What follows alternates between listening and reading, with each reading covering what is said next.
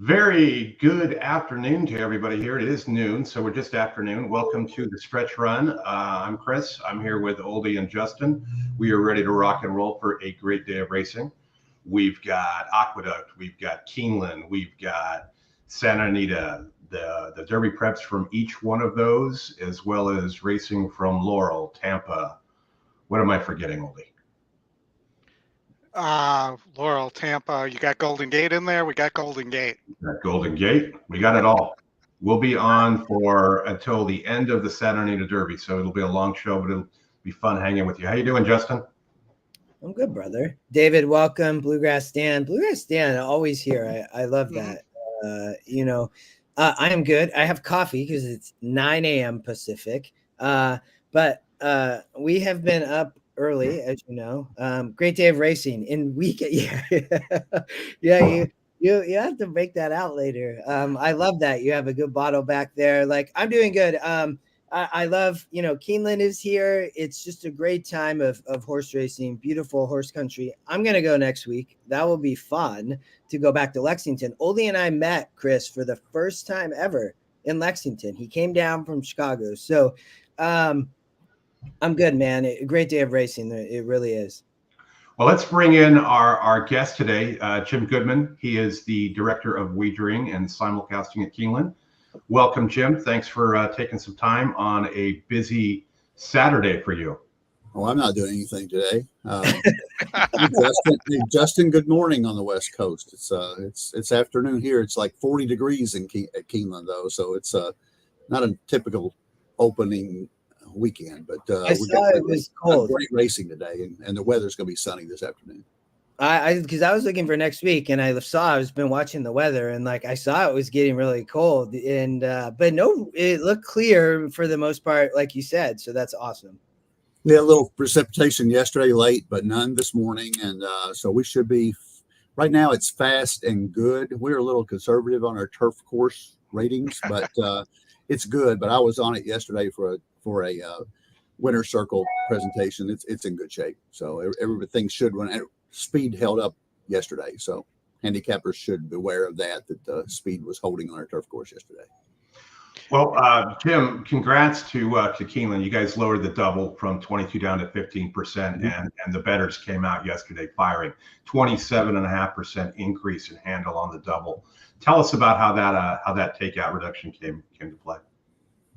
We talk every year, Chris, about what we can do for the horse players. And I know that a lot of horse players think we really don't care about you, but we really do. I play the horses myself, and we want to have Keeneland as an example of what we can do. And we're independent. We're not tied to any big companies, so we can do a lot of things that we can try, just like the Turf Pick 3 we tried a few years ago. That's been a huge success for us. Mm-hmm. So we decided to do something with a wager that was more accessible to the regular player, an easier wager to cash on. I mean, we feel like we push people to the pick 5s and pick 4s, and I love the pick 5s. Pick 6s, not so much. I don't like jackpot plays at all. We'll never have a jackpot here as long as Gatewood Bell and I are here at Keeneland. But the pick 5s and pick 4s are what we all push because that's what people want to hear. And in reality, a racetrack is healthier when the money is churned. Mm-hmm. So exacta, win, place, show, double, those simple bets that we used to think were exotics that aren't even treated as exotics anymore, but they are the bread and butter of what we should be working toward and what that regular player should be working toward. There's nothing better than somebody hitting an early double and having $300, $400 in your pocket to bet with the rest of the day. Because guess what? We make more money. You have the opportunity to make more money. So that's why we did it. We played with some numbers, and we thought we were high at 22 on a double. We used to be 19, and we raised our takeout back in 2017. got crucified for it. We dropped it back down to where it's 19.5, which is more reasonable on an exacta, but we didn't drop the double. So that's why we came up with a double. It's also not a very big handle. For us to drop the takeout on an exacta would be a huge risk, because if you talk about how much the exacta is almost as big as a win pool. So that's something that we want to look at down the road. But right now, we want to just try this and see what happens. There's very little risk for us. There's risk for our takers, because they're obviously, getting the 7% less of that margin that they can pass on as a rebate to their players. But it's worked yesterday. It's going to be a 16-day experiment, not a one-day experiment. But we were happy with 27.5. We actually, the first race, we were down $1,000, and I was crazy, but we were up every race after that. Some races we were up as much as 100%. We doubled a couple from 30 to 60. 3 or 4 races we were up 50%. So I expect today, with the publicity that we've gotten, I would expect double to be up 40%. That's what I'm hoping for today. Excellent. I mean, we're going to be playing rolling doubles all day.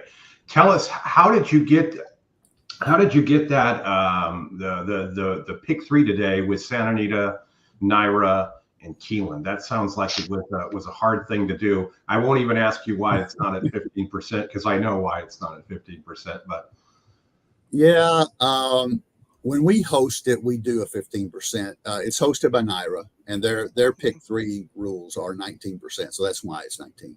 And it came about because Peter Rotundo from First Bet, used to be with Breeders' Cup. Peter contacted me a couple months ago and said, "You guys want to do something with Santa Anita and with Naira?" And we said, "Sure, we're always willing to do that." And it's really easy from our standpoint, because Naira has some regulations that are much more restrictive, and they want to host the wager. So all we have to do is we split revenue 3 ways, and it's it's a great way for people, if they're going to look at the Bluegrass, they should look at the Wood and the Santa Anita and try and time together in a $3 wager. Pretty good idea, I think. So. Yeah, we're certainly gonna play it today, and see what we can come up with here. But Brad Anderson is out there in Keeneland right now. He's commenting and thanking you for being one of the good guys in horse racing. Yeah, Brad's a good guy too. Yeah. It's always good to, I know those guys like to hammer the double in the cash contests and whatnot. That's one of their favorite things to do. But really good racing there today. I'm curious to see the handle on that pick 3 that's coming out. I think it starts with I think the Wood starts it off. Correct. Yeah, the Wood. We're really spread out because of TV, because they're on Fox, we're on FanDuel, and Santa Anita's on NBC. So, you got like a 450, a 550, and like a 730, which is not ideal, but you got your money tied up for a while. But that's the way it turned out with TV today. Chris, I think it's important that we want to thank you for anything you did to help us get Keeneland today, and and from my standpoint, we're trying to build positive relationships with tracks and be able to we have a great community behind us, that bets, and we want to be able to direct them to good places. And when I look at Keeneland, I look at Keeneland as a track that is driving the rest of the industry in terms of betting wagers. You mentioned the pick 3, the all-turf pick 3, lowering the handle on the doubles. So I'm wondering what other ideas you might have in mind for the future that might work out well for the gambler. We talk about it every year, and it's kind of hard to come up with new ideas. And like I say, we don't really want to go further toward a jackpot idea. Yes. And I don't want to give people the hope that we're going to drop our takeout on every wager. But I think that the model in simulcasting is extremely complicated. If it were just us taking the bet, it would be a very simple business idea to say, okay, can we afford to drop the takeout from X to Y?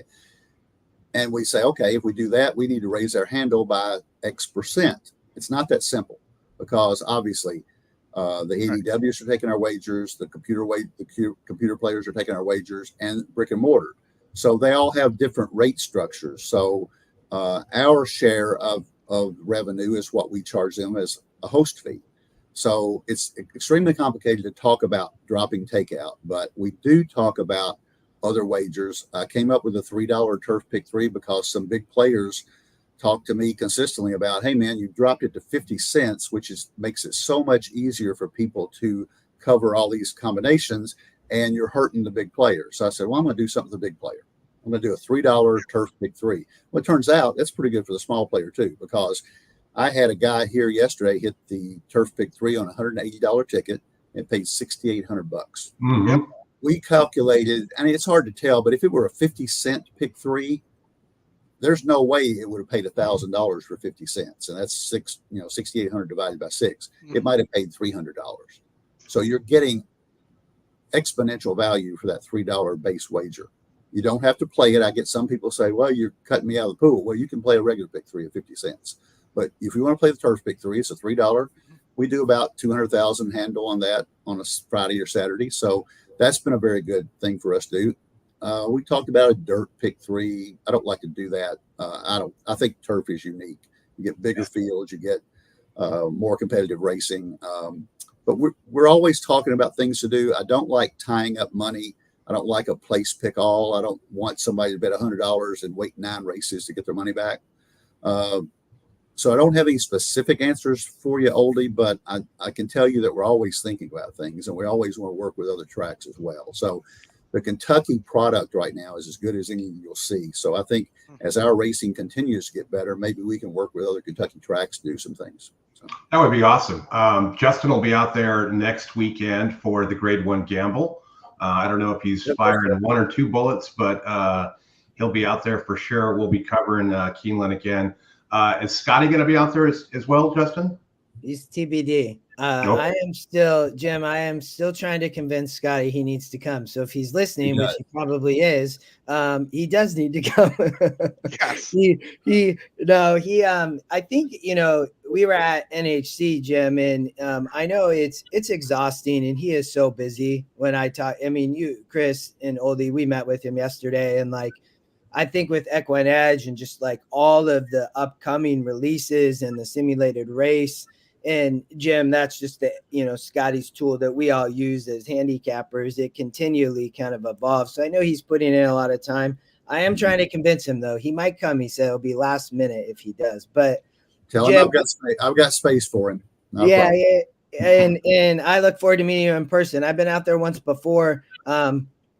For me, I live in Washington State, Jim, so I really have to travel to play their tournament because in Washington State, it's restricted by law. It's kind of a pain, you're probably aware. But I like to play the tournament side, but have traditionally played a lot of pick 5s. The part that I love that you talked about in all turf pick 3, I think you talked about it.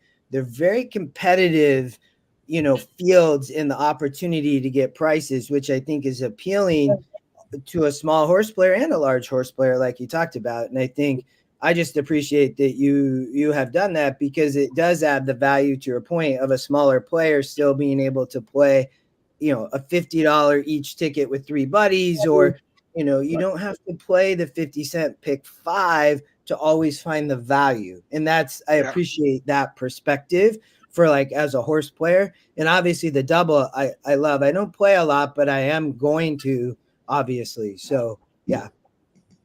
Yeah, I had a lot of people. I had one guy on Twitter last night said my handle on Keeneland last year was 0 and it was $260 yesterday. So I got one guy to play anyway. Yeah. So, I don't know why he played 0 last year. He's missing out on some of the best wagering opportunities in the country. So maybe he'll get started now. Yeah. Well, Jim, we thank you for coming on. Appreciate you, for your time here and answering some questions. I know people in the chat appreciate it as well. So thanks again. Have a good day. Justin will be out there. He'll look you up Friday, Saturday for sure. Yeah, please do. And you guys come to Keeneland anytime you can and promote our racing. We got a great card today, the Bluegrass. You tell me who's going to Bluegrass. Just a Touch is getting a lot of buzz. Do you have a pick, Jim? Jim, who's your pick in the Bluegrass? It was just a touch until everybody's jumping on him. You know, it's kind of like the wise guy in the Derby. I mean, I know Brad loves that horse, but Dornoch has done nothing wrong. I mean, how can you say that he's not good? And then he beat Sierra Leone, and Sierra Leone is probably going to be the favorite. And if you go back and watch that run that Sierra Leone had at Fairgrounds, that style doesn't really translate very well to Keeneland's track normally. Mm-hmm. But if they go fast up front, I'm going to look for Sierra Leone to come down the outside, and it's going to be a great finish. It's going to be a great race, I think.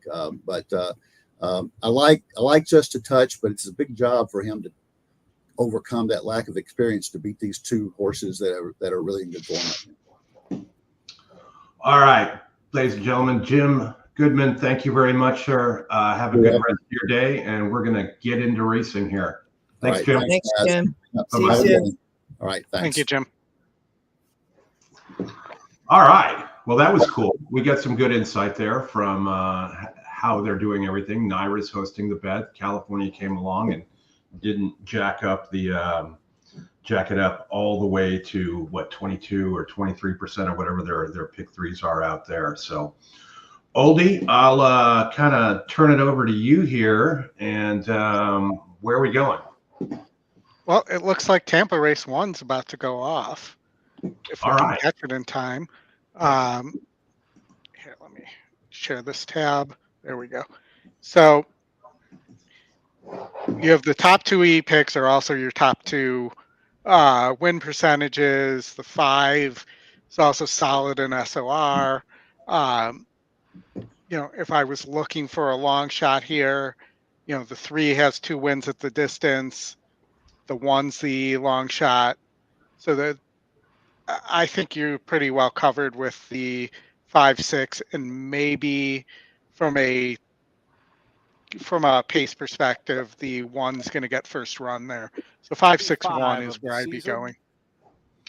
And here we go. Tampa Bay Downs. Alvarado Jr. First live race of the day. There in the game. Hey, that was great discsion. I love that he came on and spent a little bit of time like that. Not a cap and a card toward the inside out it quickly. is nice. War Novel and Last Promise also right there as those 4 vie for the early advantage as they go to that first turn. Erlin going to cut the corner just in front of Not a Cap and a Card away in second. 3 deep here for War Novel in the lavender colors. Who's third? Last Promise is in behind that with Political Riot toward the inside. And this is what I was talking about. Maybe they would go to 4 back to the 2 at the back. See if the 6 can rate. West and Golden Toe. Those 2 both about 9 off the leader. They peel on to the back stretch. 23-4 for the opening quarter mile. It's Erlin who leads them past the 5.5 furlong pole in front by just ahead now. Getting closer, Not a Cap but a Card from second. They're 2 clear of War Novel. Last Promise stays to the fence, 4th and 3.5 off the top as Political Riot moves up outside of that rival. Wandering West and Golden Toad still share the back, but they're now just 5 lengths front to back as they go past the half-mile pole. On the front end, Erlin, Not a Cap and a Card. War Novel going for a split between those 2. That opening half at 48-1. Erlin tries to sneak away here. Erlin a length in front. War Novel coming up inside of Not a Cap and a Card.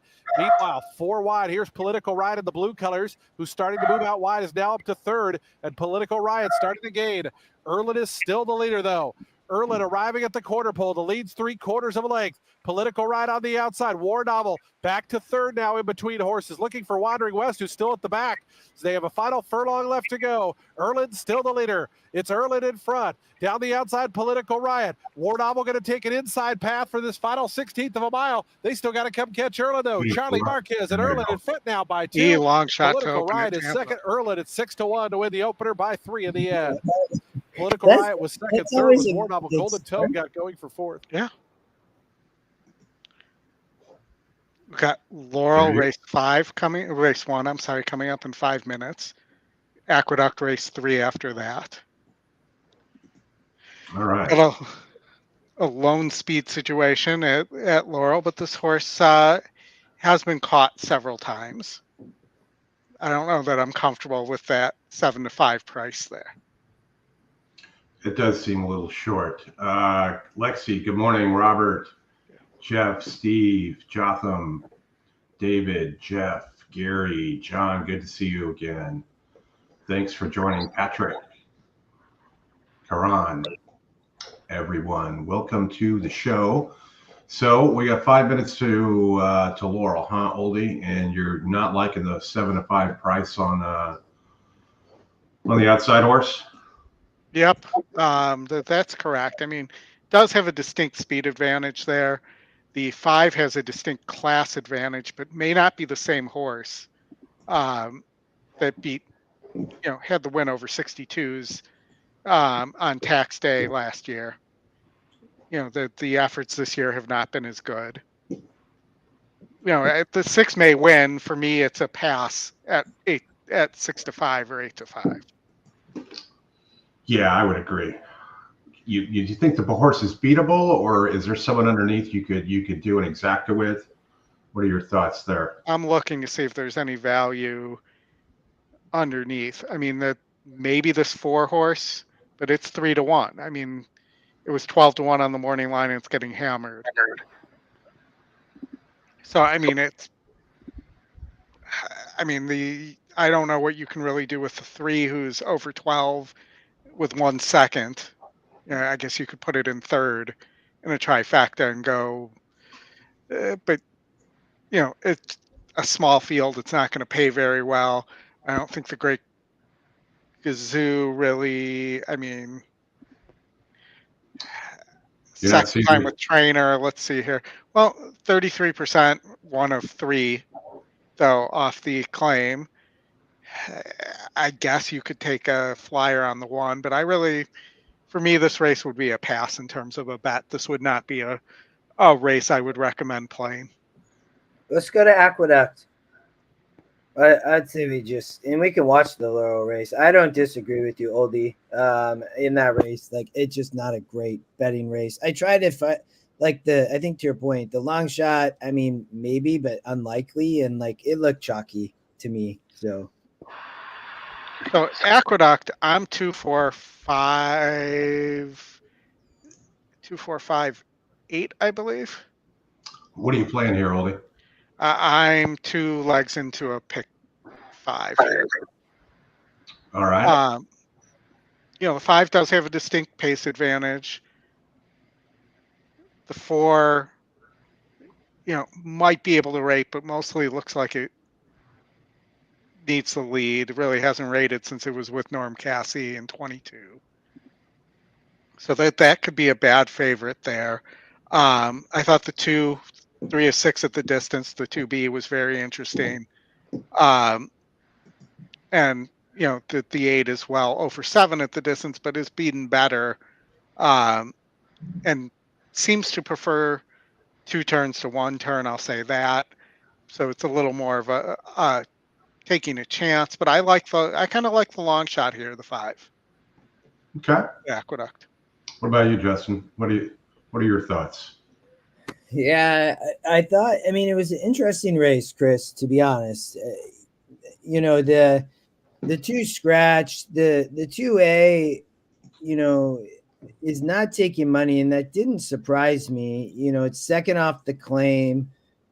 Dylan Davis rides. This horse has shown the ability, I think, come off the pace, but versus easier. So this horse will have to improve here. It's a $16,000 claimer. I thought this was, somewhat wide open. The 1's coming out of Turf Paradise and hasn't won in 2 years. The 3 horse as 4%, having to come way off the pace. I didn't see it.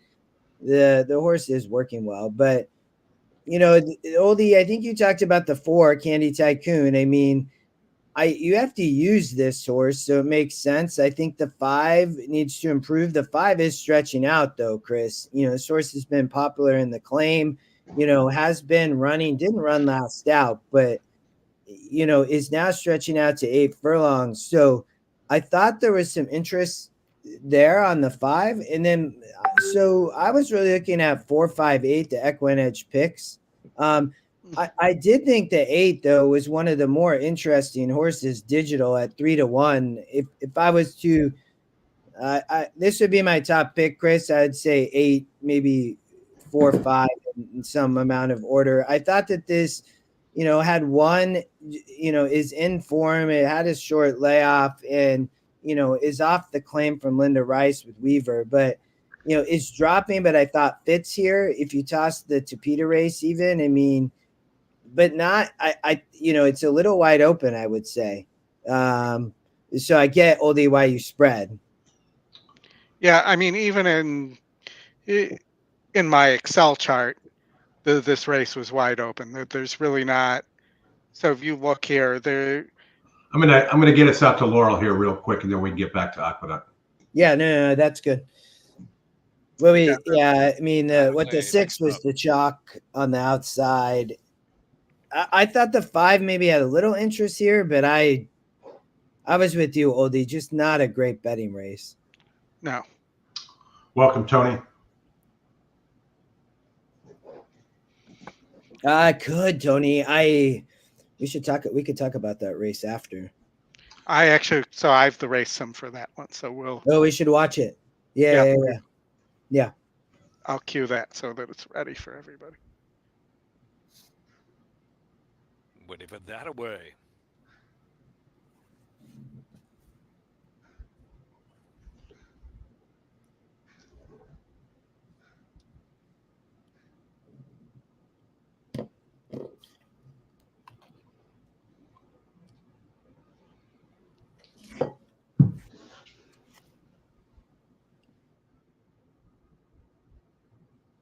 Casino tricks.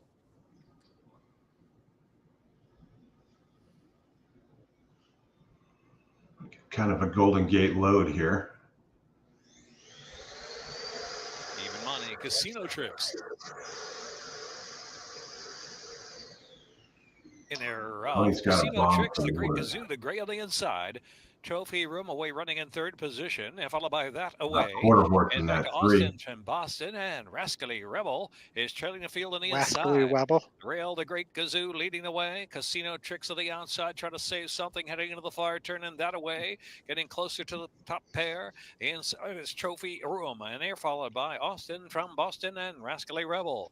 3 furlongs left to go. The Great Kazoo has the head in front from Casino Tricks and that away. Sent up there 3 wide from third. Trophy Room lurks at the rail from 4th position. They're followed by Austin from Boston, Rascally Rebel with a rail run.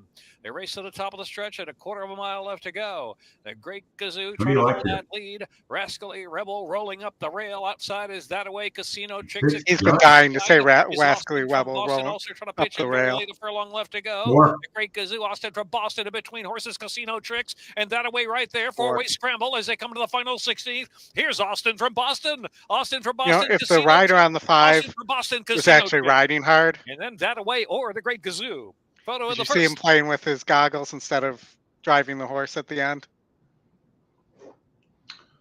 Yeah, thanks, Jeff. We're going to be on for so long today that if we played all the races, every single race today that we can show, that would not be good. There is no value there for sure. All right, let me get Aqueduct ready, and we can get back over there. They are loading now. I would just say, for me, it's like try to have an opinion if I'm going to play a race, right? And if I really don't, then, and I can't find the right, probably not playing a Laurel pick 3, pick 4, pick 5 today. And if I don't like a bet in the single race, it's like, man, I might as well just pass, right? Mm-hmm. Right.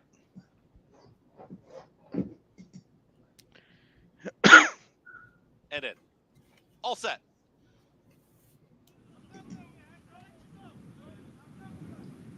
All right, we got a little bit of a break after this, Oldie. We can get into some of the race sims. Moving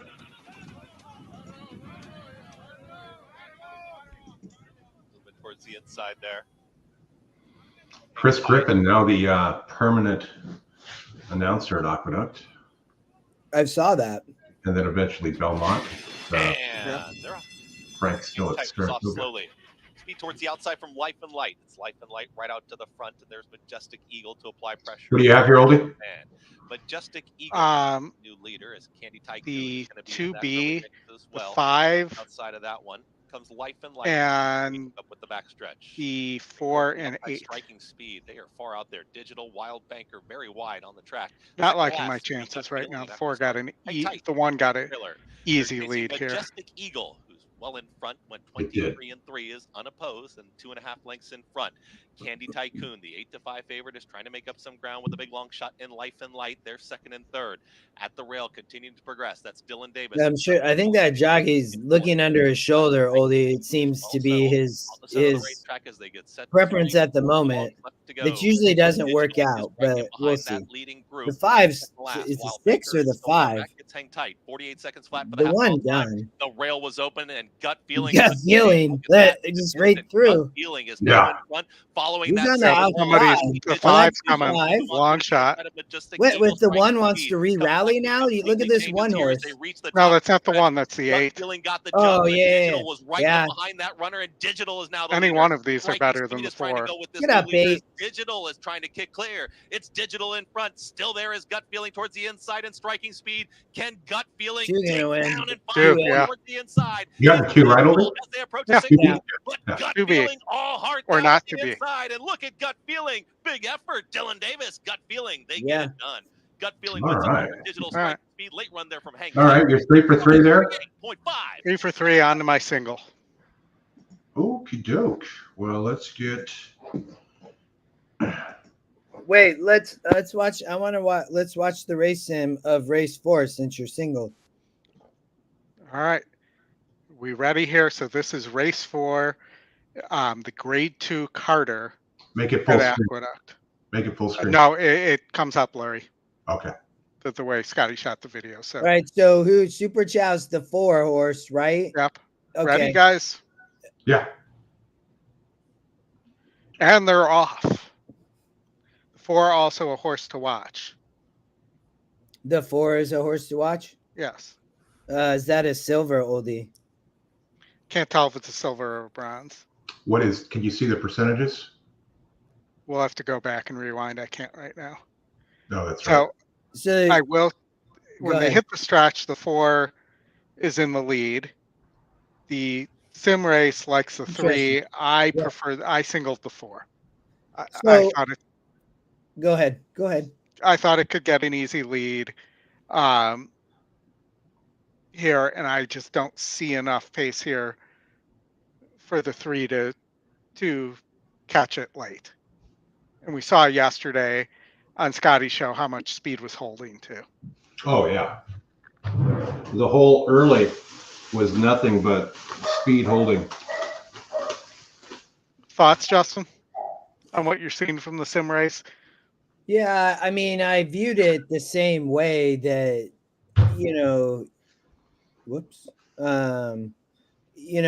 I just don't post time. This horse loves 7 furlongs and, has romped in the last 2 races, has been fairly far back, 2 back in the, the stakes race there at Laurel and the Slop, it seemed to relish it. And then in the grade 3 there, I mean, I think this is a nice horse is my biggest concern. I really was only looking at the 3 and the 4 in this race. Yeah. I probably wouldn't play the exacta just because the value is really bad. I might look into the next race in a double, so we could talk about that later. But I don't disagree with your single. I struggled between the 3 and the 4 would be my only perspective. But is the 4 going to stop like that? I mean, maybe, but is in form and been facing better in the Tom Fool. It did look like maybe got some pressure. I didn't watch the race. So I like it, Oldie. I mean, I think that it makes sense. If the 3 beats me, the 3 technically is the favorite. It beats me. I have to beat some favorites somewhere. To me, this was, the 4 is the favorite right now, but this was the time to take a risk on my type of horse, which is a horse that typically is going to be on or near the lead. We got 10 minutes to Tampa. Anybody in the chat, if there's a particular race you want us to look at, we can see if we have anything from the race sim. Scotty sent Oldie a bunch of them this morning. So I will be right back. And like I said, only 10 minutes to Tampa.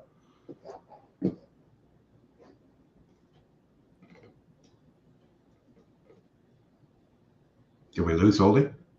Let me see. I'm still here. Oh, he must have froze. That's okay, Chris. Give me. I was multitasking. Can you still hear me? Yeah. I can hear you fine. I've got Tampa queued up. Yeah. Let me. I can see it there. Let me put the video up, y'all, just for a second. We'll see if we can get Oldie back. But they're in the paddock. Chris, he fell off, so you're fine. He'll be back. If let me just give me 1 second. I need to share my screen. Let's see. Just got a text. Frozen, he said. You should say. No shit. He disappeared. Bluegrass Dan, we can look. Yeah, he has the race sim of the wood too. We can we'll look at it maybe here shortly. I definitely will fit him in. We can show him multiple times too. Let's I did not handicap Tampa you all. I looked at Aqueduct, I looked at Keeneland. We have Keeneland coming up, so and then Laurel, but Tampa race 2, I'm all for it. I love in coaching. Yeah, he'll be back, John. He's okay. I think my internet has been interesting too, I would tell you. But Chris, you can opt up and take a break if you want. Yeah, I'll be right back. It won't be just a couple minutes. So I did not handicap this, but I'm all for doing it. Just give me 1 second. So I'd tell you the 135 from Bruno's perspective looked to be working best. The one, speed taking just a ton of money, it looks like currently. Top pace. GSR is kind of low. They're going 7. So these are all non-winners of 2 lifetime, 8,000 claimer. 2 is the current favorite, 45%. So the one probably getting the lead, 138, maiden 3 back, dropping from optional claim. I mean, the one, my name's Jeff, broke his maiden and then, hasn't run since, is dropping back down probably to a more appropriate level. 49 GSR, not bred well, but, is going to be on the lead. The 2-horse, Bold Blue, 6-5, we're getting 2-1. So Gallardo rides here, dropping in SOR, but has shown the ability to win, was been claimed at one point, did break his maiden in a 40 SOR on the lead, but has shown some ability back here to, try to come off in a 38. These were probably too tough of races. So gets to 7 furlongs. I mean, I can see this horse. Do I love it right now? Not necessarily. The 7 stretching out, one last out in a 32, was 0 for 7 and finally gets the win. So, going to be in an outside post, sit a similar trip off the pace here, probably. May have some ability to, probably run well. The GSR goes up as well. So, the stretch out probably helps here. I like that on the 7. Maybe able to sit off the pace. We're getting 5-2. So, morning line says we should get about 7-2. This horse might get overlooked as the second EquinEdge pick as well. I mean, once you win, the light bulb can go off, I would say. So, Meneses rides, hits a 27% with the trainers. So, I mean, you have to like that. I'd be looking here maybe to upset the 2. I think the one, the one has the apprentice is going to be sending on the dirt here. Probably needs the lead. I don't see this horse wiring the field. I know a lot of the public money is going there, but The 7, I think, could improve off of this effort after getting a win. Had run well at slightly tougher. So, it could continue to improve. You think Reed wins 3 Bluegrass, Stan? Golden Rail, Charles at Aqueduct. Oldy, welcome back. I am just handicapping Tampa race 2 here. All right. If you want, I'm happy to keep going. Looks like they're out on the track, everybody. I was talking about the 7 Oldy currently. I thought, the 7 might send a similar stocking trip and be able to improve here, getting 5-2. The 2 is going to be the favorite, it looks like, but was trying to maybe get around. I had not looked really. I'm thinking the 6 is probably just a toss quickly. The 5 is 16% to come off the pace. Sammy Camacho, maybe he could close here. I mean, didn't last out in a 36, is coming off of layoff, is working well. So off a layoff, a short layoff. The 3 and 1, the 1 is working well, Oli. I didn't, I think this horse might stop. It has the apprentice. I mean, maybe gets to the leads gone. I thought that the 2 probably put some amount of pressure dropping here, has shown speed. The 3, has not been winning at this level, is 1 for 15. I feel like, we know what we have here. The 4, the EquinEdge long shot. The 7 is stretching out, Oldie. I'd probably go here. I think this horse could sit off the pace and sit a stocking trip. That would probably be my pick, everybody. But Oldie, go ahead. No, I haven't even had a chance to get everything back turned on here. So let's give me a sec here. But, if I'm looking at this race, at 9-2, I don't hate the 1. At 7-2, 2-1. There's the 7 on the screen. We missed Oldie. I was just look good in my perspective, but Oldie, keep going. And I'm getting a good price at 3-1 for me for just a win bet there. That's where I would play. But Oldie, keep going. Yeah, I mean, the GSR is pretty low on all these horses, so I don't feel like you can say, well, the 1's GSR is too low here or something like that. Yeah. The 2 looks like it needs the lead to me. At least based off its past races. Maybe the 5 at 16%.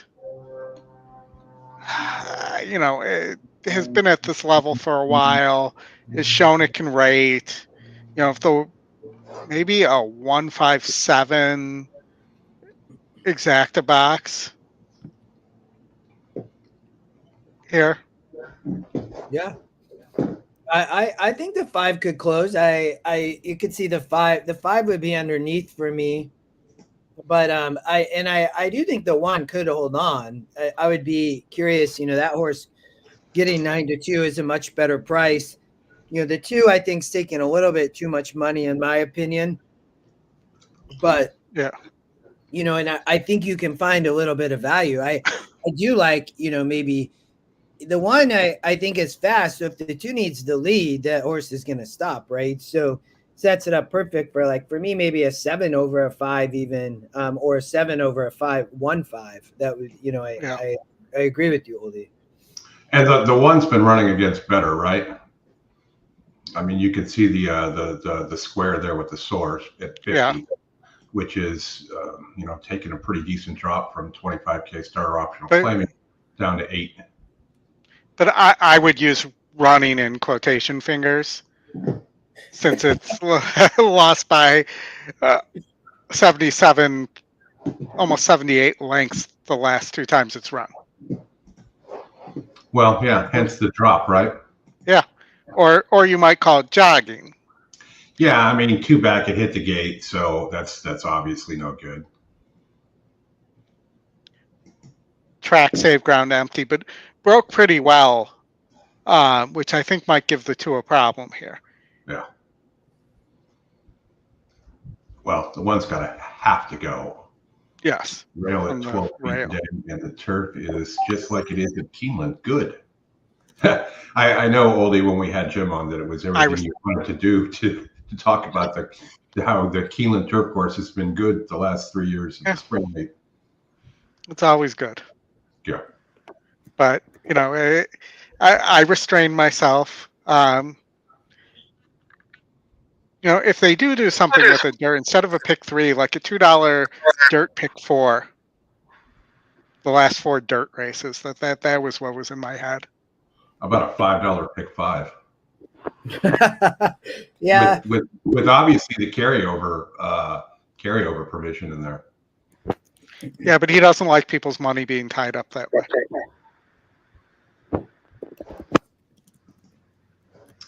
This is true.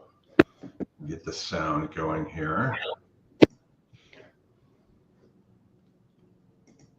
All right, after this, Oldie, Justin, we got 8 minutes to Aqueduct, 11 to Laurel, and 14 to Keeneland. Race 1. We'll have to figure out a double in there. So, Well, I have a note on a horse there. Unfortunately, it looks like it's the favorite right now, but I have a note there. Keeneland. Yep. Oh, that's good. I looked at this whole card and I'm excited to play it today with you all. I thought it was great racing. I mean, they put together a The great. horses have reached the starting gate. It's post time. They're lining up now for today's second as we start the early. yeah, Thomas, we talked about Super Chow on the lead. We showed the race sim. We'll show that one more time. Furlongs, favoritism to the number 2 Bold Blue and even money, 5-2 on the outside. That magic moment.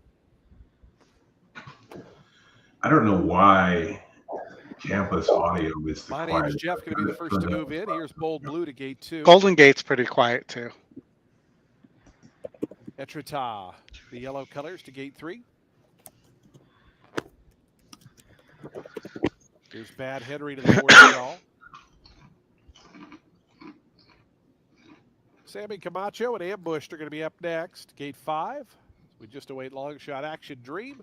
And that magic moment will be all set for a start. Today's second, the early pick 4 about to get underway. We have multiple Camachos today.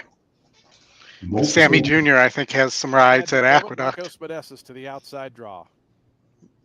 Marcos and his Meneses. They're at the gate.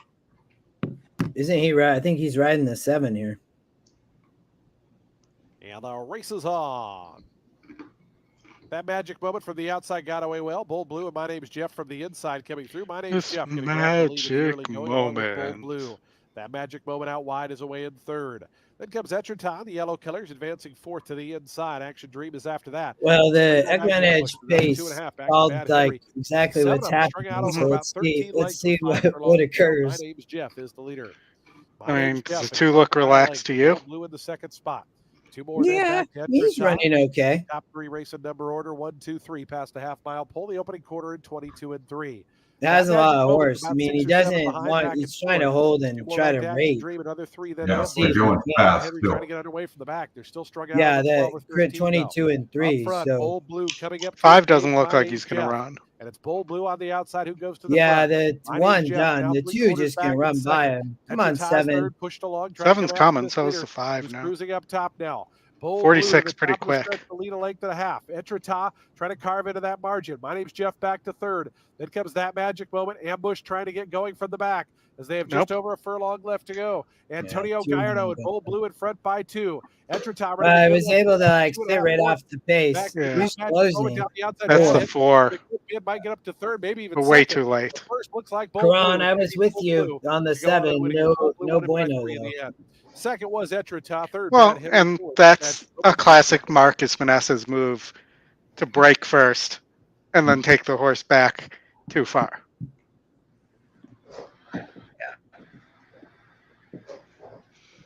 Oli, you're going to show the Carter again, or I think people wanted to. Do you want to go back there? We got Aqueduct in 4 minutes. Yeah, let me reshare the screen.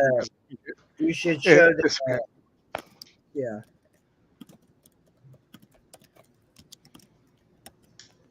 All right. I'm ready when you guys are ready, if you want to add me to the platform here. There you go. All right. And as you can see at the bottom there, we've got lots of race sims for you guys today. So, again, the Carter, I mean, 4-horse race, but good quality horses. The one's a little interesting. the long shot. Second call, it's all the 4. Here comes the 3. Here comes the 3. So I know Scotty does typically when he looks at this, he likes to look at it at the top of the stretch too. And the 4 does, even though the 3 is coming, the 4 did hang on to the top of the stretch. And sometimes you'll see horses pull away in actuality when they've been on the lead to the stretch there. But the 1 and the 2 are further back. The 2, and this is what I was starting to do when the screen froze, but I have a note on the 2 here. The 2's a nice horse, beat 74s. May not prefer 7 furlongs. We'll see. My note is from Saratoga. It's old, but it's there. And then you have the long shot, the 1 for Robert and his Falcone here. But I think the 2's a little interesting with the 3. That they are actually pretty similar, even though the race sim doesn't like it as much. And I do think Super Chow has a big shot here if it gets out of the gate and gets that easy lead. Yeah, I mean we're Jennifer said you're talking over the chat. Said I think we agree. Chris, you can go to the track if you want. I thought it was between the 3 and the 4. I did think the 3 had a good shot. I had a tough time separating, but I wish you luck on your single to the 4, right? Yes. Yeah. I mean, and the 3 post times now, 2 to 1's a great price. Yeah. I would agree. I was surprised to see that. So you can't complain about that. If I'm right, it'll eliminate some tickets for sure. Really not anything you can do to cover the 3 at 3 to 5. If you didn't use it, you could probably put a win bet on the 2 though, if you like the 2 a little bit at 5 to 1. The next race at Aqueduct looks to be a little juicy. Maiden special weight here. You got 3 first-time starters, 4 first-time starters. I was looking at a double here into that race from the current one here. So I'm gonna just cover the 2 a little bit with a win bet. Or actually, let me look at a double here. This might be a good chance to do a double for coverage. Well, the favorite in the next race in the double looks to be the 7. So let's look here at probables. If you played a double from the 2 to the 7, that's $41. So that's equivalent to a $10 win bet. Mm-hmm.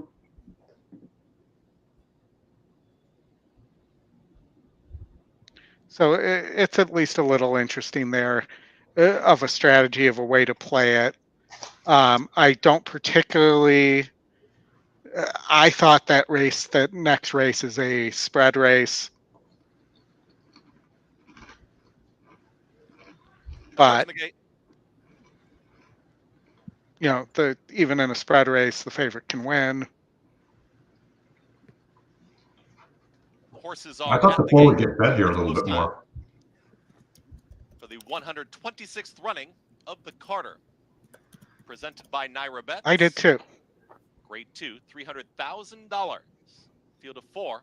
People just aren't buying into the pace that it's going to be able to get there the whole way around. Yeah. And I mean, now you're getting 6 to 1 on the 2. 2's floating up too. Yeah. Castle 4's coming down. They haven't even run the race yet. Whittington How can he Park. come down? He In down. price. Oh, it was like, really? Only the Stewart's out early this morning. No, I'm Stuart the Stewart, remember? Yeah, the Stewart is Load after taking horses down early. post time. Now let's see if the 3 tries to stay, because sometimes this happens in these small fields. The 3 may realize that the 4 is only speed here and may try to stay closer to the All set pace for the and Carter might Race use more presented by horse Ira than Mills. needs to. And they're off. Super Chow broke beautifully from the outside. It's Super Chow. Chow Apparently right not. in front. Nope. Whittington Park will switch right So to the 2's outside. going to do the dirty Pace work. setter who tries to back it down. Matty Over wants to slow things down up front, and that's going to allow Whittington Park ready to challenge up on the outside. That's a and big now Super horse, Chow lets too. it out another That notch. too? Super Chow wants to Yeah. go. Huge. Hugs that rail, and there's Whittington Park now. I mean, out just the It's like said the Andre the Giant of horses there. 2 at the back. It's Castle Chaos Stuart and Post Pippin. Time. They're content to sit towards the back, and they That's went a crawling gotta 20. be You know what they say, 28 for that Pippin opening ain't mile, easy. well within Super Chow's range. It's Super Chow who's And in he front. doesn't tip Right either. before the If blank anybody gate, from Carter Chicago working the far Yeah. turn. knows Super Chow is in what they front. say about Whittington Scotty. Park continues to stalk right there from second. Getting the hurry up from the back is Castle Chaos, and Post Time will have to pass them all. 24:38 at 7 furlongs It's is Super Chow who went a 48 crawl. seconds flat Mhm. for a half-mile time, and now letting it out. It's Super Chow well clear. Yeah. Super Chow ready to sprint for home as they approach a quarter-mile left to go. Hugging that rail is Matty Over, and now Super Chow is trying to kick away. It's Super Chow And who's is not. straightening up. What does Super Chow have left? Castle Chaos is making up ground, and here comes Post Time on the grandstand side. Super Chow drifting like he does. Here comes Post Time to the outside, and One Castle gonna Chaos, win the one on the hugging rail. the rail. Drifting No, out 3 there, Super get up. Chow. Post Time to the outside. Castle Oh, Chaos yeah. down to the inside, down Well, to these 2. yeah. Post Time. Wow. Sorry, Post Oldy. Time's got up, and the final stage is over. Castle Chaos, Super Chow, That- and Whittington that- Park in 1 minute 24 I seconds applaud flat you for in trying the to Carter, take a presented stand, by man. Naira I mean, Bets. that was a tough race. Watch Yeah. the 4 really get out here to the track. I don't know what. We talked about stewarding here.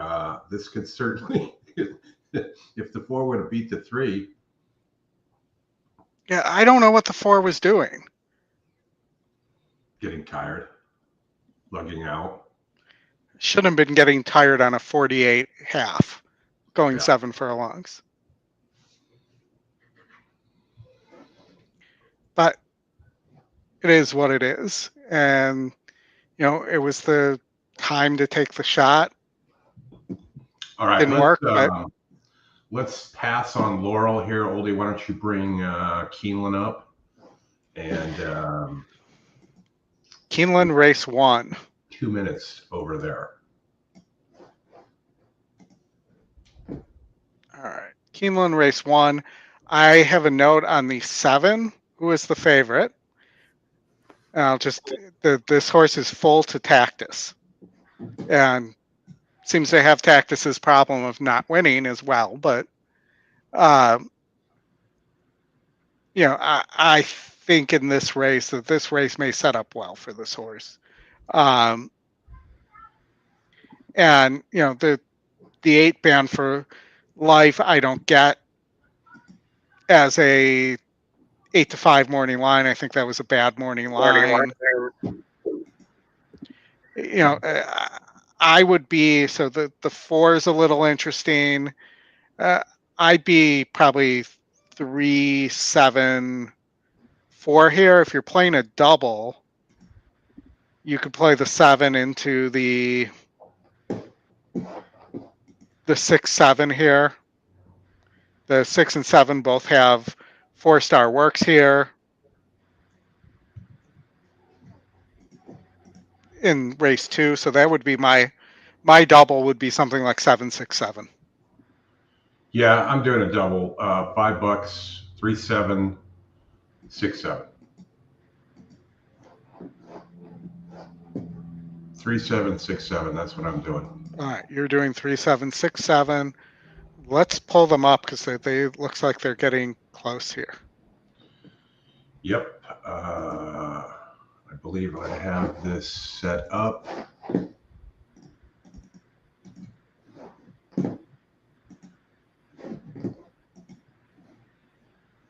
last to load. They're going into the gate now. Good luck. Brad's doing a weighted double 8-2-6-7, delivering a net. Goes in. They're out the post. First Welcome, swallow. manager, the one and only manager. The manager is in the They're off. house. There's Bourbon Society between horses. Boathouse to the inside. Band for Life batten down. Stack up to the outside. Bourbon El Magnifico Society is up a cool close as name well for a as horse. they head down into the first turn. Boathouse, El Magnifico, they go 1-2 now. And then further out, Bourbon Society who sweeps up third, now challenging for second, now challenging for the lead. Elephant's Ear, then Band for Life, moving 3 wide outside of that one and moving up into fourth. Further back, it is Batten Down, who is next to last. Stays outward It's from the rail and beautiful lane there. off the first turn. Starts to improve one position, 5 lengths off the lead. And then a gap of Oh, 2.5 more lengths back of that one. Ask Arthur trails. Opening quarter, 23.83 seconds. Back up front, Bourbon Society, the leader. It's only a half length. However, Band for Life is second by 3/4 of a length. Boathouse is third by just a neck. Batten Down, fourth up on the outside. El Magnifico travels along in fifth in between horses, still 4 lengths off the lead, and is flanked there by Elephant's Ear. Ask Arthur last. First half mile, 48.8 seconds. Over to the far turn, Bourbon Society, the leader. Bourbon Society leads it by almost a full length now as they move around the far turn. Band for Life, second, a length and a half. And then Batten Down, who's third up on the outside, being called on for more run with a 1/4 mile to go. Elephant's Ear is fourth to the outside of that one, still 4 lengths off the lead. Bourbon Society to the top of the short stretch, chased all the way by Band for Life, Batten Down, and then Elephant's Ear up on the far outside. Elephant's Ear swings out toward the center of the track, into the final furlong. And comes looks after like the gonna get leader, up. Bourbon Society, and Batten Down is fighting on between that pair. Bourbon Society to the inside, Elephant's Ear to the Kevin outside. didn't have the courage to Here's Elephant's Ear. go in between. Elephant's Ear gets up to take it for Brian Hernandez Jr. All right, first dead double. Second EquinEdge pick. I mean, that was second time starter could improve. I thought that was a tough first race, in my opinion. I couldn't at all. Well, we start off the day with a very exciting finish. It looked like a Well, long it shows course you as that, we as Jim mentioned when he was on, I mean, I know he was talking about the turf, but he talked about the dirt as well, is that being forwardly placed is the place to be. Yes. And that you're right, Oldie, that the 7 there stuck in between was not a good spot for him. He just wasn't going to go through there. Much like Green Acres, that was the place to be. All right, Oldie, I believe it is that time of the day where we're 7 minutes from Gulfstream Park, race 1. Yes, Gulfstream Park kicking off. But actually, that's funny. The one horse who's a long shot's a little interesting here to me. You have a 54 SOR on a 35K maiden claimer. I don't know that I've seen that before. And if you don't love the 5 West Bank, who seems like he can't rate, but is coming back from dirt to dirt where he prefers. But, top GSR, first time starter, long shot.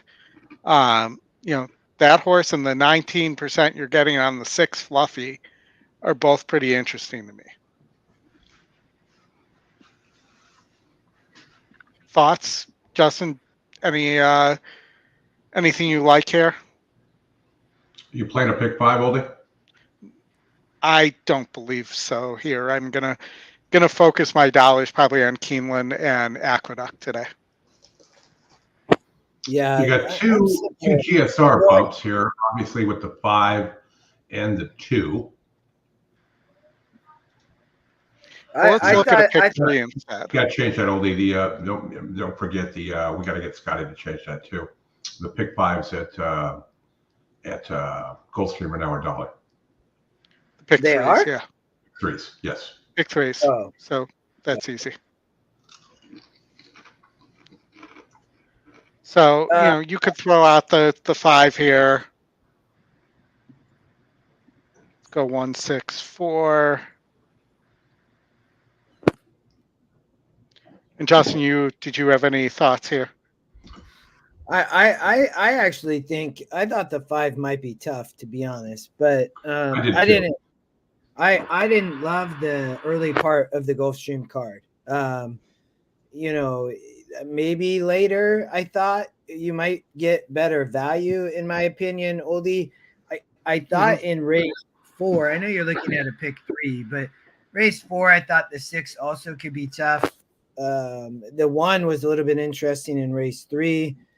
I didn't love it here at Gulfstream early, but go ahead. Yeah, so I'm a little interested in this 4 horse, Macklin. This might be former horse to watch. I'm actually thinking, both these 5 and this 4 can rate. Was it the 5? Both of them have big victories at the same level. You do have a claim and a move to a lesser barn here on the 5. So I'm wondering the 4 stays with the trainer. I'm thinking the 4 here. The other one to maybe take a look at is the 6. What about the 1 in race 3 though, Oldie? I mean, I'm looking at this low percentage trainer. Does get hair meal, if I'm saying that correctly. He's gonna send on this horse, and on the front end, he has not gotten the lead, Oldie, in any race. I think that this horse, I would play this horse for a bet. I'll let you keep going. I would use this horse. There's no speed here on the dirt sprinting, and I think Armio could be dangerous here at a price, but I'll let you keep going. Well, I will tell you. So, the 5 is getting the apprentice also. So don't lose track of that.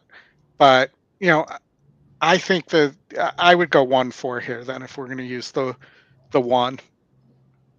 I think at a price it would be a good use, especially even if you're playing a cheap pick 3. You know what I mean? You could still. Oh, it's a buck, right? So I get would be nice to single, but either way, but you do. But I do like that 1 horse in that race. I probably will play. I kind of like the 1 in race 1, the first time starter. Yeah, this could be a group where that 1 in the first could do something. Also like the 5-1 exacta there as well. Yeah, I just don't know about that 5 horse. I mean, it has the top GSR. The GSR goes up as it moves back to dirt off the turf for Mott, right? So the thing is, Oldie, was running in 48s and burning money. So I can see why you don't like it. But in this field, this seems like a weak group. And to me, I just thought the horse was running well. I thought the 4 was also interesting here. Lightly raced, has 2 in the last races at Gulfstream.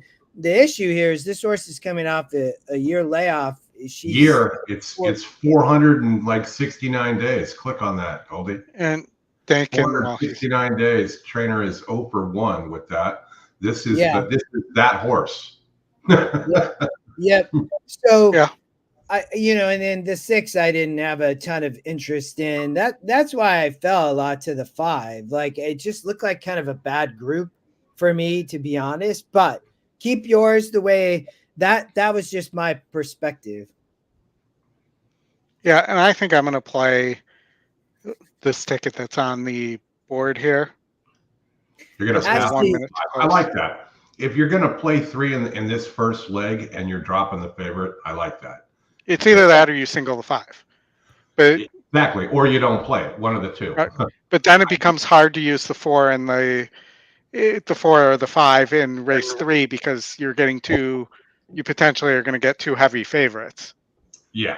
Then it's a skip would be what I would say. Yeah. That's a TV ticket. All right, let's get out to Gulfstream here. I didn't give Gulfstream a big look, obviously, because we got a lot of other stuff going on today. But what was the synthetic count today? I don't Synthetic count. You're making it sound like it's like we're doing Well, blood tests on you have to get all the way to race 5 before the first synthetic race. So, and then race 7, that's 2. Only 3, you wrap up the card on the synth, but highly unusual. They're running 9 races, and it's not full of computer races. So that's good. Well, you guys got a lot of rain, what, a week ago? Like in the last week, Florida got We got a lot of rain earlier in the week here in Central Florida. Like I said, I'm just 20 miles north of the Tampa track, but that rain is different down in South Florida. Yeah. Comes from a different area. Ours just kind of goes down to where Brad's at and then goes out into the that side. Well, Brad's not there right now, so. Actually, the only thing I would say, the Keeneland Pick 5 is very hard. So if you don't want to, if I get why you're mad though, I totally understand. But play a Pick 4, and you can still find a lot of value. That's tough in Canada though. Yeah, or have a lot of confidence in playing the Pick 5 and just play a cheaper ticket.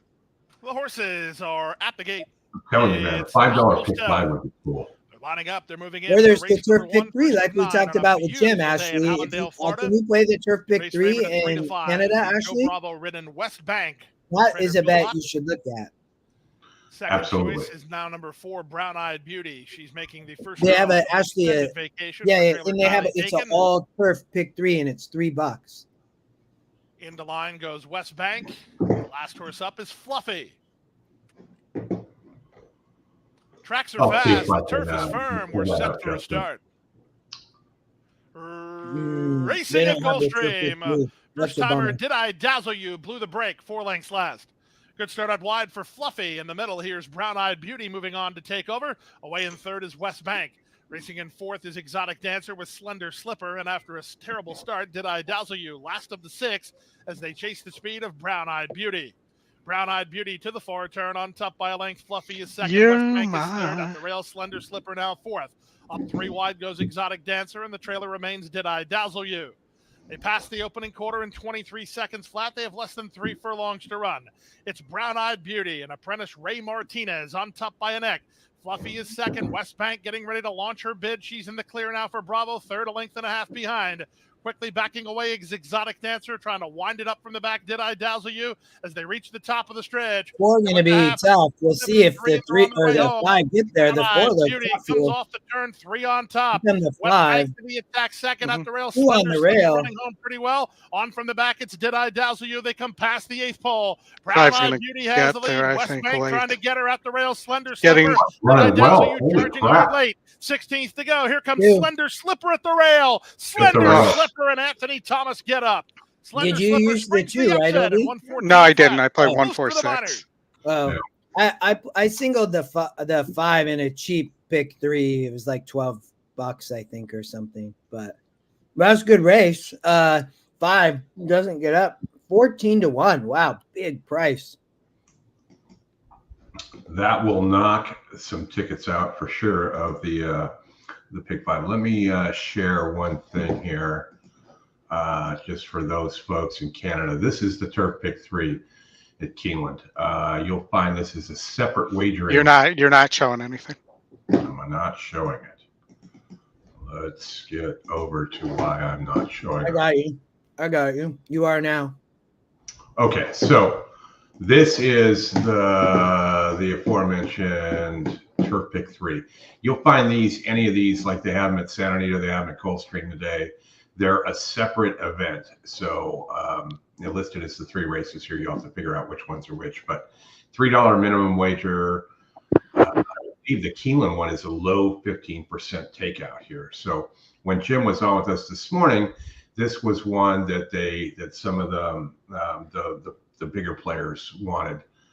They didn't like the 50-cent base. They liked the $3 base. So it links the last 3 turf races to a single wager. And yesterday, he was telling us there was a guy, how much was that? It was $108 or $180 ticket the guy had on the Turf Pick 3 yesterday. And it paid like $6,800. And they did the math. And if this had been a 50-cent wager, it would have paid about $300. So considerable value there. The other one that we'll be looking at today, let me scroll through here. How do they have that 3-race one listed?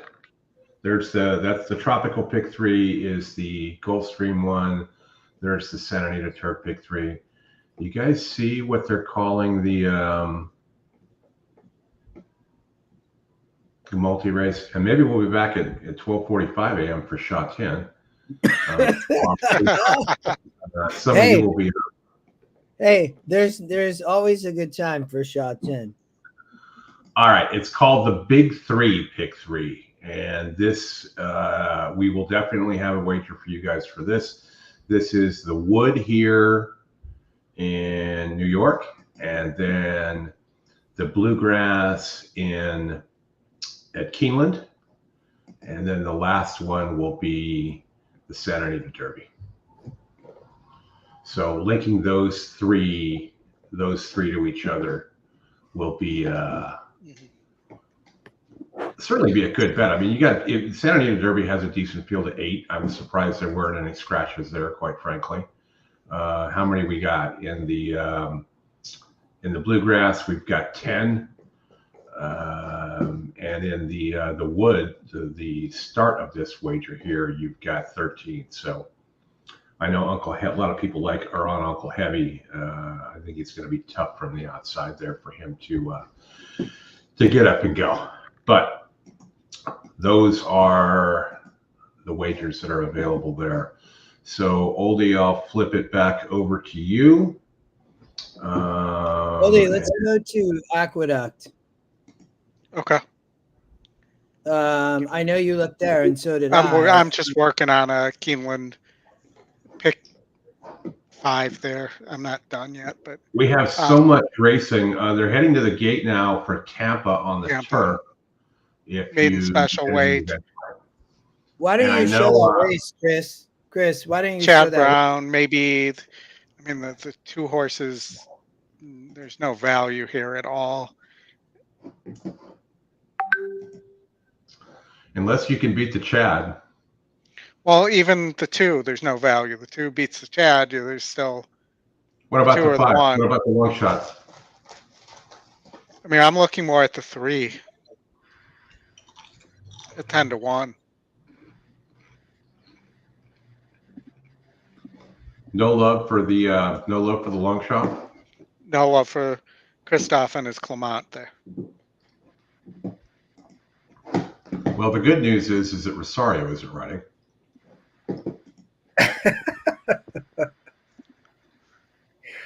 I don't know, man. I don't know. I could get a little bit behind the 5. All right. To move in, Jesus Castanon on board. So Ashley in Canada found the Turf Pick 3. So glad we explained that. Jay Hirsch. Yeah. It's crazy. You don't. That's the problem with some of these wagers is that to find it. Like today, the Big 3 Pick 3. I mean, nobody knows what the hell that means. 4th round. Nobody knows what the hell that means. I mean, that could be like Sunland, Sam Houston, and something else. All set for a start. Today's 3rd. The middle of 3 at Pick 4 starting here. Yellow Charm goes in. They're in the gate. And the race is on. Kind of at a pretty level line. Jay Hirsch, Frank Jr., Gaelic Charm. Those 3 are out quickest. It's going to be Jay Hirsch and Frank Jr. Those 2, 1-2 through that first furlong, just in behind them. Double Factor, Gaelic Charm, they're right together, 3rd and 4th. As now Frank Tampa coming to a across close. the Last day is Kentucky stretch Derby first Day. time round. Gallic Charm now up to second on the far outside, coming up after the leader by the wire with 7 furlongs left to go. Jay Hirsch settled back in third. Double factor, that one's outside, and Stream Song is the early trailer. They go into that first turn. Frank Jr. just in front of Gallic Charm in that second, just a neck back. It's a length and a half more. Back to the pair of Noble Factor and Jay Hirsch. At the back, still Stream Song, just 3.5 or 4 lengths front to back. As Gallic Charm goes up to Pocono. All right, Ashley, we got it. 23 seconds, Ashley is quarter key. mile. Gallic Charm now a neck to the good. Frank Jr. in second. Noble Factor third. Jay Hirsch You got a fourth, birthday. off the top. 117.74. They're 4.5 front to back in Gallic Charm. Now Oh, by my math, challenge here from Noble Factor, Ashley, you're who now moves up to within a neck. 4 or 5 years from an ARP. There's 2 legs back in third. Shadowed on the outside by Jay Hirsch in fourth. It's still 2 more back to Stream Song, who trails. 47 and 1/5 seconds. I know this because I was born in Gallic Charm, the 1969. leader, in front by a neck. On the outside, Noble Factor pressed along to keep up with this favorite. It's 2 more, then back to Jay Hirsch, who tries to close in from third. Frank Jr. fourth, and nothing yet from Stream Song around that turn. Gallic Charm brings him into the stretch. The lead let out now to 3/4 of a length. Noble Factor second. Jay Hirsch going to swing to the far outside. Frank Jr. takes a rails run as they have a furlong left to go. Gallic Charm trying to finish the job here in front by a length and a half. Noble Factor going to dive inside of the favorite now is 2 lengths back though. Gallic Charm starting to inch away. Gallic Charm and Vincent Shabano well clear now. It's Gallic Charm to win it at 6-5. Won it by 4 in the end. Noble Factor was second. Third went to Jay Hirsch. Your long shot finished second though, right? Yeah.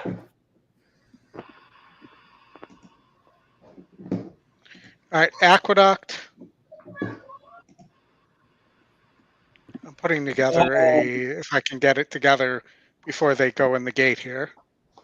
Yeah, what are you playing here? Maybe a pick 4 here. I really haven't had a chance to. I thought it was a good sequence. I think that I'm going to too. I'm happy to share real quick. Yeah, go ahead. I thought I do like the sequence coming up either way. So I think in this race I would spread a little bit here. It looks like I'm probably maybe playing about a $36 pick 4 if I'm tracking 2, 3, 4, 7, 8, 9. I thought there was a lot of options. I'm watching just so I can punch this, everybody. And then I thought in the next race the one horse is a top SOR EquinEdge long shot play to an extent, right, Oldie? I thought the 4 could be tough though. I really do like the 6 here, Vespucci. And so I almost singled there, but I added coverage, and then my original single was the 7, so I'm just gonna stick to it. I think this horse can sit just a great stocking trip, to be honest. And I thought about singling elsewhere in the 6 and race 7, but ultimately I would single here, Oldie. All right. I am the same amount of money as you, but I am just 5.79. I'm 5.79 in the last, and I'm double. Yeah, I really like the 6 there. Like you're going too deep, so I like your opinion there. I thought that I spread a little bit, but I know they're loading, Chris. If you want to hop over, I can do it too. Actually, I got it. Yeah. I got it. I mean, that's the leg that I'm most concerned about is the third leg for sure. I see you spreading there.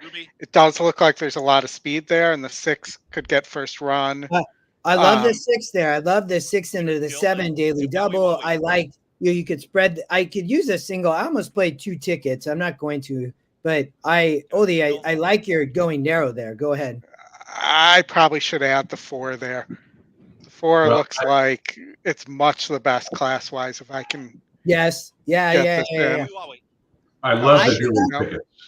Love the dueling. I did not get it in time. I accidentally played it for $1, I believe. Yep, didn't get it canceled in time. Oops. Hey, that's but okay. I do think the 4 in I missed that and didn't catch it till the end. You know, the 4 almost won a 70 at 9 furlongs. Yeah, I last thought year. that It's a was big layoff. I thought that was that's why I ended up spreading there. That turned into a bit of a tough race, I thought. The 4 on the leader, the bomber, the 6, who'd you use here, Oldie? I was 2479.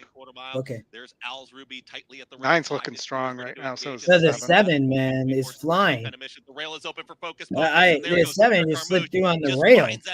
Yeah. Again, drives me nuts that these guys don't shut the rail down. I mean, Why was this the 4 going down the middle of the track on the backstretch?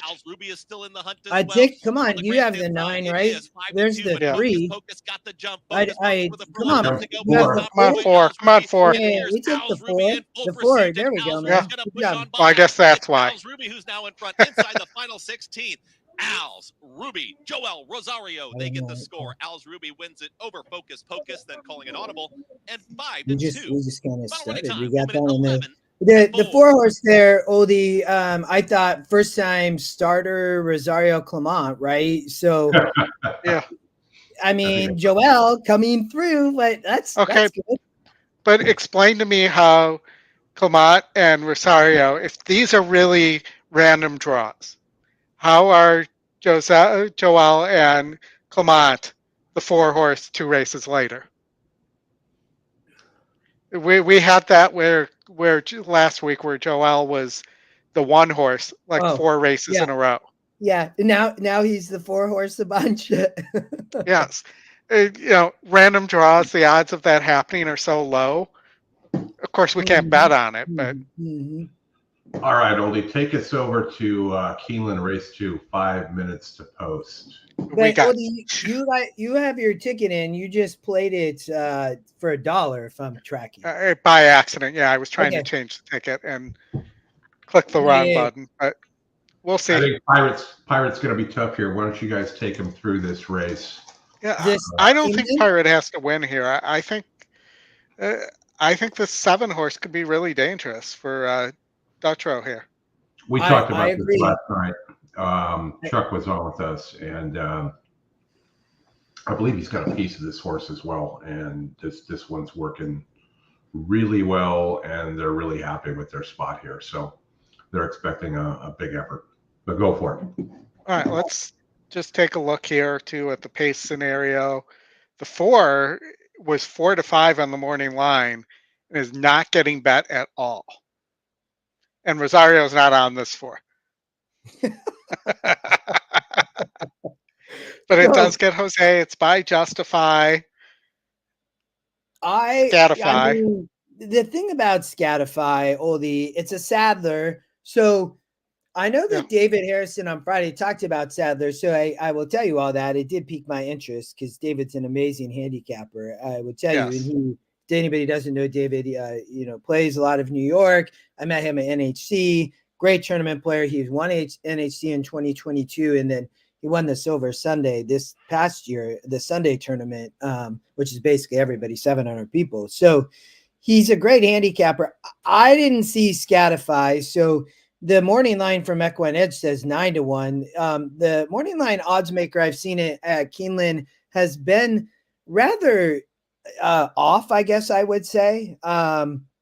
So I'm trusting the EquinEdge morning line. I would say I didn't have a lot of love for Scatify, Oldie. I thought that Pirate would be tough here. I don't disagree with you, Chris. I mean, 4-star Bruno work, one at Toga, right? And so debuting back or after the debut shows up at Keeneland for the 3-0 campaign. So Irad Fletcher, I think could be tough. The win percent obviously goes up. Yeah. I don't disagree with you though, only on the 7, it also working well as right. And did this horse scratch from yesterday? Which one? The 7.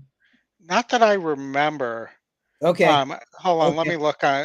Let me look on an ADW and see. So Dutrow comes here, cuts back, and the GSR drops a little bit. So no scratch. Okay, so has shown the ability to stock the pace. So, Keeneland, I think, played to the speed yesterday. Bledsoe, the 3-horse, is going to show speed.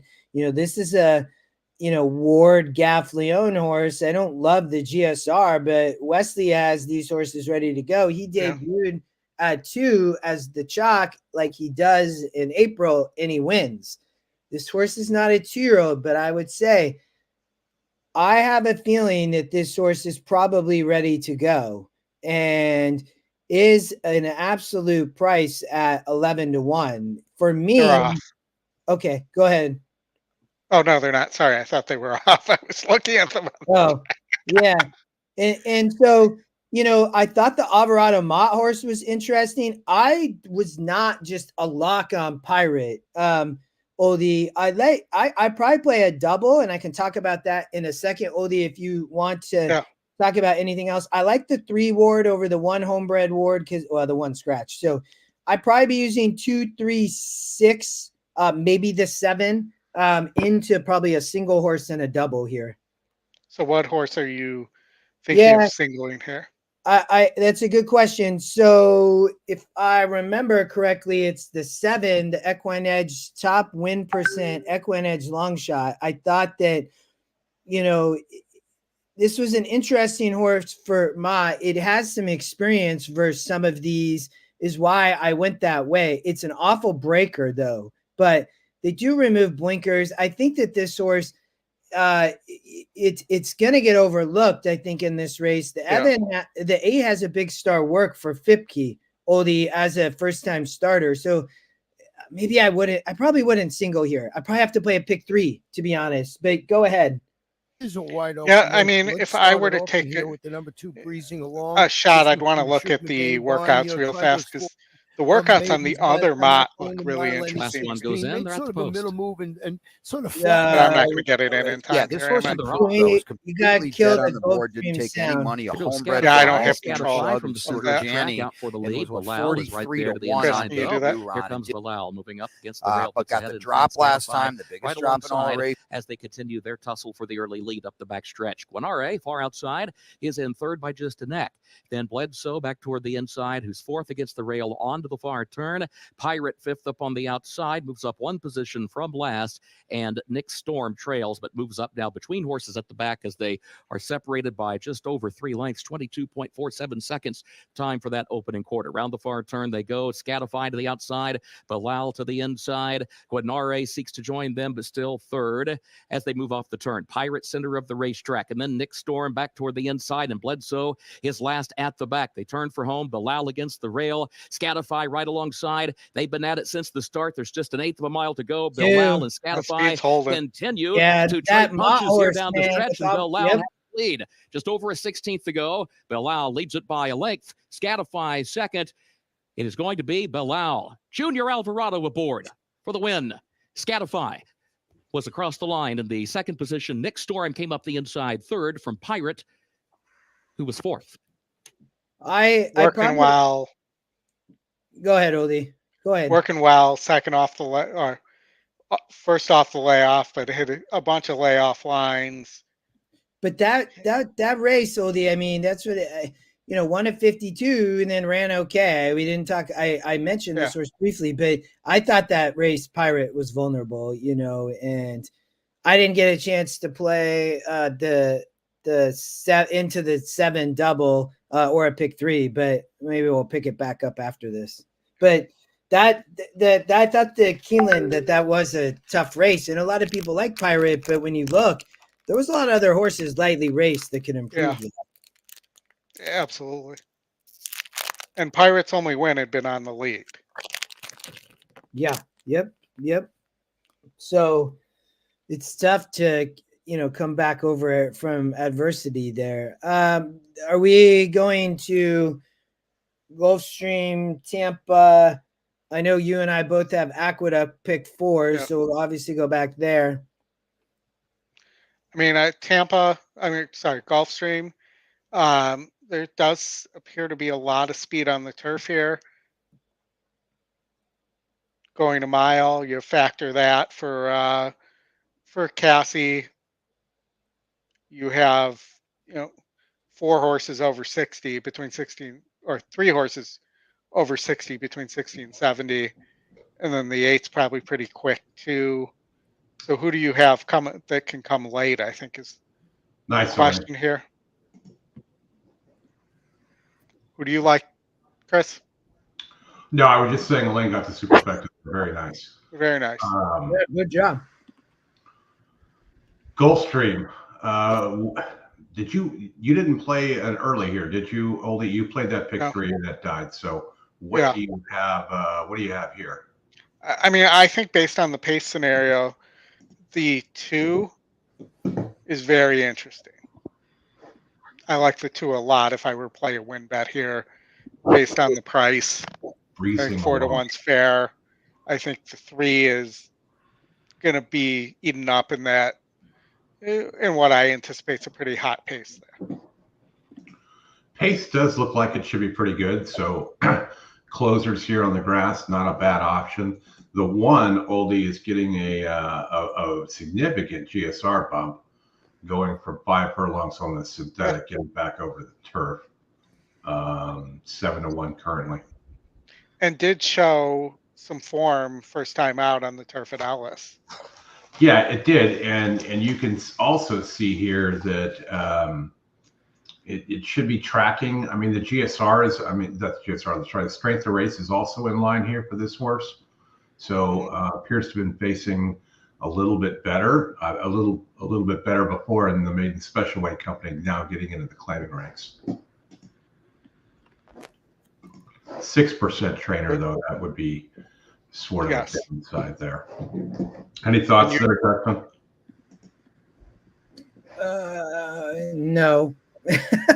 I do like the 1 with Jaramillo as a price in race. The next, no. Yeah, the next race. Yeah, in the next race. You know, I don't. I'm trying to see if I could play maybe a cheap pick 4. You know, they're on the Tapeta in the last. I mean, there might be some value in that race, to be honest. It's non-winners of 2 lifetime. So I think the question here, I'm just looking, you got a Saffy horse. The 2 could be lone speed in race 4 as well, I would tell you. Yes. You know, Landeros rides for O'Connell here, you know, in a 46 on the lead. This horse might be the single, to be honest. You know, can you beat the 6 and 7 there? And that might actually be the play, I think, for me. And maybe I just go too deep in race 3. I'm thinking of singling the 2 on the speed in race 4. Yeah. And then I think the 4 could be a bomber in the last, in race 5. Yeah, I like spread narrow, you know, single, then spread, Oldie, kind of like you have. I thought the last race could produce a price, in my opinion, on the Tapeta. You know, that's a competitive race. I'm not sure what's going to happen up on the front end. There, you know, a lot of clustered pace numbers. So, you know, and then would you use in race 3? 1, 4, 5. Okay. And, you know, I guess you could, if you wanted to go deeper there, you could consider the 6 as well. Yeah, I thought you know, some interesting jockeys riding at Gulfstream today. Mm-hmm. I don't know. You have Patrick Husbands, you have Chris Landeros, you have a bunch of people that you don't normally see there. Who's Landeros riding for? He is riding. He has a bunch of mounts. He's riding for Abreu, O'Connell. Yeah.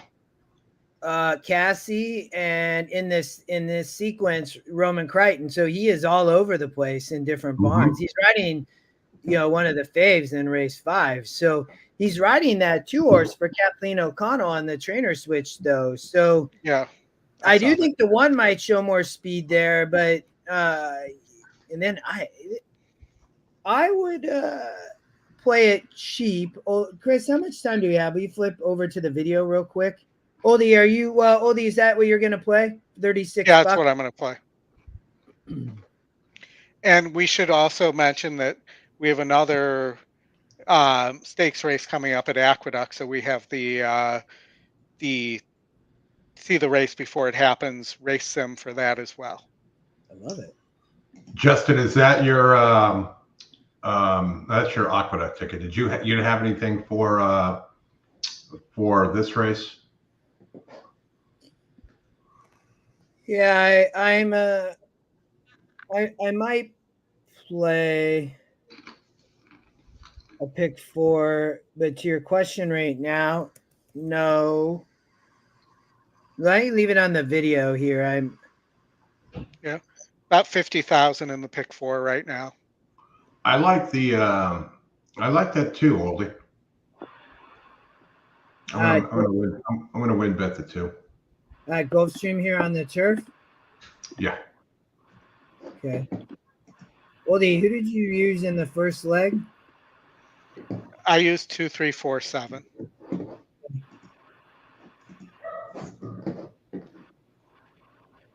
And then Oldie, going forward here, I think we'll catch Gulfstream, Tampa, then Aqueduct, and then we'll have about 10 minutes before the Keeneland race 3.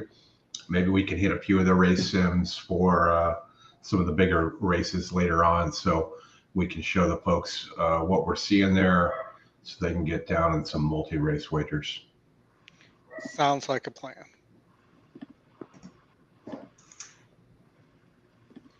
Crossing over the small turf course there, that's for match races only. That's between the main track and the Tapeta till we get over to the old turf course.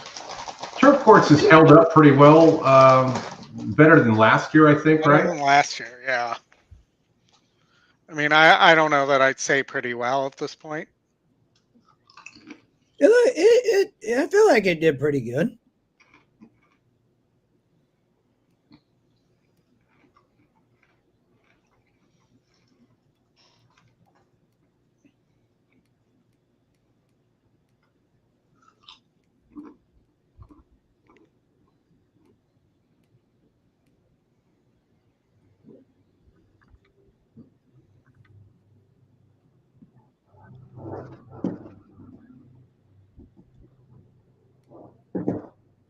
I see our friend Wesley, the jockey critic, is on fire in the chat. Oh, I love to hear that. That's good. Yeah. And he's complaining about his takeout in Canada as well. Oh no. I'll be right back. Always entertaining. Always. Parker. Yeah. It's got to be. We do have an earlier first post time here at Santa Anita today. When do they pop off? 3 o'clock. So noon local. Not that much earlier. All right. One thing we're going to do right after this, Oldie, we're going to look at the 3 Derby preps that dollar pick 3 or $3 pick 3. Well, let's start with the grade 3 distaff that's coming up at Aqueduct in 9 minutes. Yeah, we'll get there right after that. And they're off. Factor this or that is on the lead. Out of British Empress, then back to Take Your Point and breezing along. As last of all, they chase the speed of Factor That. Factor that to the opening quarter. That rail's way out today. 2.5 over Sudoku Terry in second, Star Performance third. After some early trouble, My Happy Holiday is fourth at the rail for Edgar Perez, racing in front of Silent Melody. Then back to breezing along, the two at the back, Take Your Point and British Empress. They make their way to the final half mile of the contest, and Factor that is in front through a 47 3/2 mile.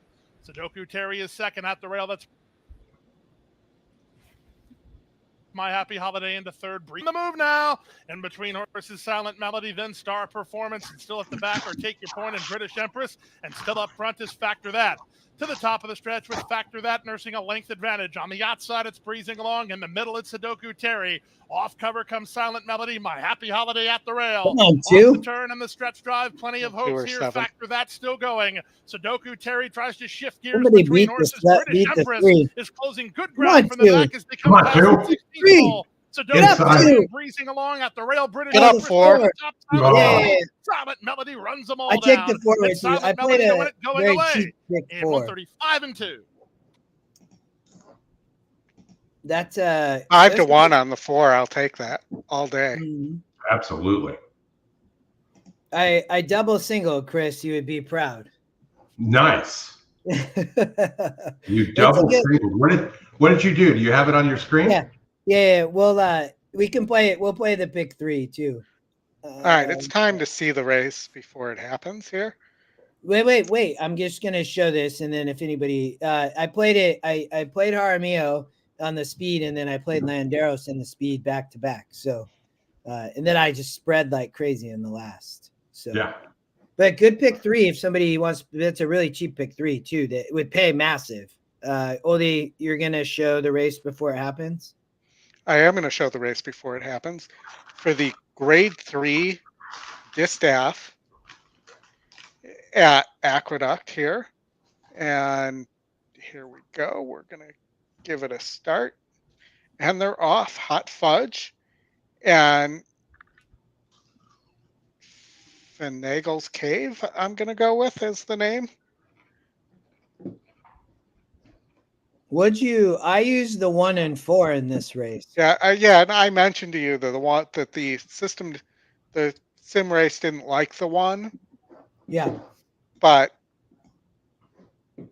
so the 5 and the 4 enter, the 5 with a slight lead, 4 coming late. But the 1 is closing. So I wouldn't say that this. Go back to the stretch. Yeah, and I think there's a lot of speed here. Yeah. So I thought the 4 was stuffier, and I used the 1 as well. But if you watch, Oldy, like you can go back a little bit, but watch the horse close. So the 4 comes up over the 5, and look at the 1 closing on the inside. So that's one thing I like. So I'm just 1-4 here. I like the 1-4 exacta as well, Oldy. Yeah. So, the 5's a little interesting to me here as well. I didn't love the 4 on paper as much as, I get it's 3 for 3. It's been with different races as well, but it did beat a 66 by a 500ths of a length last time out.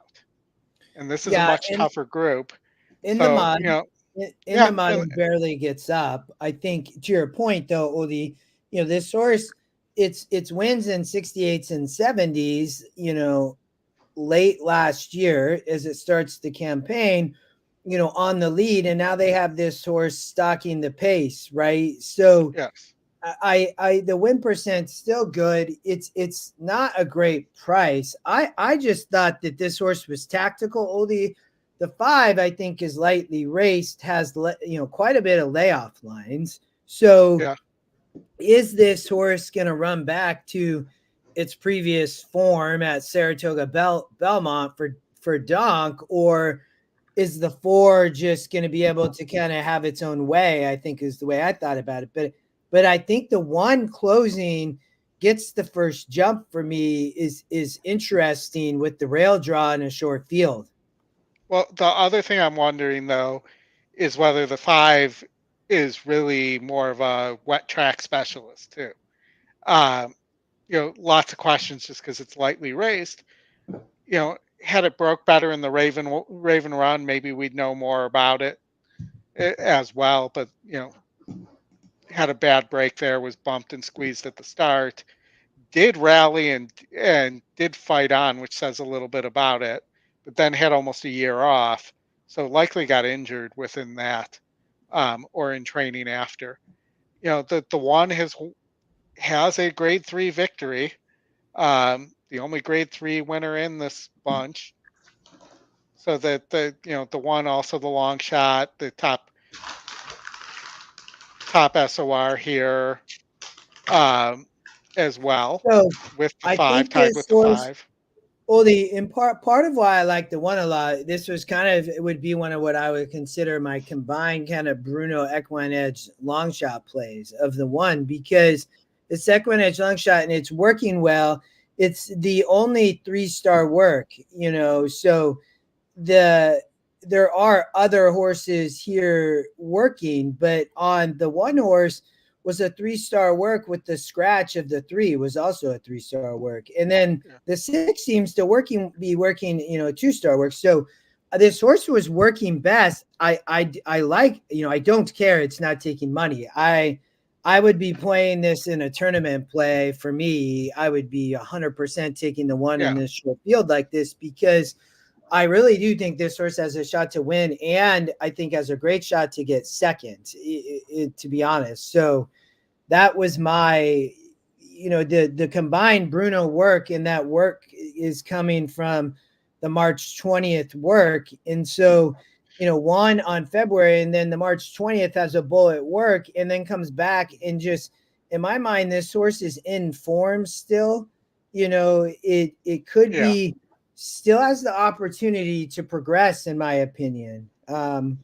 So, and has run well at 7 furlongs. You go 3 races back too on a normal dirt track and ran well and just missed in a 70. So I think, Oldie, I don't know if we're going to see a flying trip from behind, kind of like in the grade 3. I think will be the question, is how close does this horse sit to the pace? It looks to run its best a little bit off the pace.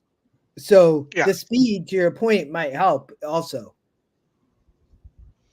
Yeah, definitely. And, you look here, I will say that the 2, the race sim didn't like it.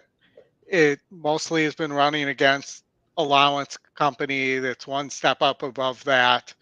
Didn't go well, but, the 2's a little tactical as well and could be running late, if the 4 and 5 just burn this whole thing out together.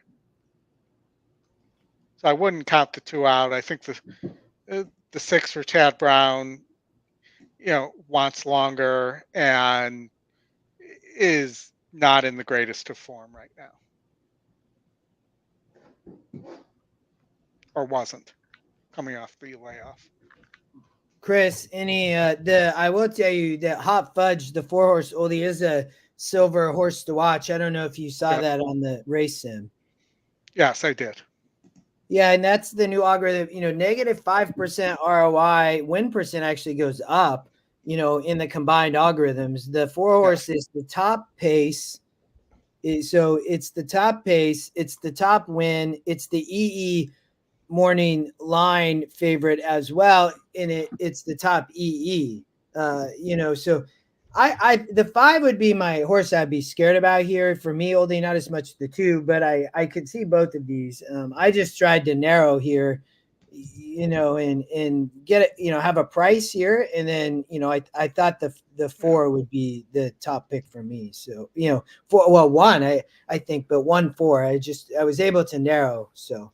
Right. Yes. All right. I think we're getting close to the gate here. Jay, I could see using the 4-5 too. I just tried not to use 2 favorites, and I was trying to find a little value in the 1 horse. I like the 1-4 exacta. I also like the 1 from you're getting a good price at 9-1 on just even a win or a win place bet. Yeah. It's exactly where I'm going there with a win place show there, just in case. All right. So if I'm tracking you guys right, Justin, you're 1-4, Oldie, you're 1-4-5 here, right? In the big four. Yes.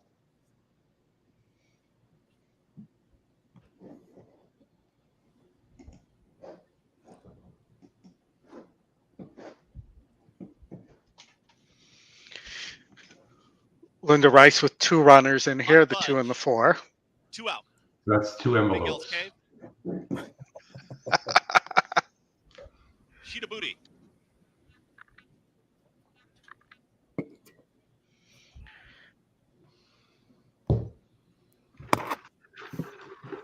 Sheeta Booty goes Rough.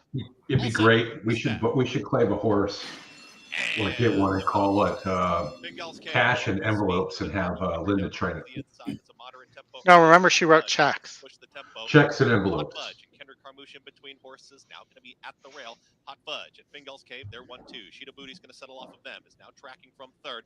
Just off of them is going to be Apple Picker, who's going to be in fourth. And the trailer is Ain't Broke. A two-way battle for the front. It's Hot Fudge and a tight hold here on Fingal's Cave. To the outside, they're a clear 1-2. And they went 23.57. It's in that cup, Justin. Wow. Sheeta Booty got over to No the rail. coffee. You got any Baileys in there or anything? Tight hold is tugging it Coffee out. and vanilla creamer. The trailer is Apple Picker. They work into the far turn in the. Well, there's the 2. Yeah, that 2 is loaded. Ready to pursue, and here comes Come on, 1. wide. Ain't Broke is making a big move here, 3 wide. You just finally asked. Sheeta Booty is under a drive here. Yeah, not really gaining ground. We'll see how game the 4 is. Up front, it's Hot Fudge still holding him Come on, off. In 4. between horses, The Fingal's 2 looks Cave. loaded, Ain't though. Broke has got that wide run here as they reach the top of the stretch, and now Ain't Broke kicks for home. Right there still is Fingal's Cave battling on down towards the inside. It's Hot Fudge. Shibuti's coming, though. We were not even close on this race. Well, I think it's who's closing, you know, the pace. No, the 6 is going to win. Every stride here, Sheeta Booty to the outside of Ain't Broke. They're 1-2. Sheeta Booty in the late stages. Sheeta Booty wins the Way to distance. go, Sheeta Booty Anthony. over Ain't Broke, Had then the Fingal's 6 Cave. there. Then came Nice. Apple They Picker did and just Hot go Fudge. way too fast 23. early. And then the middle move from the 2 was probably too soon. Yeah, I missed there. I didn't think you had to go that deep, but I would have had to spread a lot to find that horse. But All right, we got 6 minutes to Keeneland. Keeneland, and this was a Keeneland race that we wanted to look at the workout reports, I think. I believe so. I believe there were a few things in here. Oldie, I will shoot it over to your desktop. I have it. We just can't show it right now. So, I mean, you have a 4-star work on the 8. yeah, first time starter for Fipke, right? It's a Tabor horse with 3 chimney, or no, that's the 12. But the 8's a Fipke horse. So, I mean, this first time starter, the big work, right? And Jose hits with Correas. Grace is 0 for 23 with firsters right now, though. Yeah, Justin, I got you on the screen, so go ahead and drive. Oh, okay. Yeah, I'm happy to walk through here. The 7 horse is the EquinEdge long shot, is the horse with experience, right? Is 0 for 3. You're getting 10-1. I thought this horse had interest. You know, Mott won the last race with the 2 horse. Like, you have Mott Alvarado here again. You know, the top win percent and the top EquinEdge long shot, Oldie, what did they win? About 30-some% of the time? Mm-hmm. So 22, okay. 23, I think it is. So, you know, I thought, you know, the 1 is a turf. I cut the 1, 9, 10, and 11. The 1 was is the pace. If I remember right, let's put these back in here. This might be the 1 is the speed, though, but I think this horse stops.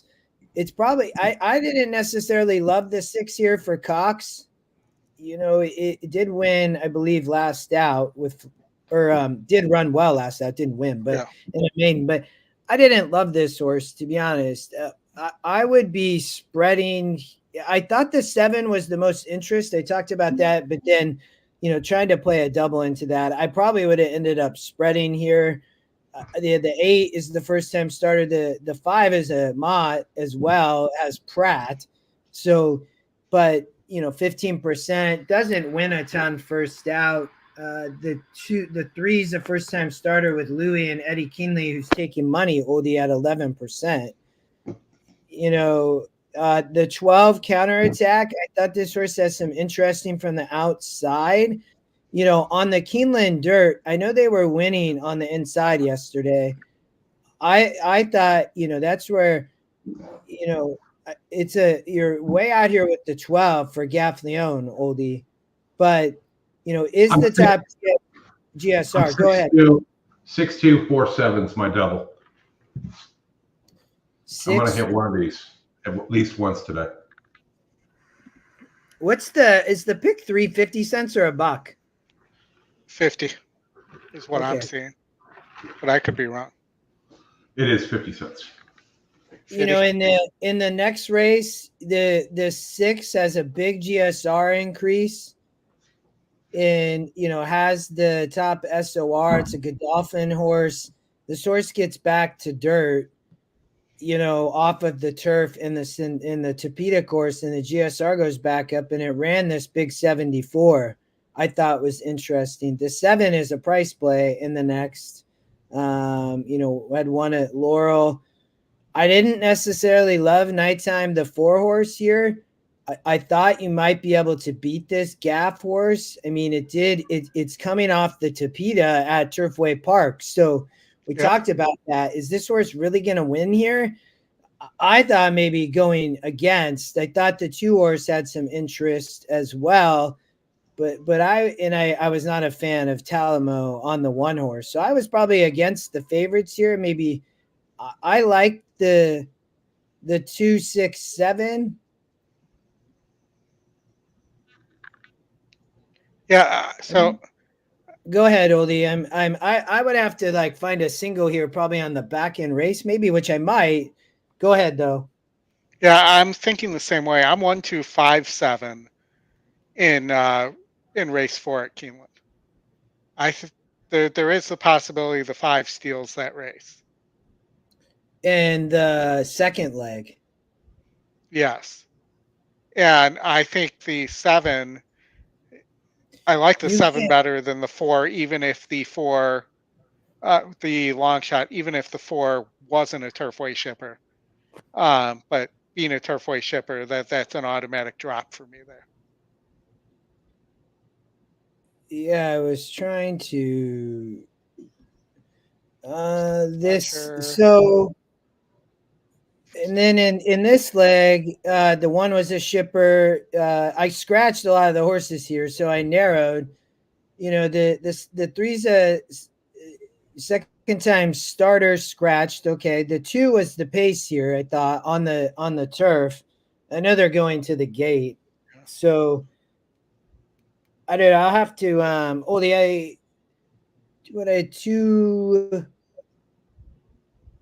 thought the 7 is another mod horse, the long shot. I thought had some interest at a price. I thought the 9 with the pace had interest, the 10, the 12. The 14 draws in. I thought, oh man, this is tough for me, Oldie. I might single the 6. With Iraq, I'm going 5, 6, 8, 1, 2, 5, 7. If I can get it in time. And then I'm going 2, 10 in the last for $12. And I chose 2, 10. It's the reason I chose the 10 instead of the 9 or 7 was. The 10's shown a little bit of an ability to sit. And these other horses seem to want to be near the lead.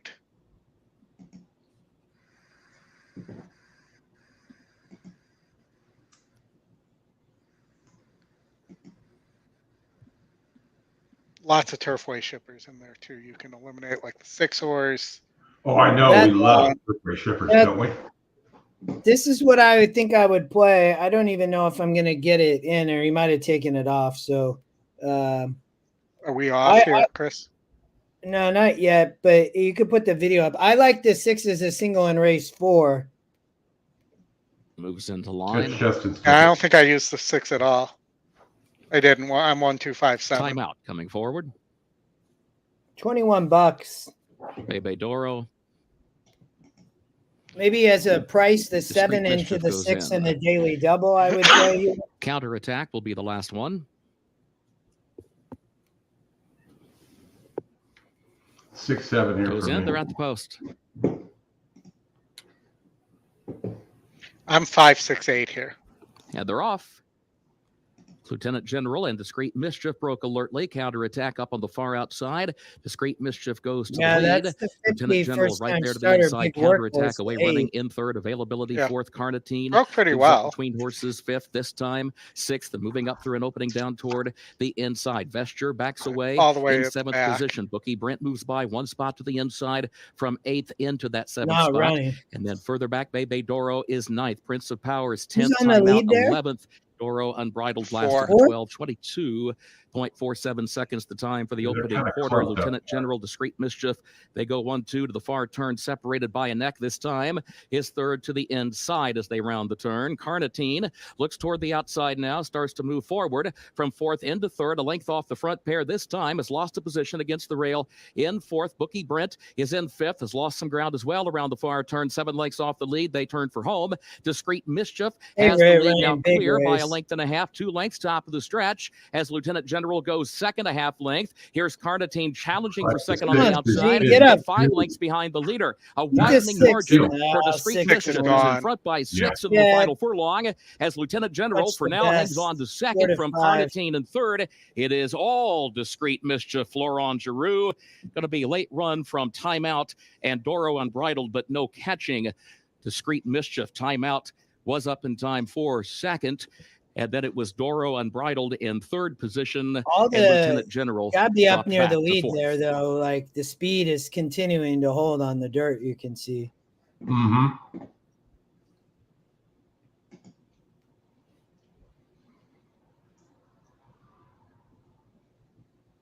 For sure. All right, you want to get over to Gulfstream? We got 6 minutes over till Gulfstream Park Race 3. Call me crazy. I like Jaramillo on that one horse at a big price. What's the I odds? do too. Let me get Oldie. 13-1. Justin, I'm going to add your desktop here. Yeah, I got it up. You're up. Yeah, either way, Oldie, go ahead. That was my pick 4. If you want to play pick 3, it was cheap, but Oldie, keep going. Yeah, Ashley, they ran on first time starter. That was not bad. That was third mine. place. I mean, so That was mine. I just don't know about Jaramillo here. With the low percentage trainer, it's suspicious. High percentage rider there, so we'll see.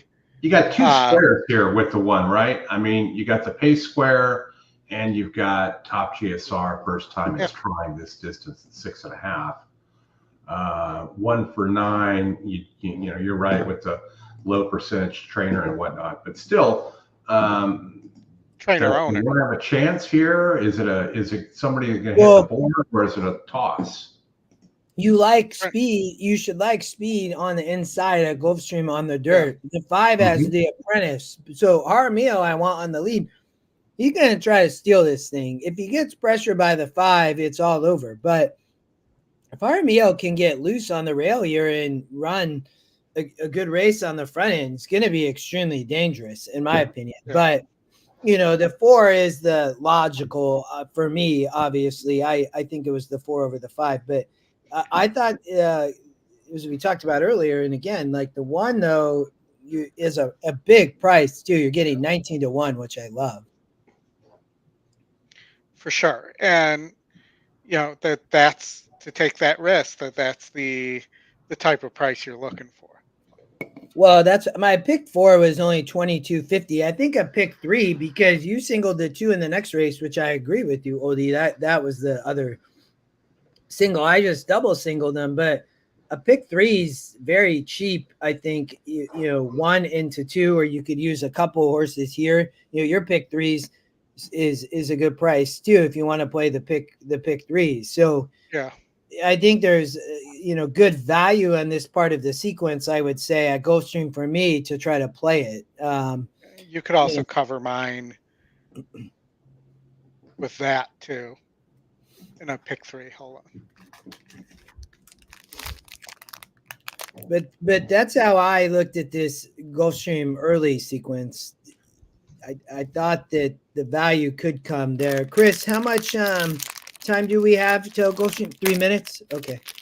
Yeah, 3 minutes to post there at Gulfstream, 6 entering the winner's circle at Keeneland.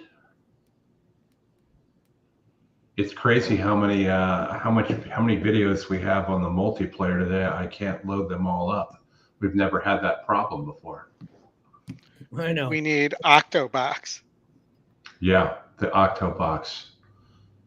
Did you see that the original host was released from the NFL Network? I did not know. What? No. Siciliano, no longer with the NFL Network.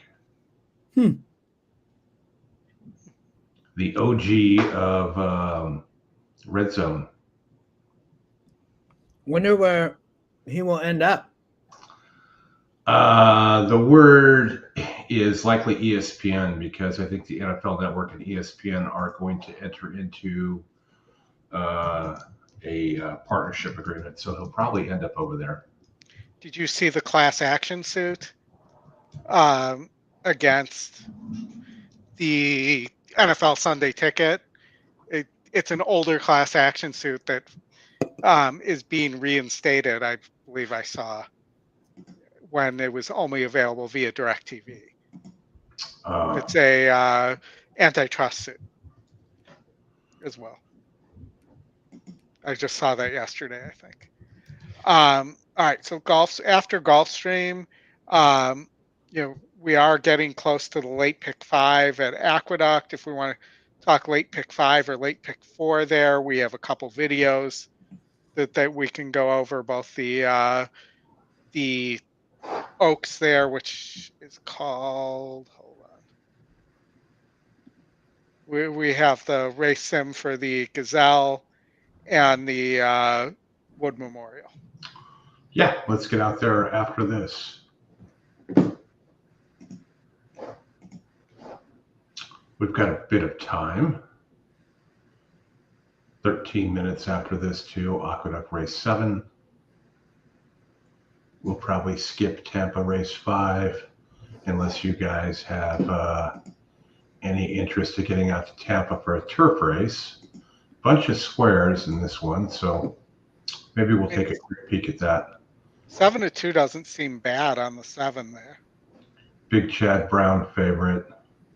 Yeah, nearly won a grade 3.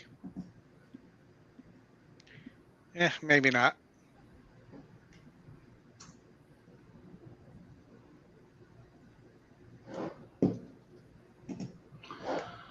Again, thanks for joining, everybody. Hit the like button.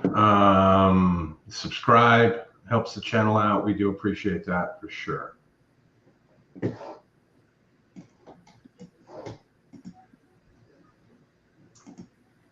We'll give you a little reminder here for a few.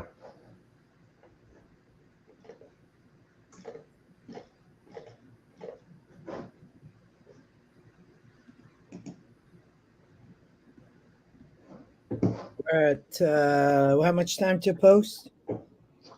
We should be getting there real shortly. They were circling around last I looked. Well, there, are you playing the late pick 5 at Aqueduct? I'm definitely looking at it right now. So I'm starting to put that together on another screen.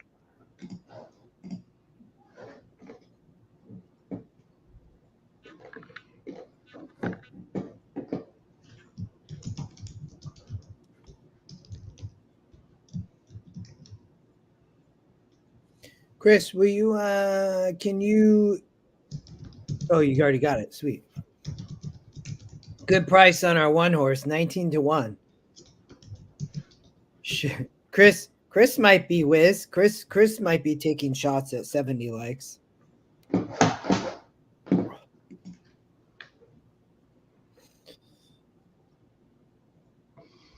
So The horses are at the gate. It's now post time. Lotting up and moving in for race number 3, starting leg of a pick 3. The bettors like the outside trio here. 4, 5, and 6 taking the largest wagering action here. Into line is Baltic Mule and Tillian walking forward for connections who have already won a race today. That's jockey Anthony Thomas and trainer Leon Minot. Don't Answer. 7-1, making him the 4th choice. The race favorite is Macklin, the next one to go up.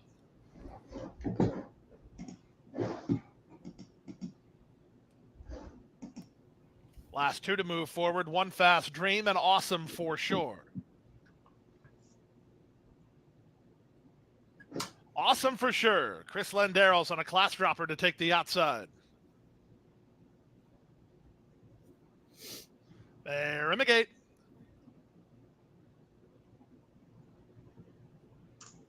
And they're off. Slow break from Don't Answer. Quick break from Baltic Mule, who's fired up toward the inside and is going to challenge for the advantage with One Fast Dream. That'll situate Macklin perfectly third behind the speed. Away in you'll have to see how much pressure he's going to take because the 4 going to try to sit the trip. Speed duel on the top end. Baltic Mule has the lead for Jaramillo, challenged by One Fast Dream in second. Angle to the clear is Macklin. He's just biding his time third behind the speed. Gap of 3 more to Don't Answer, then Awesome for Sure, and Antillian is last. The opening quarter posted in 23-2 as they round the far turn. One Fast Dream has the lead. Macklin quick to attack now. Second, dropping back to third. Baltic Mule. Sure. Underway is the class dropper. Got too Awesome much for pressure. Sure. He's drawing closer at the 3 furlong point. White blinkers up into third and underway. They pass the 5/16 with Macklin taking over. He'll have to deal with Awesome for Sure on the outside. At the rail, it's One Fast Dream. The rest really not kicking in very well as they come past the quarter-mile mark. The opening half-mile posted in 47-3, and they're on their way home. It's Macklin sent on with the tap by Miguel Vasquez. Kicking clear now. On the inside, it's One Fast Dream who tries to hold second from Awesome for Sure, but Macklin likes this main track stuff. He's clear by as much as he wants. It's Macklin and jockey Miguel Vasquez for Steve Claceris, handy third race winners. Second is Awesome for Sure. Third is One Fast Dream, and Tillian's up fourth, 119. And the 1 finished last. Did you say the 1? It did. Yes. Yeah. Well, I mean, that was to be expected if it stops. So, yeah. Too much pressure. Jock moves on. It was worth a shot for me at just a cheap ticket. So. All right, Tampa, they're dancing around here. They have not hit the turf course yet. So, Oldy, I'm going to flip over to you. Why don't you pull up Tampa and see if we can spot something here? I mean, what I spot here is a huge SOR advantage on the 5 and a huge pace advantage on the 7. I see that as well. I looked at the long shot Tiki Bar, did not finish 2 back, and then came back in a 16 claimer and did what he needed to do. Going dirt to turf kind of keeps the GSR. Any thoughts here? And I mean, I think this horse needs a pace setup, and I don't really have any. Did come from off the pace here. In 22 was running against much better on sprinting on the turf, so there is some back class there. Yeah, if you think the pace is going to be hot, that could certainly set it up for both the 5 and the 4, right? Yeah. Potentially the 6 to a certain extent, and the I don't know about the 8 for Graham and his motion, but got his motion. Yeah. Yeah, his motion has not been good with this horse in the last few, for sure. Yeah, I mean, I think it's those 3 horses though. Maybe the 3 as well. The 3's getting bat, but I mean the 4 has more back class than the 3. You just don't have a lot of recency on the turf. The interesting with the 7 is the system has it getting the lead, right, and being top pace, but 2 back at this same distance did win here at Tampa on the turf rating, or at least back 2.5, Yeah. 3 lengths. And isn't O'Connell the leading trainer right now? I believe so, yes. So, I mean, I think, you could play a 1-4-5. The problem is the 5 takes all the value out. So, you might as well just play a 1-4 or play the 4 on top with the 1 and the 5. Mm-hmm. Not the 1, I'm sorry, the 7 and the 5. The War Woman, the 1, I don't think is going to be able to win here. Any thoughts, Justin? No, not for me. Yeah, guys, don't forget to like the show, please. If we can bug you to do that, and helps us get better placement in the YouTube algorithms and things like that. Wiz, did we get to 70 yet? Let me know. Shot time. I don't do Fireball, though. I got to tell you. I haven't done Fireball in years. Fire. Oh, there we go. How much time till Tampa? Oh, they're approaching. Yeah, and then we really got to go through the race sims here. Yep. We will do that. Maybe next week. Maybe for the Derby, I'll bust out a bottle of Bacardi 151 and see how far I can make it. What? You've never had Bacardi 151?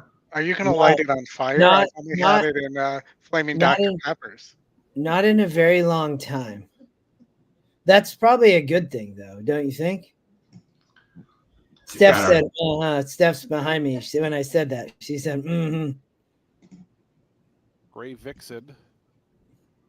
White Claw is the chaser. All right, Willie, we'll give it a shot.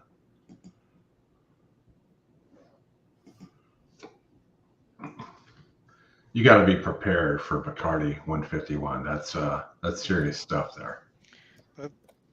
That'll clean the paint off of most things. Yeah, and it'll also run some vehicles too if you have the right car or engine.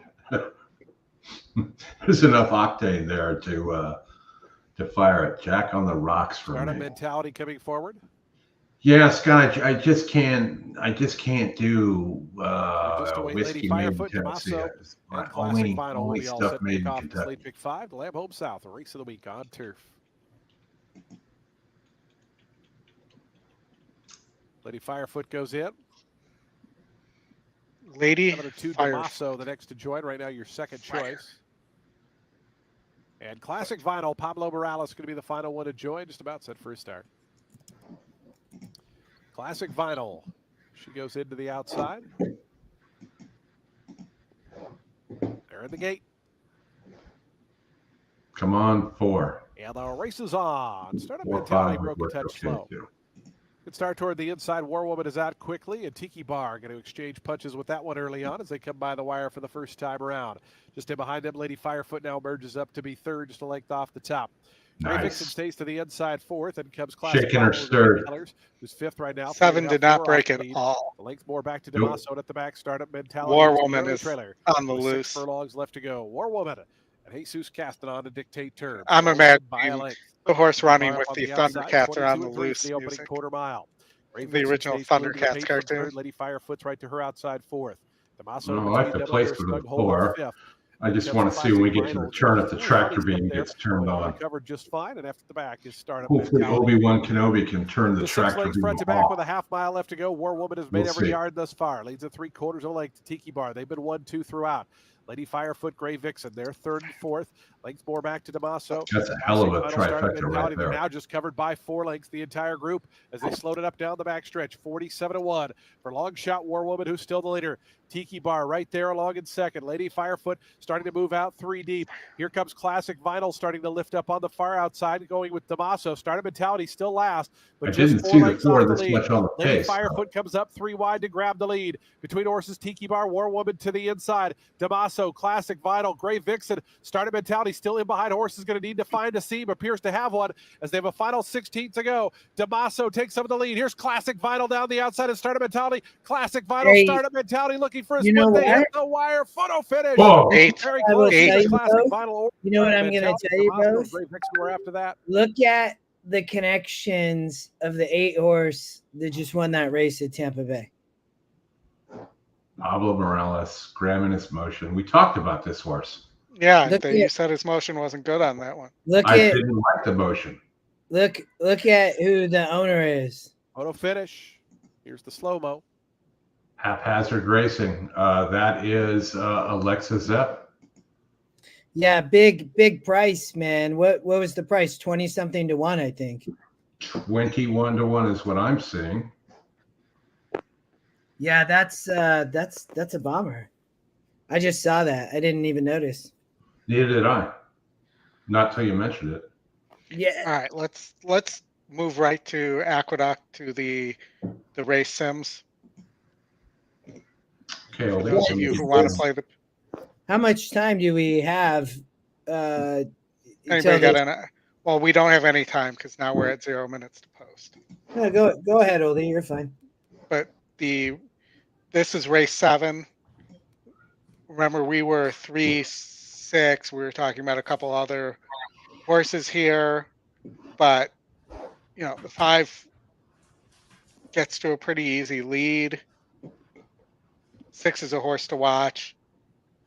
I'm trying to read that ROI. Yeah, this is race. What race is this? Race 7? Race 7.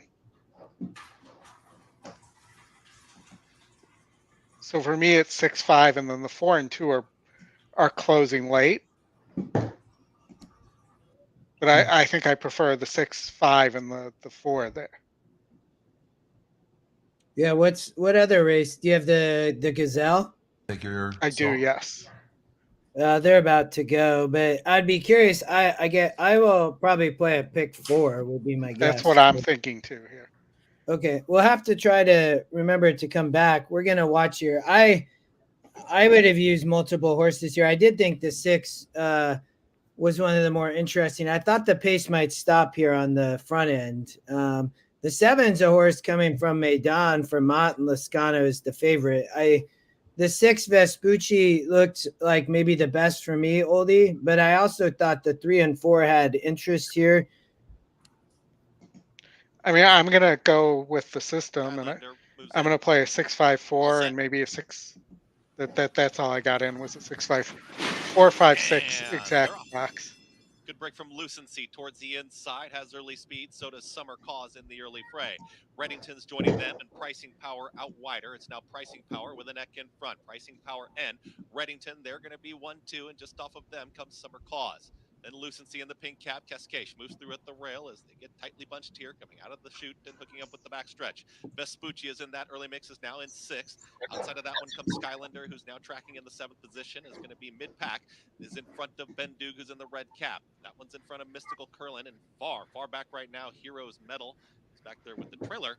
St. James. They work up the backstretch here, still very tightly bunched. Pricing Power to the inside. They are 5 across the racetrack there as Reddington is in the 2 path, 3 wide Lucency, 4 wide is going to be Summer Cause. 5 wide here, trying to circle those rivals. Up on the outside comes Vespucci with a wide rally.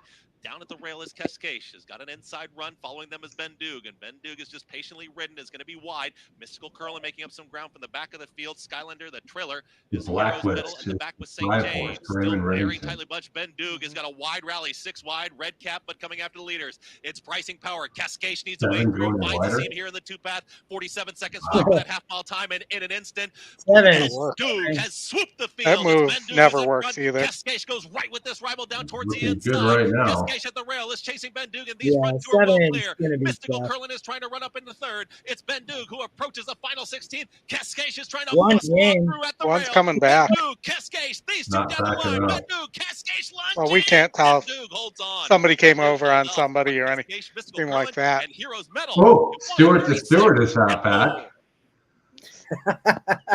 Hey, Stewart the Steward might be right there. No, Stewart's not right there. They're not taking that 7 horse down. That one I don't horse. The I don't know. one horse Look at the look at how much smaller that gap gets. Is the one No, no, horse would need to let's- be over there on the covered turf course before they took that horse down. no, Let's Irad's not riding. go back to race sim. Let's And watch let's- these races at Aqueduct so we can get through them, Oldie. Yeah. Well, and I'll say as well. So if you look at the finish at, just look at the 7. I mean, the 7 was making a middle move and did show something in the stretch in the race sim. But all right, so race 8. Yeah. 4 minutes Keeneland, just FYI. Wait. So you're on race. Hold on. You're going to race 8 in the race sim? Yes. Okay. So I think there's a lot of speed in here on race 8 with the 1, 5, 9. So let's see it. And even maybe the 10. Yeah, the 9, the 10, the 5. This is where I like the 7-4 here a lot. So I'm curious. So at the stretch, the 7 sitting there, the 5, the 7, the 4. Yeah, and then the 5. So the 5 wins. I was on 7-4 in that race, Yeah. Oldie, and the 5 also looks to run there at 3-1. That's the Fletcher Carmouche. So I could see that horse as well. They add blinkers. It has shown the ability to stalk the pace. So okay. Yeah. So I had 5, 7, 9 there as what I wanted to use in case the 9 gets away. Yeah, it's GSR's dropping, but yes, I get it. I thought there was just, I thought that I was surprised. I was hoping the 7 would close there, but 7 stopped GSR, top EquinEdge pick. Both the 7 and 4 are horses to watch. Yes. All right. Do you have the 9th? I do, I believe. Hold on. Let's go to the next one here. Yeah, David, that Santa Anita Yakteen horse is an interesting horse in Keeneland race 8. So Yes, this is race great. 9, Oldie. So the 9-4-2 to the lead. I thought this was a tough race, to be honest. The 8's the EquinEdge long shot, right, Oldie? So the 4 shows just getting away here. But then look at them coming, but not really. So then the 4 holds on. So it's just speed holding. Yeah, it's 4 and 2. It looks like all day.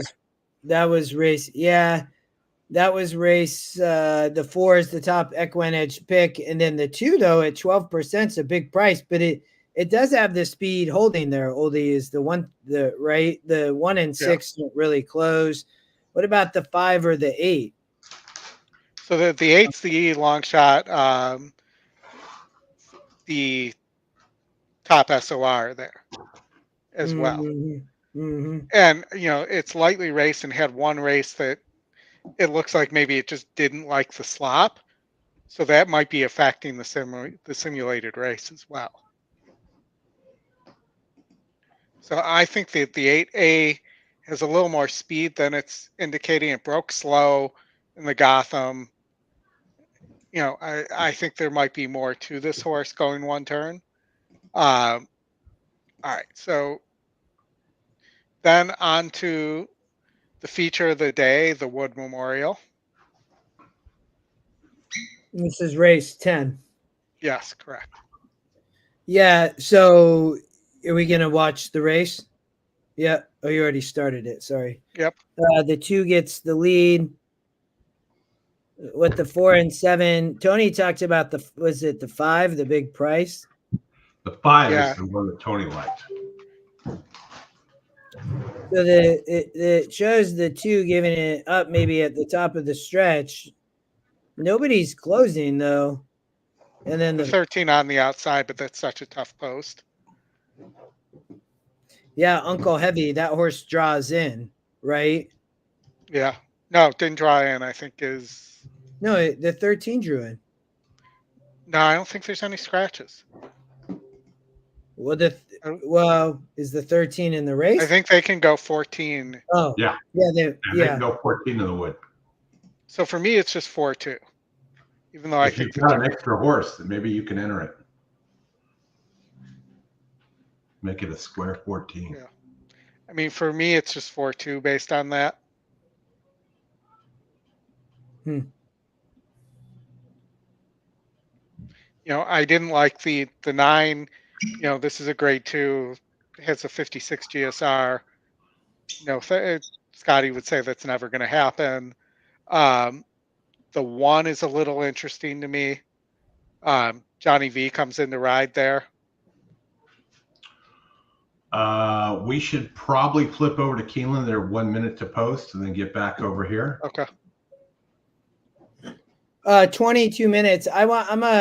Chris, remind us to get back there because I think I'll play a pick 4, Oldie, and I know you wanted to. Yeah. At Keeneland, I'm happy to. Oldie, you want to share or? Yeah, I'm on the 6 horse here at Keeneland. I really like this horse, to be honest. It's Godolphin. It's getting I'm on back. the 4 and the 7. That completes my double. You're on the 4 and 7. All right. Yeah, I kind of like the 7 here, but let's see. Gate So for Keeneland's 4th race, the Hidden Brook. Hold on, Oldie. Sorry. You can take back over though. There are 0 minutes to post. I see. I was 1, 2, 5, 7. I'm surprised the 1 is favored by the amount it is, but you know, I like classier, and I like possibly the 5 at a big price on the lead.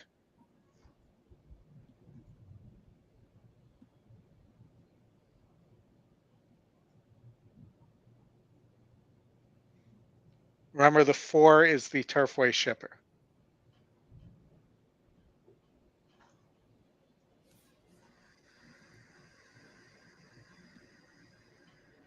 Yeah, I'm on the 6.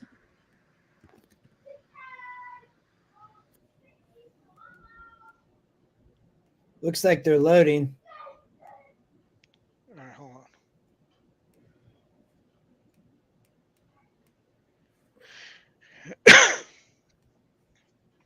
So I just played a 2. I dropped the 1, and I'm just playing a 2-5-7 exacta box.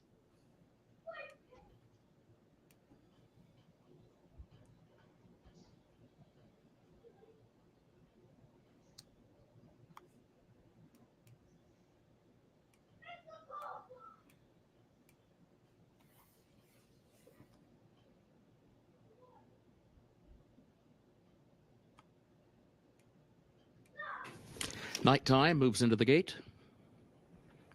Bridle up to the bar comes forward. 2 more to load.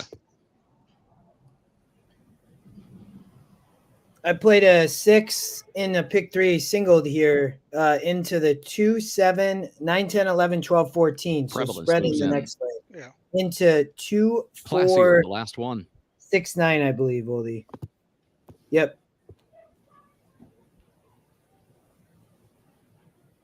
I love the price on the 6 at 4-1.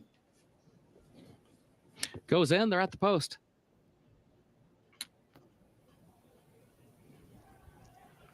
And they're off.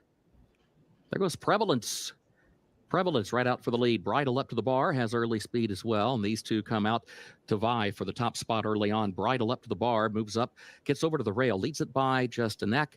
Prevalence goes second on the outside by 2 lengths. Then Surveillance, a lane off the rail in third at the entry to the far turn. Third by just a half length. Miles ahead is fourth toward the inside, 4 lengths off the lead.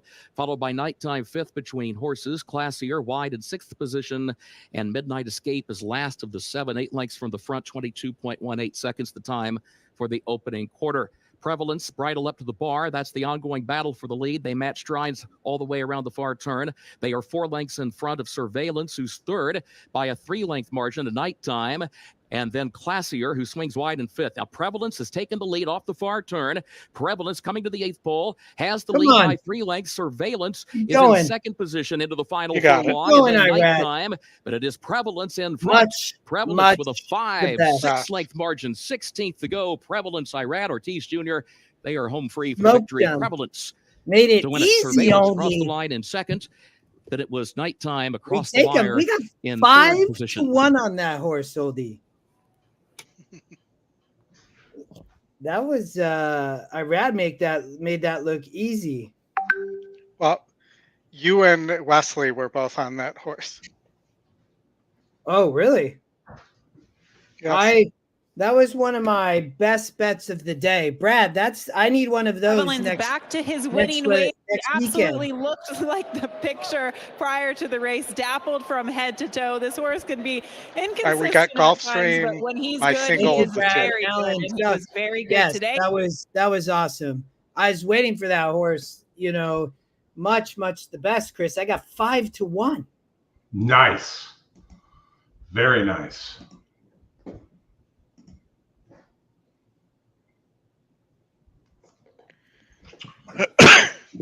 Oldie, the 2 here, right? 3-1. Yep. We were taking you're alive in the pick 4. Good luck. I like the play. Justin, you should bring your kids on and have them cap us a pick 3. I will. I'll bring them on. They were playing. It's 11:40 here, so we haven't crossed the noon marker. The instructions before the show were to shower before 11. So I have not been out. They're pretty good. They haven't come in. They just got MLB The Show 2024 just got released on Xbox Game Pass. So nice. They have been played that. They played it a lot last night. My youngest, he was playing Fortnite with a friend on his Little League team, which I just love, you guys. Like, I love that they get to do that and play together, and like they play baseball a lot together. But it's somebody who they don't live close to us, I don't think. We just met them, but they played Fortnite for hours last night, so it was awesome to see. Nice. Alan, good job on the exacta. Nice. Yeah. Way to go. We got some booms. Here comes the boom. I played that pick 3. I said it really last minute, but if start off a pick 3 there, a 5-1 is just awesome. Yes, I need one of those for the tournament next week. You know what I mean? And play that in a daily double or and get that to pay good. Approaching the starting gate, last chance to wager. Good luck, Oldie, on the single. Let's go 2. Let's go 2. Yeah, I'm with you on the 2 with the win bet for sure, Oldie. Let's get it.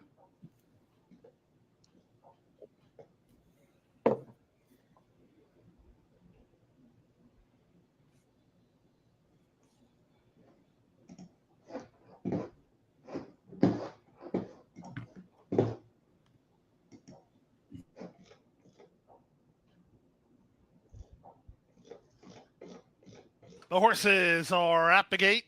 It's now post time. Lining up and moving in. Rainbow 6-pool blasting towards $90,000. Tropical Turf Pick 3 begins here as well. Races 4, 6, and 8. Race favorites are 2, 6, and 7. Patrick Husband's currently riding the favorite Zozan from the second choice, and there he is, Curlin's Kitten. The other horse the bettors like is the horse they're probably going to have to catch in here, Cheyenne Brave. The distance, a complete unknown. Zozan to the outside. They're in the gate. And they're off. Cheyenne Brave breaks right on the money, and now Chris Landeros' job is simple. He's going to try to slow him down on the top end from a second running last run. Up in the middle, that's Phobia, then Zozan, and at the back is the late running Curlin's Kitten. In the run around the clubhouse turn, it's Cheyenne Brave with inside position and the lead, but Phobia won't let him get too easy a time of it. He's racing into second. Long shot last run is third at the rail. I'm phobic of this horse, Phobia. At the back and comfortable too is Curlin's Kitten. The opening quarter, quite reasonable, 24-3. So Cheyenne Brave leads only narrowly as Phobia not happy with the tempo, and he's turning up the heat while under a very tight wrap.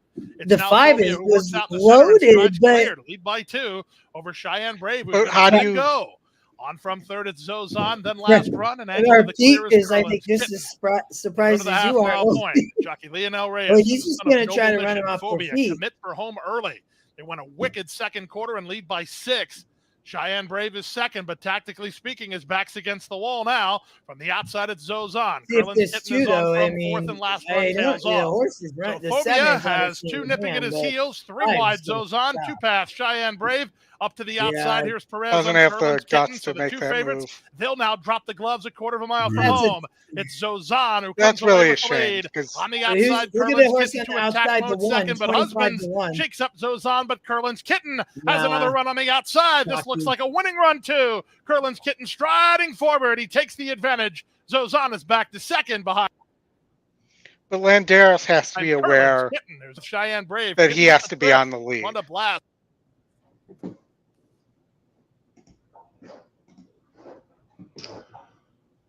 All right, Tampa. We've got a pretty. Let's big... go to Aqueduct and do the late pick 4. You want to go to late pick 4 there, and then we'll pick Tampa up at post time. Yeah. Fair enough. Oldie, I will give you the floor. All right, so I based mine as much as I could off the what's it called, the race sim. So I like the lead the 9 had, and then I'm 5 who it had winning, and then the 7 only. I'm singling the 7, Jin. Okay. That's my single. Go ahead, Chris. Sorry. You think everybody thinks the 9's going to get caught here? I think so, but I think the Manny Brad Cox here, right, on Jin. I don't know why this horse isn't taking money, but I think this horse it's a perfect stocking trip. But all the money went on the 4, the other Cox with Rosario. So yeah, but I'm on that. I'm on the 7. I just thought the speed would stop here, going 2 churns. The 7 gets back to 2 churns after the 1 churn at 8 furlongs. Had 1-2 back, can improve here and win a grade 3. Like, is working well. I was surprised to see the 4 taking all the money. That was my other thought. I really like the 4-7 or the 7-4. Yeah, the 4 is 0 for the Brad Cox barn too. It was not. It is a Turfway shipper, but granted, this is Aqueduct. But broke its maiden with somebody else, and then since coming to the Cox barn, has run second every time. Good job, Elaine at Oaklawn. I know we're not covering Oaklawn today just because we have a lot of other tracks, but we're starting to heat up. I like it. Oldie, you're using 1, 2, 4, 7, 8 here. I would actually completely 100% agree with all of those picks. That's who I would be using, it looks like, as well, but go ahead. Yeah, I mean, it just, the 7 is lightly raced. The 4, the system liked. I mean, the prices would be the 5 and 6, if you wanted to add them, would be my opinion. I might my ticket. How much are you playing your ticket for? $60. Yeah, I might. I think I might add a little bit there just because I'm singling in the first. So I'm probably going to add the 5 and 6. But I totally agree with your picks. That's where I was originally. Yeah, and then in the wood, I'm the 2 and the 4. I don't love the wood. I would tell you. I think that I would use Tony's 5 if Tony is still around. This is a maiden, and it's Fletcher, and it's Kendrick Carmouche. I thought that The one was the other adds blinkers. It's a Mott Johnny V. I thought that maybe this horse could improve off the Risen Star Oldie, but I also, on the 2 and 4, I agree with you there. I didn't see much interest in the 7 or the 8. The 13 interests me a little bit. Brutal Post, but I guess if the pace absolutely stops somehow, can this horse find a trip? I thought was maybe the interesting perspective on the 13, but it is a Brutal Post. But that would be 1, 2, 4, 5, 13 maybe for me. But keep going to the last leg. Yeah, last leg. So you have the 1, the 2, the 3 is the long shot. Second time starter here, but long shot, top SOR qualifier. And then the 4, I added the 4 for Linda Rice because she's been hot with first time starters. And she likely has an envelope out here. I left the 9 off. With a check in it. But, you could easily go 1, 2 here or 1, 3. Something like that here and probably get good coverage. Just feels like the kind of race that the 3 or the 4 could bomb you, though. 2's getting Lasix for the first time as well.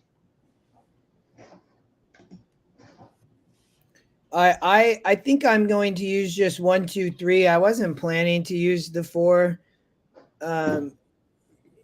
Anthony, I don't know that. I don't know the points. I'd actually be curious to maybe spend a little bit of time on that. I think he needs all the points he can get, Uncle Heavy.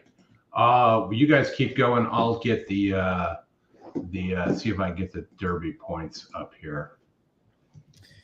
That would be I'll show you my ticket, Oldie, and then all right, go ahead. We can, I'm singling the 7 here, Jin. I absolutely love the price at 7 to 1. I never would have expected this. It's, I just think that Jin here can sit a trip off of the pace. I think there's a lot of speed with, I think the 1 even, maybe the 1 a little bit, but the 5, 9, 10, I thought had a lot of speed. The 1's never broke its maiden. The 3 I didn't like.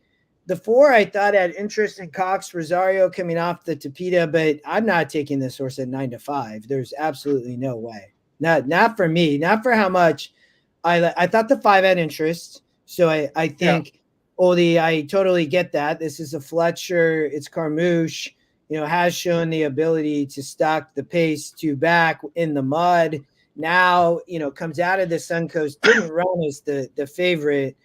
I didn't watch this over at Tampa, but, something maybe happened, had run in the grade 1 juvenile or Breeders' Cup juvenile fillies in at Santa Anita, ran well in a 12-horse field. So I can see like Life Talk, I could see improving here. You're getting a good price, but getting back to the 7, I just thought this horse with Manny and Cox, it's a perfect stocking trip and ran really good. I thought in that slop state bred or slop, just the stakes race last out in March. And if you go back to that, wins by 1, stocking the pace, and gets back to 2 churns was the play here for me, Oldie. I know that couldn't win at 78 and couldn't win the Goldenrod over at Churchill, but, has had some sloppy tracks, gets back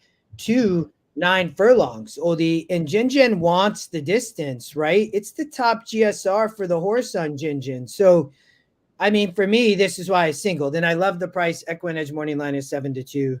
And then, I think I might add the 4 here. Probably just it's $70. I would kind of, be frustrated if I didn't spend the extra $15. I'd probably play it for 70 and just add the 4 in the last. But that's how I'd play. All right, we're going to get over to Tampa here real quick. By the way, Uncle Heavy has 20 points. Going to need some points to get in.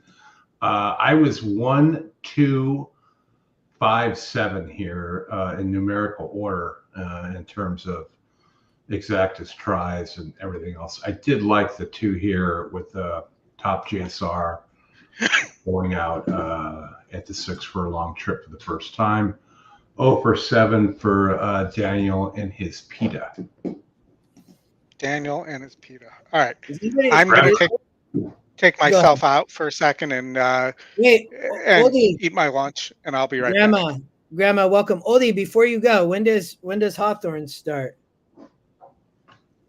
Let's see.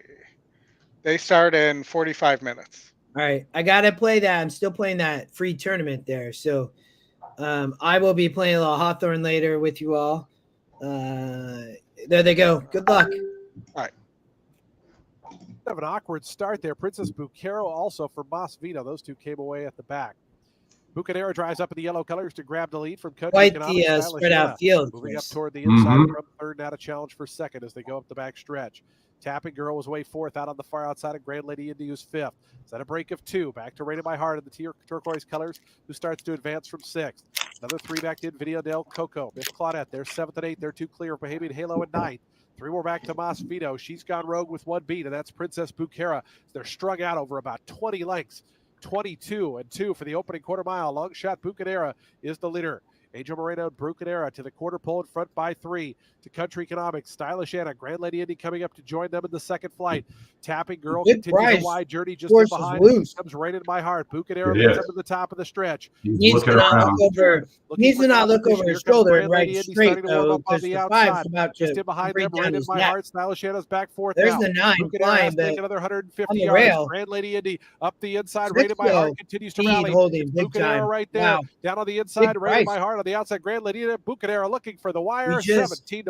We Bucanera, just another saw upset a winner. price on the turf Second, Grand there. Lady Indy. Third, Rated by Heart. Alexa Long way back to Steph, right? Stylish Anna. Miss Haphazard Claudette, who Racing floated fourth and won fifth. the last, Chris, at 21-1, and now what, 16-1? Yep. Bomb play at Tampa. There, Big there's price. there's a big horse tournament today on Horse Tourneys, Chris. Yeah, Justin, I've got let me share.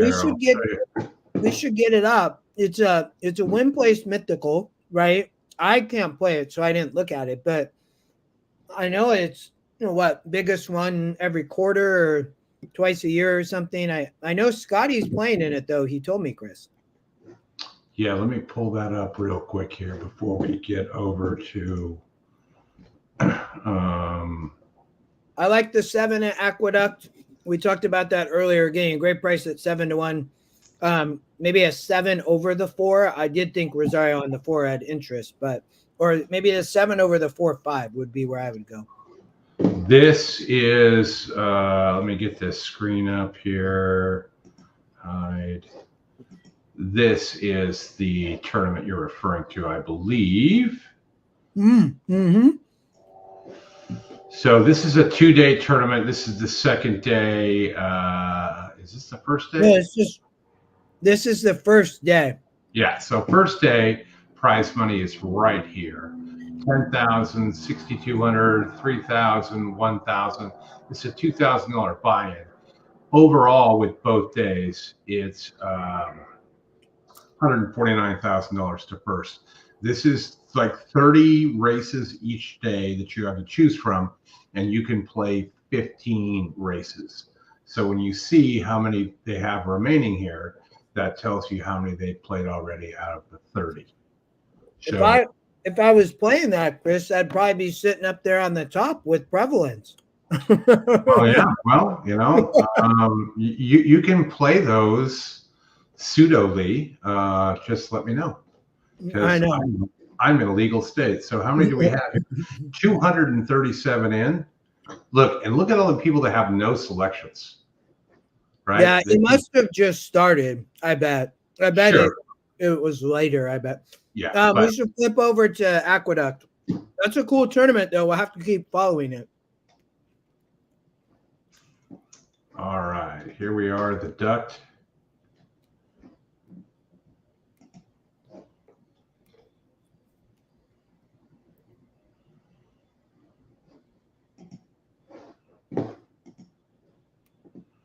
And we'll flip quickly, Justin, over to Santa Anita if you want to take a look. Excuse me, while this goes through. We've got a maiden special weight on the grass at 6 furlongs with 7 first-time starters. And you've got one of them in the 4, which is Top GSR. Only 2% on the win side, Dancing with Maxine. Money grab, last to load to the outside. Frankie Dettorio.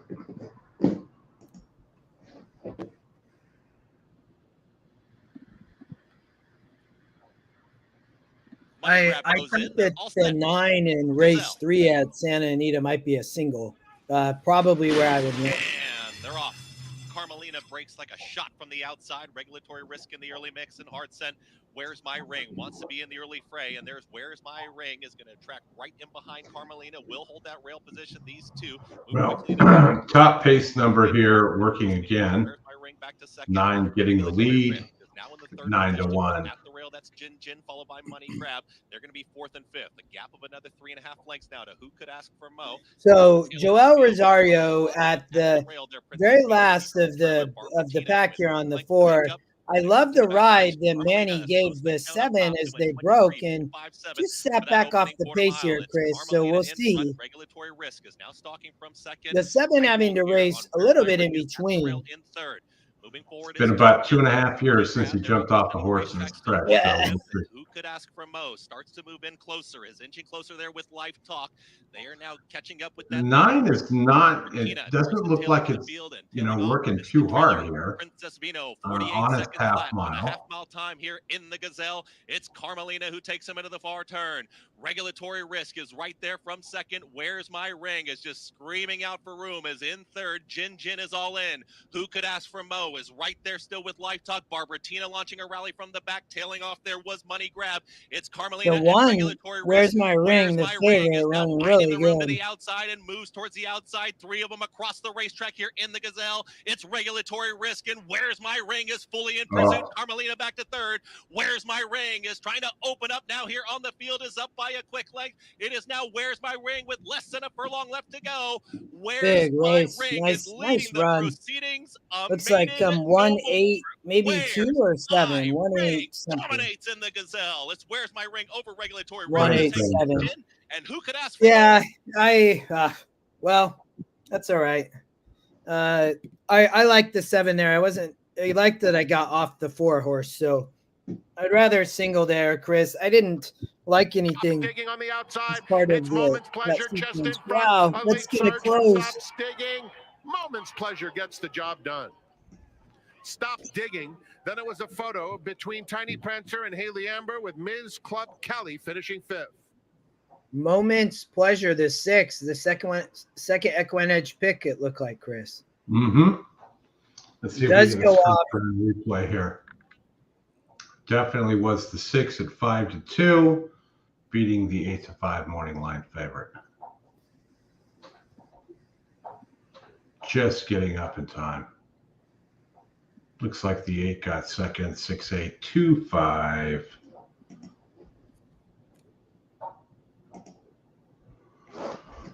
All right, Justin, let's see. I will add your desktop to the screen here.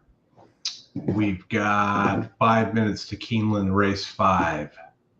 9.5 furlongs on the turf. Lots of horses here with GSR increases. Anybody you liked here? Well, not necessarily. That's my pick 3, man. That's actually, is that my, I thought I played this I did not play the last leg like that. I played the last leg 1, 2, 4, 6, 9.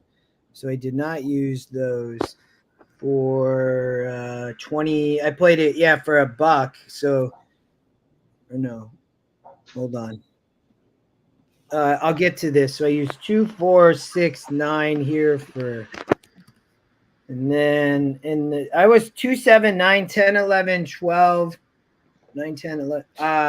That's what I played there. I played a $14 pick 3. I singled the prevalence and the last, Chris, at 5-1. So we'll see. I'll go through this race though, because I thought that both of these legs were really tough. And, I thought the 2 second time starter, White Palomino, you're getting 4-1 on a 5-2 EquinEdge morning line, ran well first out on the Gulfstream turf for Chad. So I like that we're getting a little bit of a price here in Jose Ride. So I thought that, the 2 had interest. I did not, the 9 is, if we took, go from a pace perspective a little bit, I thought that the 9 obviously could win. It gets a better post. It was in a brutal post in the 11 last out at Gulfstream and slides in. I do like, Fletcher takes over here. I don't know who this trainer is, but at 8-5, I thought this horse was vulnerable. I did use it, but as you can see, I used quite a few others. So, going to be up here. Thornberry, the 7, probably shows some speed. Mott Alvarado, it's the long shot. It's the top GSR. I love the GSR plays on the turf. We talked about those for years and years and years.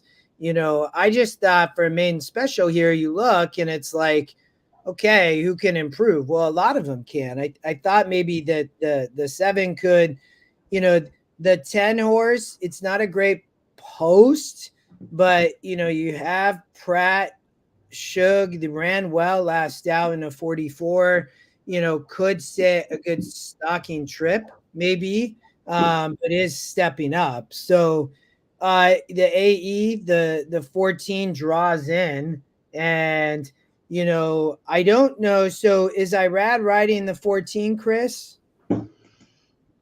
Let's 14. See. Let me flip over there real quick and tell you. Yeah, he is. Yeah. So the 3 scratch. So Irad shows up here. We had Irad in the last race, got us that 5-1. I think he's sneaky here.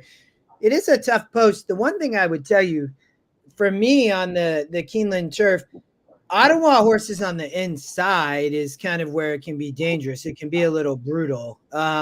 Middle of the track, if he can break well and show some speed here, might be able to sit a good stocking trip, I would say. And then, the 11 is a Lynch Saez horse. I really wasn't planning to use this horse till I spread. I thought, it ran, in back-to-back maidens over at Gulfstream on the dirt. And now, Brendan Lynch stretches out to go 2 turns with Luis Saez. And I think this horse probably wants 2 turns.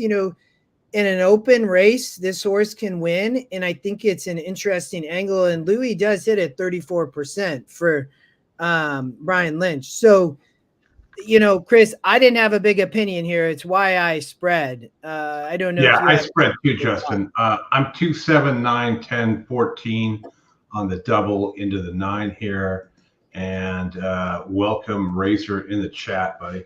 If you got time, I'll send you the link if you want to hop on. Yes, Razor, welcome. But the will pays here could be good on this pick 3 if we can get this home. I like, beating the 9 here would be gigantic. And then in the next race, we do have Bruno's horse, Bo Cruz, the EquinEdge long shot. So we talked a little bit ago about Alexa Zepp's horse from Haphazard Racing at, I think, won at 21-1. Bo Cruz here for Al Stahl, is 10-1. And I read the notes from Bruno, and they were trying to find a race for Bo Cruz at Fairgrounds, Chris and Oldie, and it sounds like maybe couldn't. So this horse really probably is primed to go from my perspective. I thought Wyco was interesting. I thought the sneaky horse here also was Ray's Cane. Coming out of the Santa Anita Malibu, I wouldn't consider necessarily this horse shipping in from Santa Anita, but I read that with Ben Colebrook here, they had a lot of struggles, Oldie and Chris, on getting Ray's Cane out to Santa Anita with the rain and being able to train in the weather. Moving into line, race 5. I think it's an interesting angle on Ray's Cane in race 7. Brad likes to tour the 11 here in race 5. I would love it. I'm with you, Brad. I mean, I would love to see a little bit of a price. I don't need the 11. I do have the 2. 2, 7, 9, 10, 14. With the 9, I'll have my backup is 2, 10, 14, 2 Bow Cruise. Yeah, the Bo cruise angle, I love that Bo showed up as an EquinEdge long shot because Stop the press, moves into line. that we've followed that horse forward. Predominantly most of its career through the stretch run. Really, Tampa I mean, Bay has raced a lot on the stretch, or at least around maybe the same day or the weekend. I would say. Cabernado Talked a lot about with El Razine. Yeah, we got a synthetic race at Gulfstream coming up, so I'll leave that to you and Oldie. Oldie is on mute. His lips are moving, but we can't hear him. We also have the late pick 5 race sims to watch for and they're off. Keeneland. Our Tempest got down at the start. Now straight course and comes forward.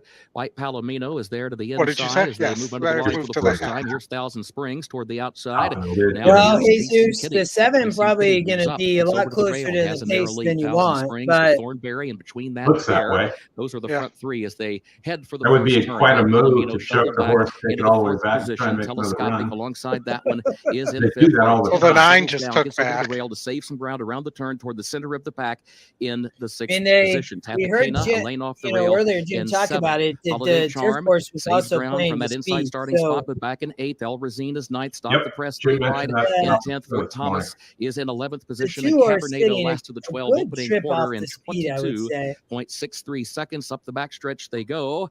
And it is Chasing Kitty, underrated race caller. Chasing Kitty, midpoint of the backstretch, leads it by just a half length.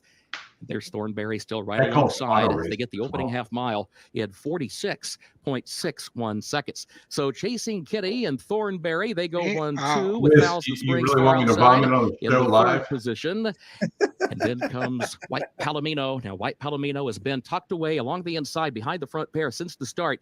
Still against the rail in 4th, 2 lengths off the lead. Telescopic has to go wide on the far turn.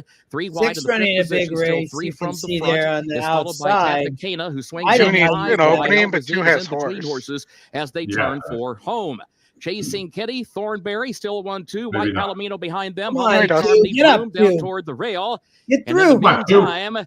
Here there's the 11 from the outside. Razine is coming late, but still Yeah, 2 gone. And White Palomino is opening up here. White Palomino. I'm celebrating early. Razine. There's the 14. Fort Thomas coming late, but here's the wire. White Palomino, Jose Ortiz to win at El Razine was home 2nd. Fort Thomas from deep in the pack to grab 3rd. Jose gets a lot of flack from people about not riding well, and a lot of people talk about Irad. So as we flip over to Gulfstream, but Jose made a decision to just ride in Kentucky, which I love. Irad's obviously here now, but that was a good trip, you guys, of how he sat right off the pace there like that. And do we have Anita coming up, or did I miss that? We missed we missed the No, we watched the first race. We caught the end of it. I thought the 9 might be a single, Oldie, in race 3. It's an EquinEdge Gold horse to watch, everybody, just FYI. So just FYI, the horse ran a good race yesterday, right? But couldn't win in the Ashland. In honor of Razor, who joined the chat, shots, baby. I think the 2 is going to be really tough there on the lead too, though, in race 3. At Santa Anita. Yeah, we should. I don't know, Chris, here if I'm even. I guess I could. Well, I'm gonna skip this Gulfstream race. I'm gonna run the restroom and check on my children real quick. I'll be right back. Check on your children. On your children. Yes, I was thinking the same thing.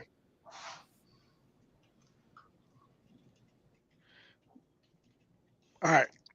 So do we want to look at Santa Anita, like a pick 4 at Santa Anita? Do we want to look at the race sims for the Keeneland All Stakes pick 5?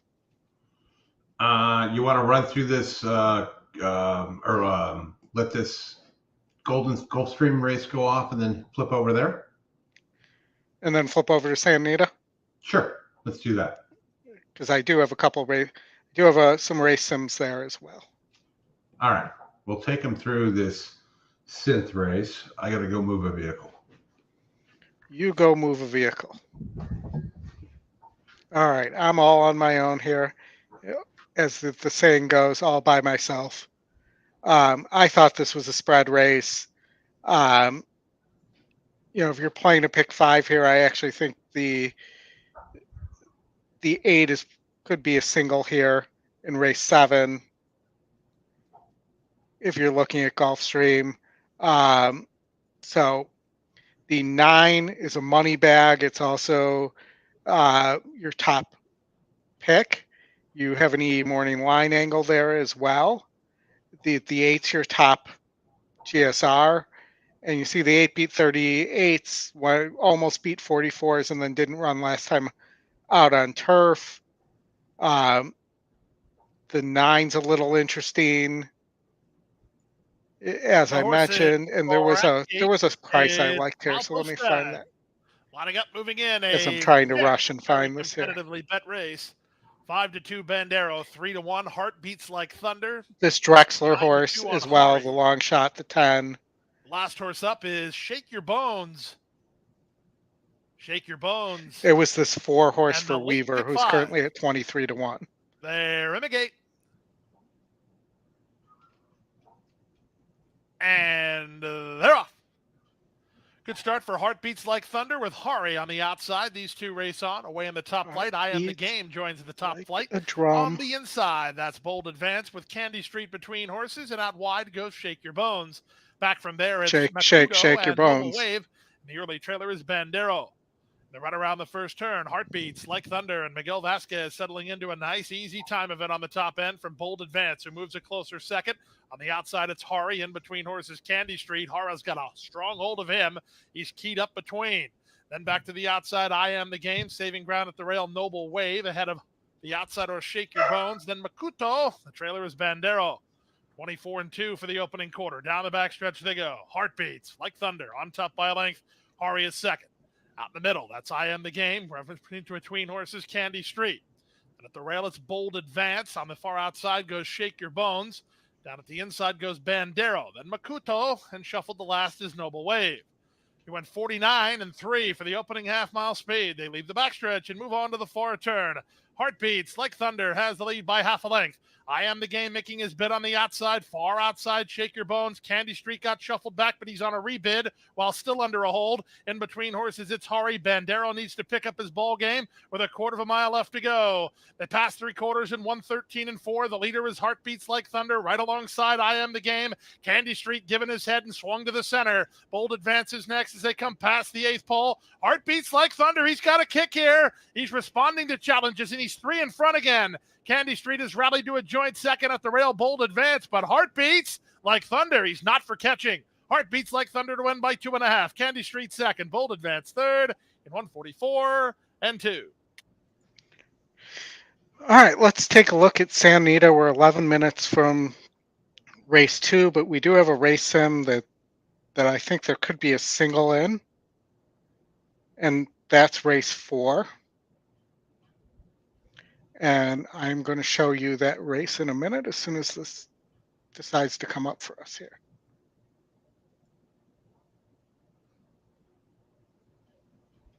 Well, in the meantime, I'll show you the race sim while there we go. So there's a decided speed advantage to the 2. The 4 is your top pick, but is a Turf Paradise horse, and definitely is raising in SOR, and this is Santa Anita race 4. And so let's move to the race sim here.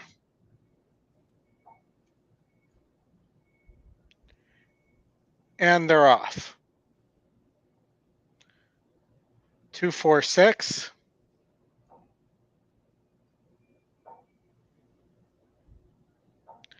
At first call, 2 is a little bit quicker than the 4, just like the pace number shows. Here comes the 1, and they hit the stretch. And the 4 and the 6 are backing up. And the 2 appears to win pretty easily. With the 1 maybe running late, so if you think that there might be a pace breakdown here, the 1 might be a decent option. So let's take that. And let's call this $24. All right, so the system wants to single there. We're going to single here instead.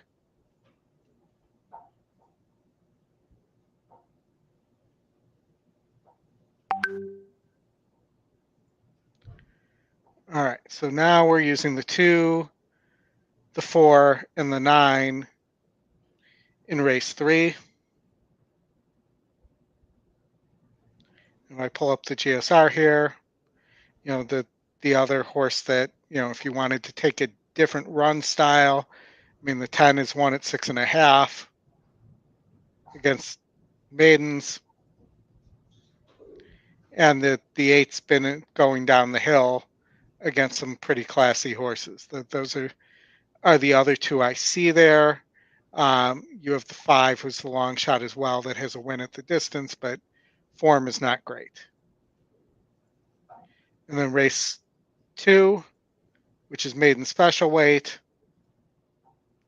You have a Baffert here. Actually, you have 2 Bafferts. And, you know, anytime you have 2 Bafferts, you got to look and see, well, we got a 3rd Baffert here as well, firster.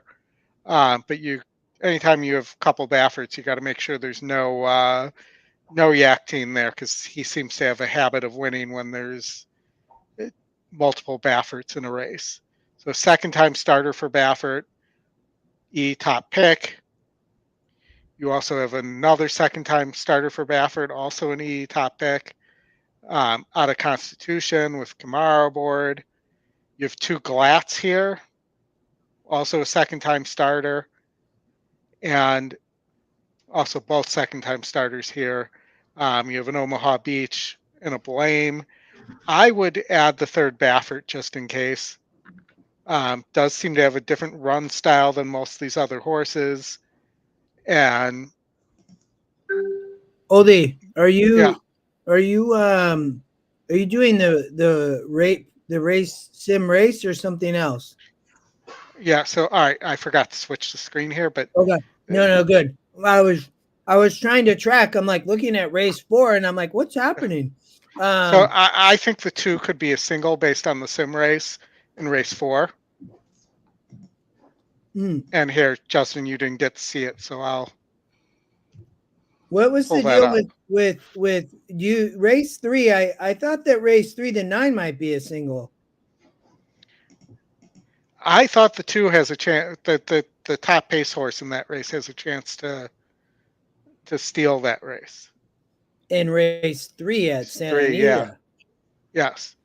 And the 2 really does come away once we hit the stretch looking like it could be a single here. Okay. I know the EE horse to watch was the 9 horse there with a gold, which is a positive ROI. Yeah. So we're going to show the race 4. That's a 3-year-old state bred stakes, the Evening Jewel. Yeah. Okay. Yeah, so that I just re-showed that on the screen, but I can show it one more time. You're singling the 2 there though. Yeah, I'd be curious. Yeah. So this horse has the pace on big pace. Well, and the 4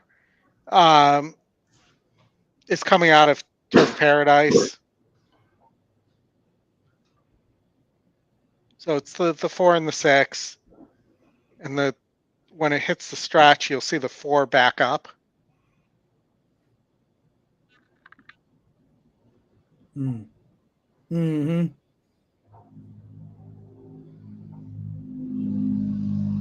Yeah, I mean, looks to win for fun. I can see why you would single there. Okay. All right. And then Do you have the workout report, Chris, on race 2 or race 5? I do I have not race have the report, so race 5. I have only the 2 horse. She's the law. It has a 4-star work. Justin, I got Okay. you up on stage. If you want to flip over there. I don't know that we can show the workout report on the. Yeah, I don't know how I would. Well, I don't think. I'd say I know Scotty did the other day. There's a lot of horses working though in this race that are working well. I mean, race 5. I mean, the 4, the 1, the 2, the 4, the 5, the 8, the 9. I mean, Oldy. So did you, Oldy? If you want to take control back, did you? Are you playing a pick 4? Is that your plan?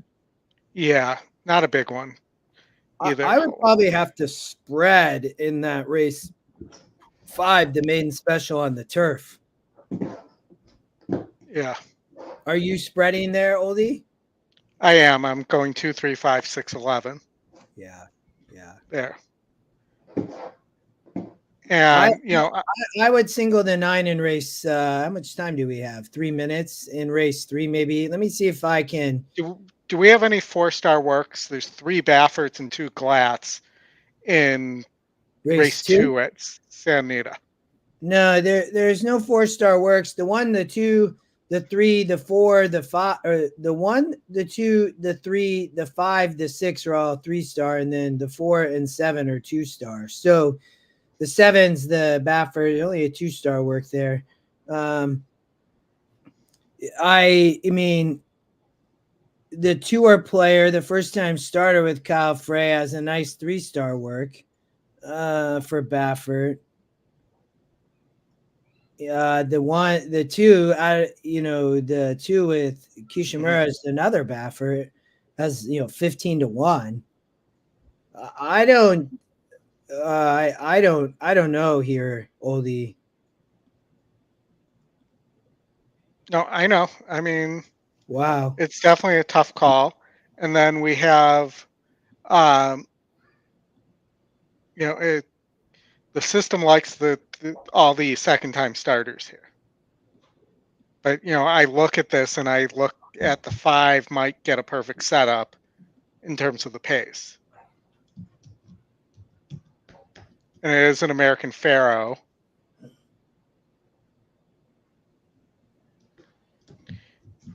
And guys, once we do Santa Anita and Aqueduct, we're going to have to be quick to get back to Keeneland for the all stakes pick 5. Yep. We got 2 minutes to Santa Anita and 3 minutes to Aqueduct. And 13 minutes to Keeneland.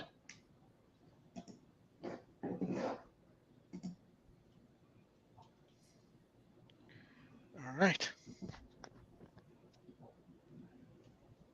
And all right, so how are we looking on the track at Santa Anita? Can we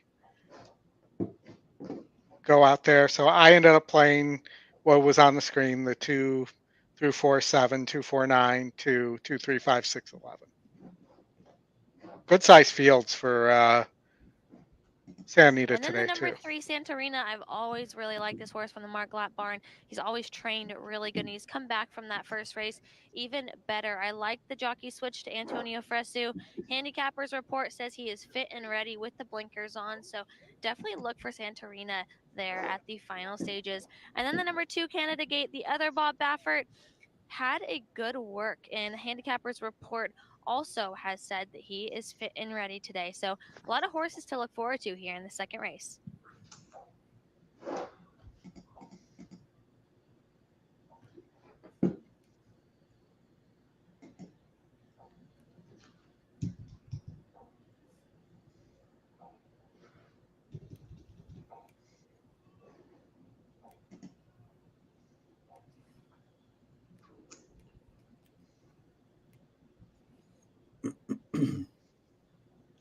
All right.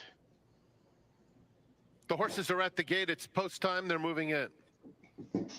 It's post time.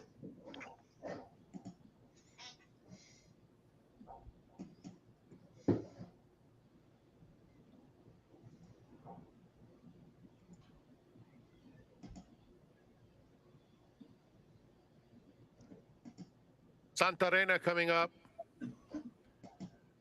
Winterfell and Ball Don't Lie.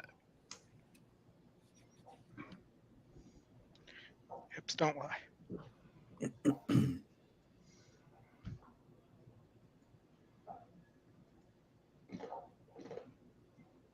In the gate.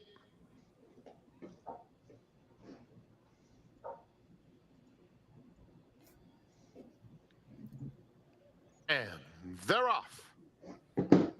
Ball Don't Lie and Winterfell vie for the lead. Winterfell a little bit quicker. In Suspense is coming through down at the rail in third. Santarena close up today, just a length off the lead and moving right in and after the pace. And it is Santarena who proves quickest of all, narrowly in front. Ball Don't Lie in Suspense. Winterfell fourth, 2 lengths off the lead. Then Tour Player between rivals, Canada Gate and Broheim. Into the far turn, and Santarena struts his stuff, opens up a length and a half. Ball Don't Lie in second. Who'd you use here, Oldie? Outside third. Then in Suspense, 3, 4. by Tour Player in fifth. I'm sorry, between 2 through horses, 5, 7. Broheim and Canada Gate. Quarter of a mile to Yeah, go. it And was- the Glad Horses 1-2. It's I Santarena. the same. Ball We'd Don't Lie love to moves beat to the engage. 3 here. Ball Don't Lie, Santarena, Four's Four got Santarena can't be trying to better fend than him the off, but 3, Ball so Don't that Lie works. has his mind on business, and Ball Don't Lie got his goes money past on his inside mind. the final I eighth of a singled the mile. 9 in the next Santarena is race. fighting bravely. Ball Don't Four Lie is to just a win. little 4 too to win, good, not though. bad. And Ball Good Don't job, Lie man. wins When there's going 3 away. Baffords, use the 2 Santarena glass. second, Winterfell third, in front of Tour Player and Canada Gate. Good one. All right, Aqueduct time. Going Race into the gate at 9. Aqueduct. Yes.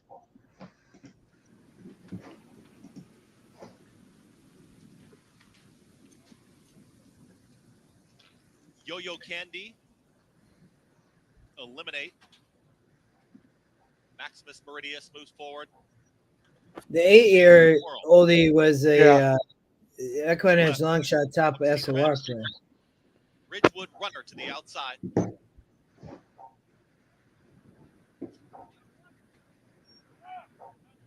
Ridgewood Runner steps forward and in. All set for the Bayshore.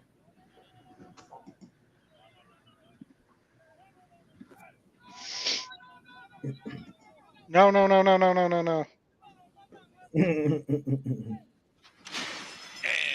they're off. Classic Joke broke with early speed. So did Shady Whirl towards the outside, and Maximus Meridius is going to take back there to third. Moving forward, his proprietary trade is bringing Ridgewood. 8's going to have to touch them all. Front 5. They're 2 in front of Yo-Yo Candy, who's well settled at 6. From the back of the field comes Reasoned Analysis is there with Mission Beach towards the tail end. Augustine Red, the early trailer, Eliminate. Losing touch with the field early is about 10 lengths the trailer. They're chasing Classic Joke. It's Classic Joke who's right there. Shady World up alongside those 2 head and head. Perfect stalking position here for Maximus Meridius. With 4 furlongs left to go, they went 22 and 3 for that opening quarter mile. 3 across the racetrack. In behind them, that's Proprietary Trade. Yo-Yo Candy is moving through at the rail, is in 5th. Will need somewhere to go as they are tightly bunched on the front end from the back. Mission Beach is rallying on. Reasoned Analysis starts to get going. Augustine Red, Ridgewood Runner. Maximus Meridius has taken the lead. 46.36 for the half mile time. They've got a quarter mile left to go, and they've got to catch Maximus Meridius out in the center of the racetrack, who kicks away, is up by 3. It's Maximus Meridius approaching a final furlong. Here comes the run from Proprietary Trade. Also the run from Reasoned Analysis, and Reasoned It's gonna Analysis get there. unleashed up on the Yep. outside. Maximus Meridius approaches the 16th, but Wow. every stride is Reasoned Analysis to push on by. It's Reasoned Analysis to pull off the upset. Reasoned Analysis over Maximus Meridius. Then came Eliminate and So third for the long shot. All right, we got 7 minutes and not a lot of time to run through all these race sims at Keeneland. You're up, Oldie. So are you doing each of them? Yes. Okay, so you're starting with race 6. 6. Yes. Which is Okay. So this is the all stakes pick 5 race sim. Starting with race 6 here. Okay, I did you have thoughts, Oldie? I well, go ahead. You can just play the thing. You can talk about your thoughts here. No, I don't know if it's my computer or why it's running so slow. So you ran the 1, 2, 6 are up on the lead. Yeah. I thought the 4, I talked about the Ben Colebrook, the 4 horse, as a very interesting horse. It didn't, supposedly didn't have a good trek out to Santa Anita for the Malibu, and go ahead. I went 2, 4, 6, 9 here. Yeah, I took a shot on the Bruno. Yeah. In my pick, what I use in my pick 3, I use 2, 4, 6, 9. Yep. So, though my most interest was a lot in the 4 horse. I think 7-2, you're getting a good price. Bruno Beaucruz taking money, So, yeah, I'm with you. All right. So the 2, it looks like there just gets the lead on the front end and is gone. So yeah. But the 1 shows the pace. So what happened to the 1 there? Oh, you already flipped over. I already flipped over, but the 1's cheap.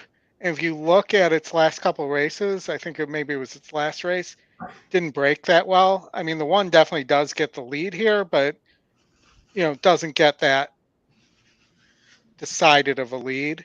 And it wasn't like the 1 was taken out of this. It just looks like the 1 just stops about midway through. It's done.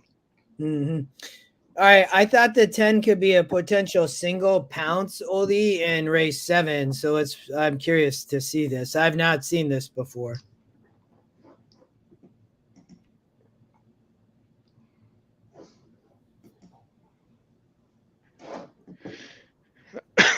The 1, 2, 7 up on the front. It looks like the 10's gonna try to sit off the pace.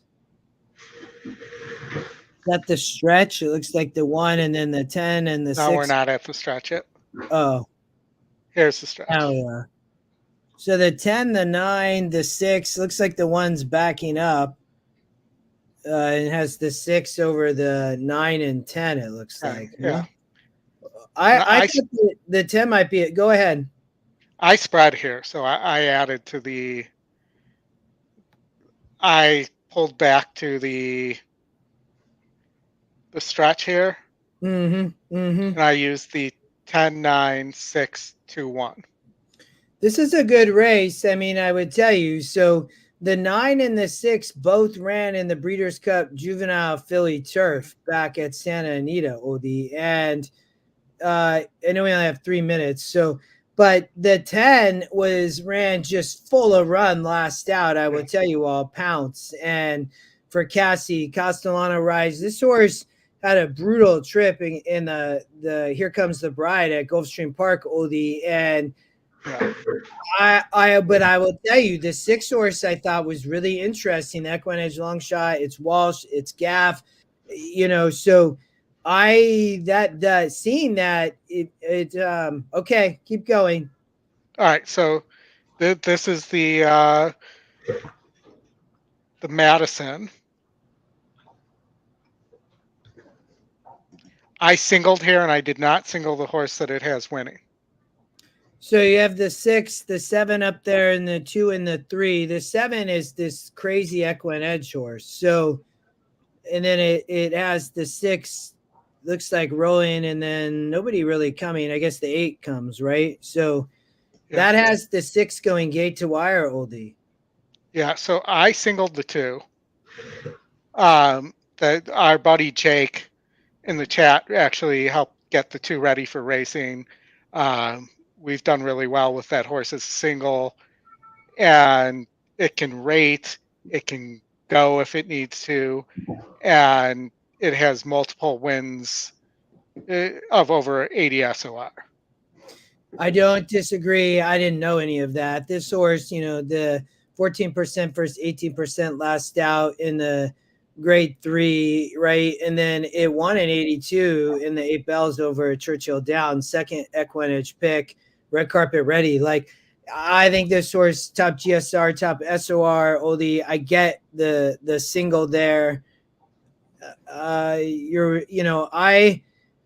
I thought that the 2 would be tough there. I also thought that the 7 Big Pond is just a very interesting play on many angles.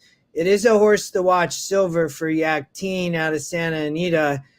I don't love this horse, but I think it is very interesting, Oldie. So I might only use 2-7 here. There's a lot of speed in my perspective. So I thought the 7 maybe could sit the trip, but I like the 2. That I might try to go narrow there. I don't know if I'm going to play the pick 5 or anything, but keep going. Yeah, how much time do we have left here, guys? They're not at the gate yet.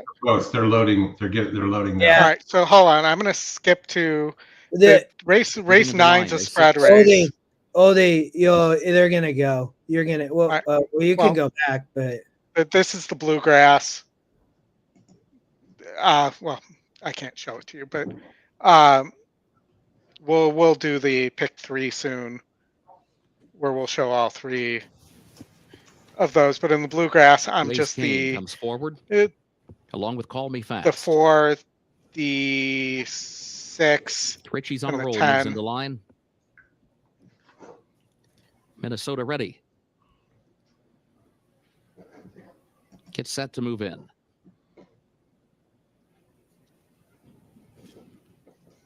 I have 2, 4, 6, 9 here in the pick 3. Last one goes in. They're at the post.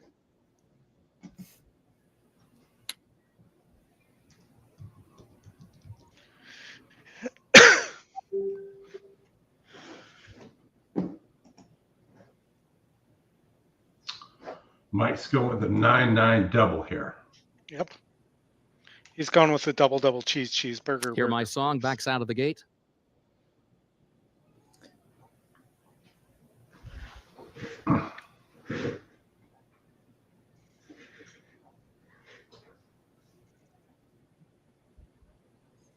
I like the price here on Raise Cane. I would say it's 7-2. I didn't know J.R. Ewing was the starter at Keeneland.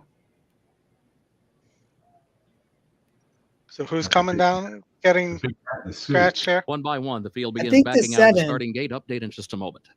I think it's the 7, Oldie, it looked like. All right, well, you're updating that.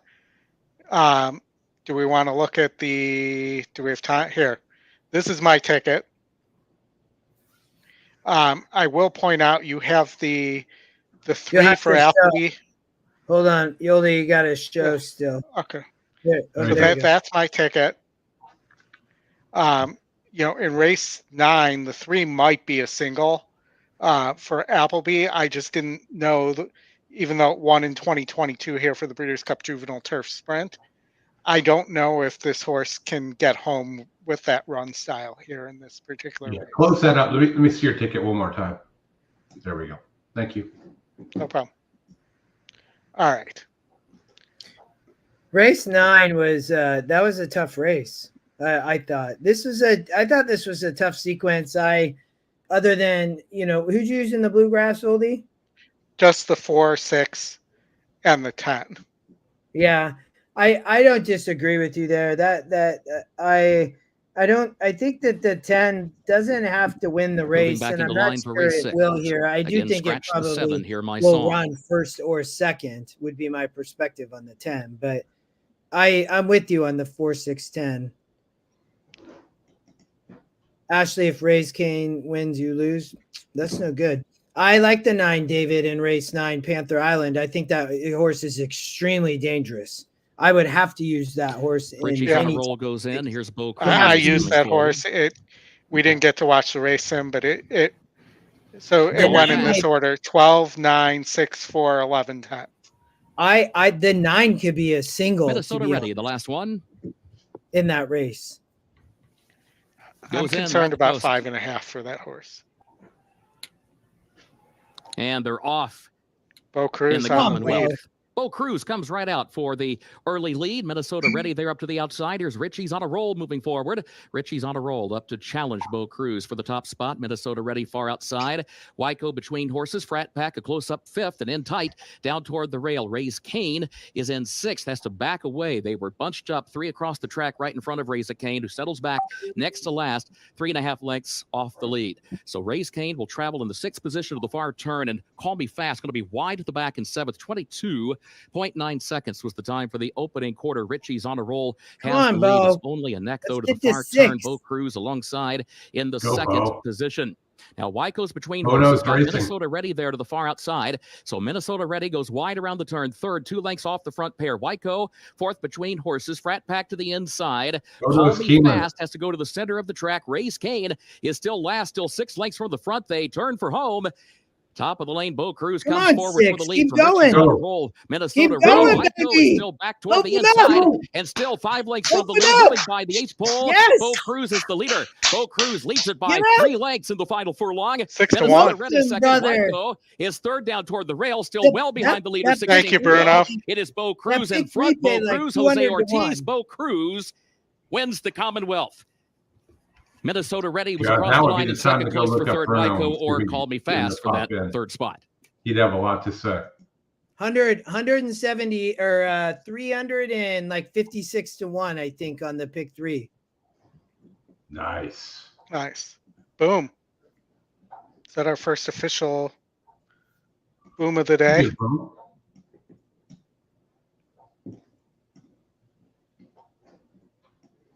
There we go. There's our boom. All right. All right, Gulfstream. Gulfstream race 6. You guys were away when I talked about this, but I actually think if you're going to play Gulfstream, that race 7, the 8 is a single. All right. Big pace advantage. I'll get some double into that. I'll take the 7, 6, and 4.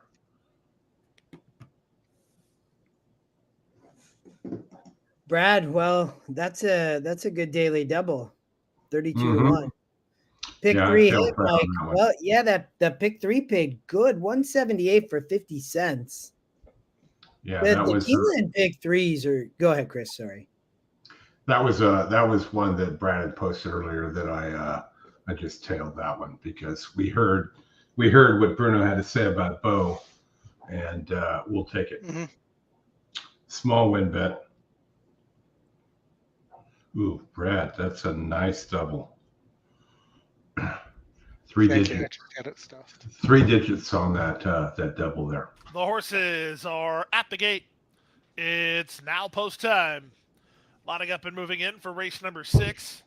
Another wide open betting board. Bettors completely unsure where to go here. The only horse they know they don't like is the one Seeking by a Storm. Everybody else accorded a pretty strong opportunity here. Sister Nell walking forward next under jockey Amisael Jaramillo. Now Calming Sea. Pickup ride for Chris Landeros. Platinum Rocker and Reconnecting, then Confer to the outside.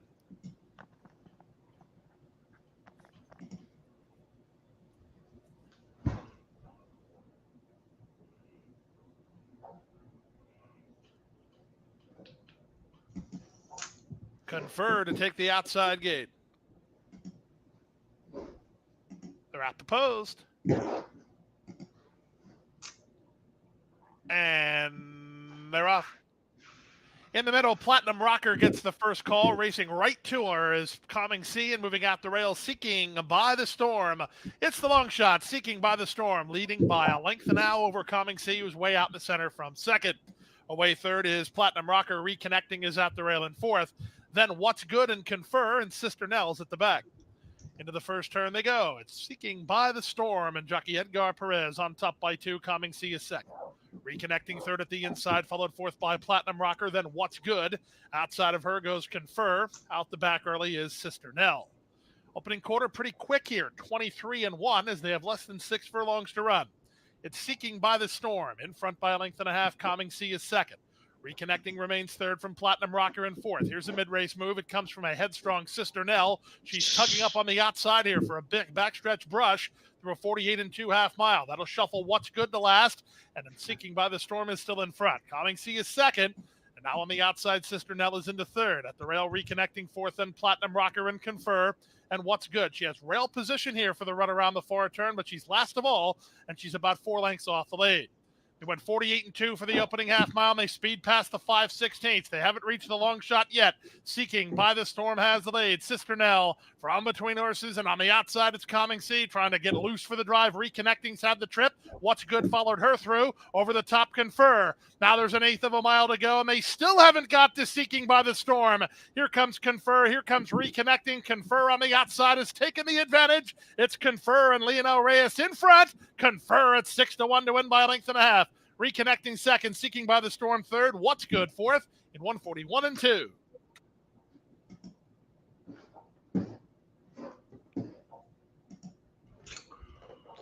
All right, Oldie. You've got the Coast to Coast coming up. You want to look at that? How about we look at all Derby prep pick 3? All right, I will shoot you the numbers I have into the chat here, and you can take a look at that as you go through it. Because I've only shown one of the 3 race sims, and we'll go through all of that. The big 3 pick 3, because we're getting close to the Wood here, which is coming up in about 16 minutes. All right, so let's look here. Make sure I have you guys up here. I do. Okay. Now let's go to the race sims. We'll start with the Wood here. So I'm going to go in backwards order if this allows me to. Hold on one sec here. 8, 9, 10. That's mine, Oldie. 129 2456 348. What are you playing here? This is Derby pick prep pick 3, Justin. No. What race are you watching? The Wood Memorial. Wood Memorial.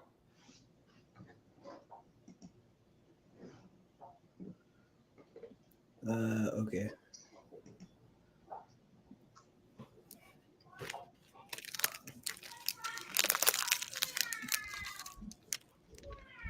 All right, so 2, 4, 1. For me, it's then the. Can you go back to the stretch, Oldie? Yeah. Hold on. It really didn't change that much. No, a little bit. Go back a little bit before though, and then will you play it again? Yes. I'm just curious to see, is anybody close here? I mean, they're all right there at the stretch. The 13's the only one really moving. Yeah, you can see that. The 4 and 10, or the 2 and the 4 are just up on the lead. Okay. Yeah. All right, so I'm going to take a few notes here since we have to go between different tracks. So I'm going to call this 4, 2,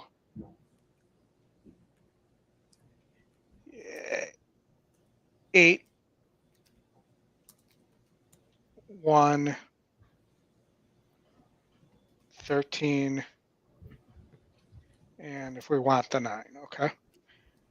All right, so now let's go to the Wood. Not the Wood, the Bluegrass. So let me get us to the Bluegrass, and we're off. Well, okay.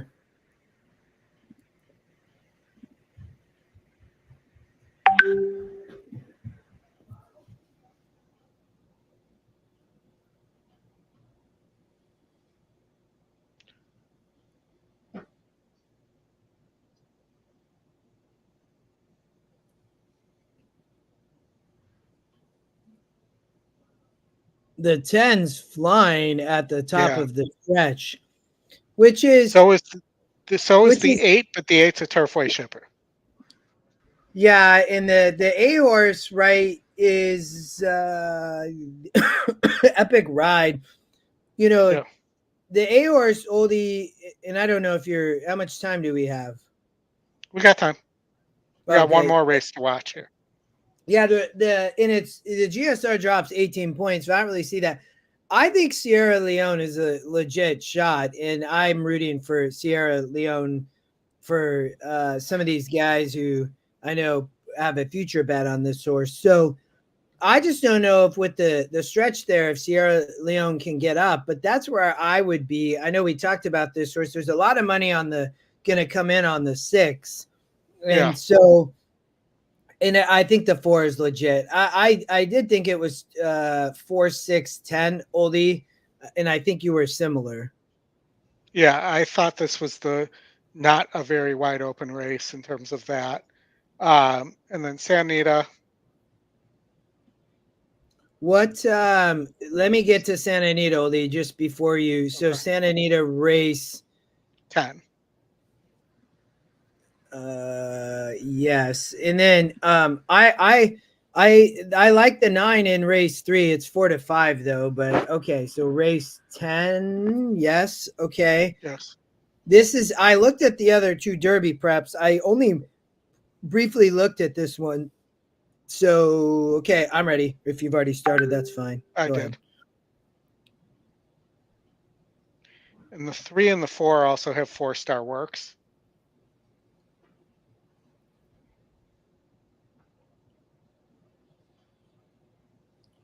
Who has 4-star works?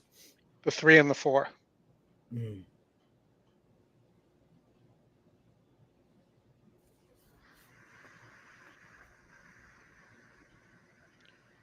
I mean, so it has it as the race kind of runs the whole way, the whole time.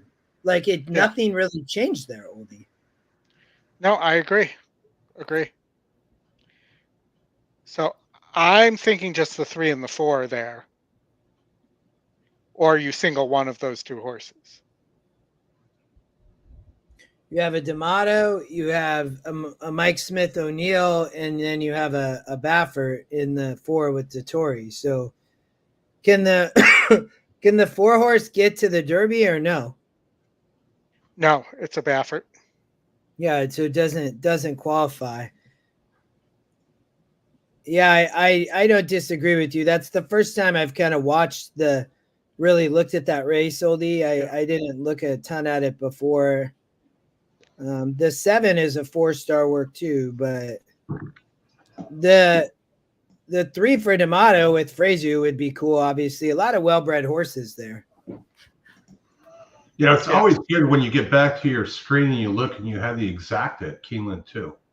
That's always nice. Did you not realize you had it? Yeah, I had the 9 and the 6 boxed. Good call. Every once in a while I get lucky. So for me, this is what I came up with. It's $108. If you want to single the Baffert or single the other horse in the Santa Anita Derby, the 3 horse, that's up to you. But I'm putting this in here. Big. How much does this cost to play? $3? $3 base. Yeah, my $3 ticket is costing, I believe, $108. Mine is also $108. What are you, Oldie? I just put it in the chat, out there for everybody. Okay, so you're the bottom one there. Yes. Okay. Apologize for the out of order numbers, but I did it in the order that it was on the screen for. Yeah, that's Oldie's there. Nope, that one's me. That's mine. That's yours. Yeah. And then we're waiting on Justin's. And we're heading out to Santa Anita here. They're heading over to the turf course. So I like the 9 at Santa Anita. When's this thing go off? I think I kind of have my ticket, but you've got time for the Yeah. the pick 3 there. Let's get to Santa Anita right now. Watch this. I'm gonna get some social media going. I mean, I singled the 9 in the pick 4, so I'm rooting for the 9 at 4 to 5. I did not expect this horse to get bet this much, 3 to 5 at the moment, so getting crushed. Yeah, I had the 9-6-5-4 here. It's post time. The horses are at the gate for the third. Wagers. Leonard Powell, Frankie Dettori, I love them at prices. Horse coming in from the east. We'll see if we get here with this sport. Yeah, Scott, I had heard that Cox said that Timberlake wasn't going to run in the Derby.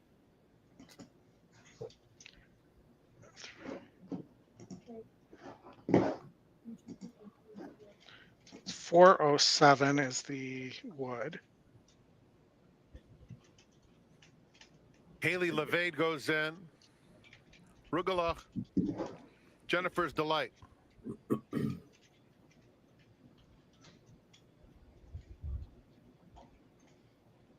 Putting the front of the gate for Haley Levade.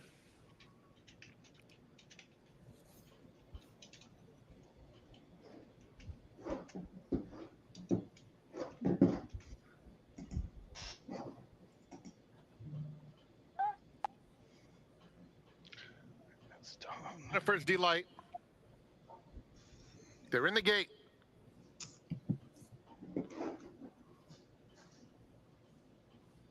And they're off. Queen Molotov rockets out of the gate. Excelia Like a cocktail. lead in second as they get to the main. Anyone? Followed by Rugalach on the outside third. And it's Foolish. Wow. 9 went off the 3 to 5. Then comes Recinto Rompere racing in mid-pack just in front of Alternate Rock. Jennifer's Delight is outside of her. She's Got Away has 6 to make up. 3 in front of Haley Levade. Queen Molotov passes the half-mile pole, pressed by Excelia, just a head back second. At the rail, Foolish in third, Rugalach, Recinto, Rompere in between rivals. Then Jennifer's Delight and Alternate Rock right together. She's Got Away, 8 lengths off the lead with the new leader, Excelia, and Haley Levade has to pick it up from behind. Excelia turns 9 now going to run. The 4 looks 8 to 1, big price. There's room for Foolish running a good race down at the rail. Just behind them. Come on, 4. Come on. Come on, 4. Go. Come on, 4. Nice, man. Yeah, good price. All right, that's a boom on my pick 4. So I was 249 there. Alternate Rock rallied well to get the place spot. Get the best price. That's a good call. Jennifer's Delight. So for some reason I just want to single Sierra Leone in this big 3, but I just don't know if I just think that I don't know if the horse is going to be able to get the trip there at Keeneland, but at the top of the stretch there, Oldie, going back to the wood, or not the wood, sorry, the with the bluegrass, right? But I just don't know if can get the trip there. I don't know. That's an amazing call on Powell and Dettori. Well, I told you that going in is that with Powell, I don't like him as a favorite. This horse has been coming in from the East Coast. You get Frankie, you get Leonard on the turf. Works have been decent. This was a good target spot for that horse, so not bad.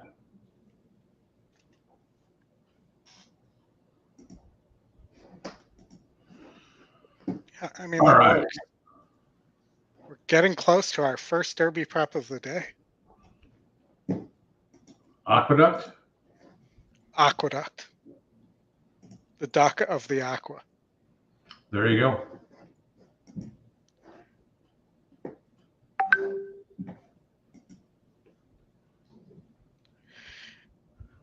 All right, let's see if Tony is right about the maiden here.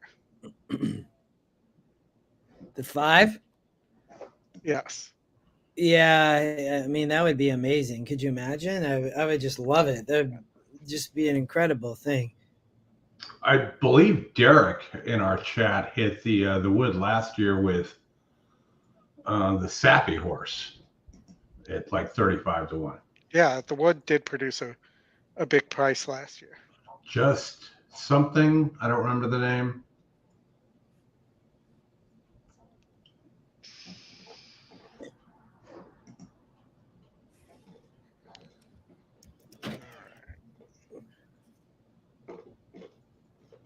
I put mine in. I'm gonna single Sierra Leone. It's just $45. I spread here in the wood.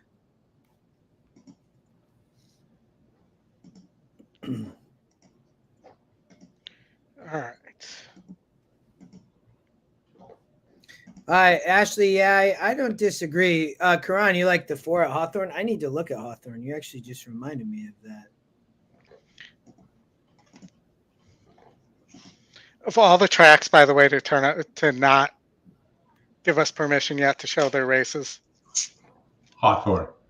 Hawthorne. Maybe I just try to win this tournament. Ladies and gentlemen, your attention, please, on advice of the veterinarian. What? Late scratch here in race 10. The Scratch 2. The 2 El Grandeo. The 2 El Oh, Grandeo is late that's scratch. the pace That's of a the race. huge scratch. Yeah. Wait. So, what's happening here? Didn't even make it to the gate. We're still in the paddock. All right, so I got to So the cancel. 7 Merit In the winner's becomes the circle is pace, Recinto Rompere, but there's a 4-year-old lot of trained cheap by speed Fenner here. Conti out of Starlight Tiara. Owned by Eclipse That- Thoroughbred Partners, trained by Leonard Powell and It ridden might be by worth throwing the Frankie 7 on there Dettori. Back-to-back wins for instead of Frankie going Dettori. cheap. Recinto Rompere was bred in Kentucky by No. Gateway. It's another Safi horse. The running time, 108. And lightning There strike it twice. is. Santa Anita Park The- welcomes the Compton Cowboys. The fourth is Compton the Evening Jewel Cowboys? Stakes presented by the Thoroughbred Late scratch Aftercare of the Alliance. 2. Post Is time that- in 24 minutes. So at Aqueduct, so who just scratched the 2, which was the pace of the 2. race? Mm-hmm. Thank you, racing fans, for continuously choosing Yamava Resort and Horse has Casino been at led San off the Manuel as your racetrack. destination for gaming excitement. As the closest There's resort still and casino speed to Santa though Anita Park, from you're sure to Tuscan experience Sky, world-class gaming, right? dining, and You know, entertainment. the 3 Enjoy and the 2 floors 6 of the is most cheap here. So I am curious to see if the system updates the long shot. I think that's my biggest. I'm keeping the. I won't even let me. I have to redo my ticket. I'm doing mine right now. So I replaced the 2 with the 7. What did I play? 1, 2, 4, 5, 13. So 1, 4, 5, 13. You replaced the 2 with the 7? Yeah, an absolute bomber for Safi. The horse hasn't run poorly.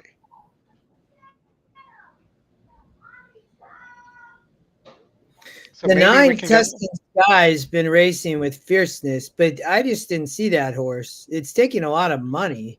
The 4 to 5, I'd just love to see the 5 horse.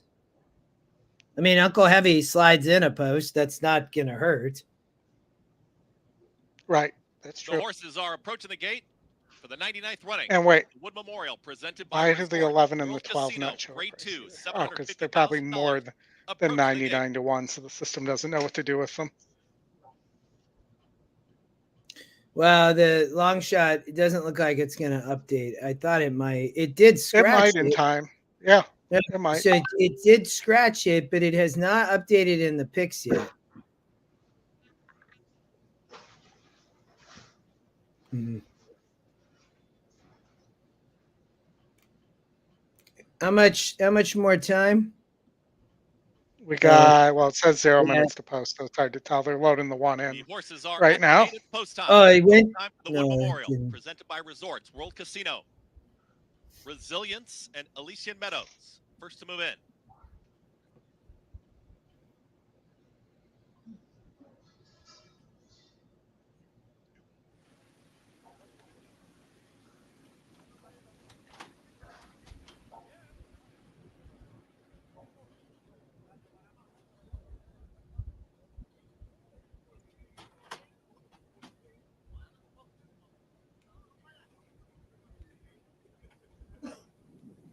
I just stuck with the 1, 4, 5, 13 Oldie and didn't add anything.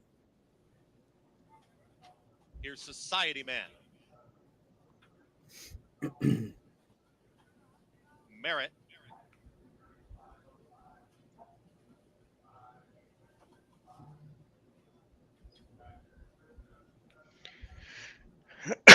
Position.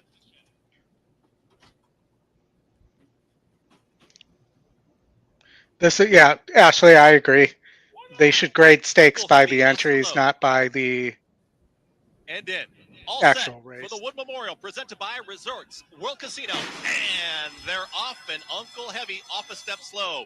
Resilience right out to the front. Lonesome Boy is in that early mix, and there's Evening News. Evening News and Eric Cancel will push the tempo. Picked the Resilience wrong pace back. horse. Just had to check briefly there in second. The Saffy horse didn't get the memo that he was supposed to be on the lead. Now he's ranked. Is to the inside of Society Man, who's now a shared fourth. They share that fourth and fifth position. I mean, choking that horse back. Merritt, who's to the The 4 is sitting a good trip. I mean, there with deposition out wider. tucked in, just rating, stocking off the pace. And the trailer, Elysian Meadows. They work up the backstretch. Evening News has got the lead.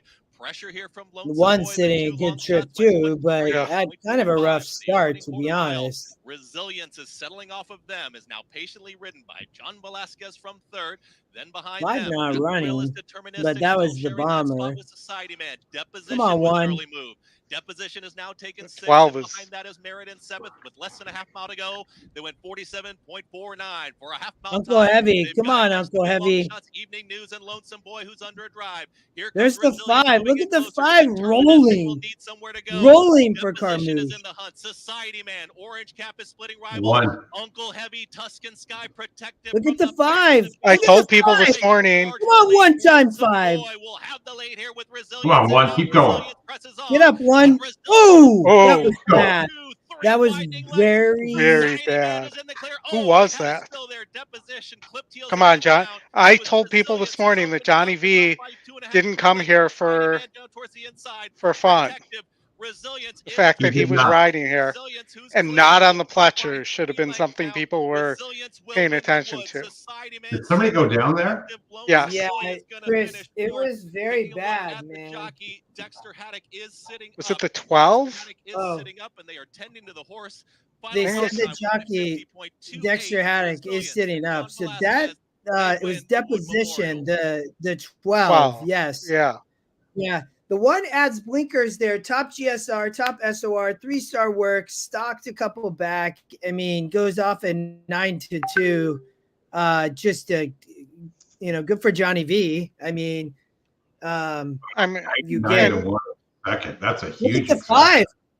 Look at that 5. Look at the super. My gosh. Oh my lord. The exact of the try, the everything there pays the world. yeah. Yes. Tony, you're 5. I hope if Tony's around, gosh, can you imagine wheeling that and the try would have been nice. All right. Oldy, Speaking show of us wheeling, the, we got a wheel to Show us Keeneland. the problems there. With the 1, 11, 5, and 3. For what? Go to Aqueduct, the exacta probables. Oh, exacta probables. I'm like, what probable? You got to keep an eye on Keeneland though, because they're about to go off. 111 is what? 370 for a buck. Jeez. Crazy. Yeah. All right, let's get to Keeneland. If we can here.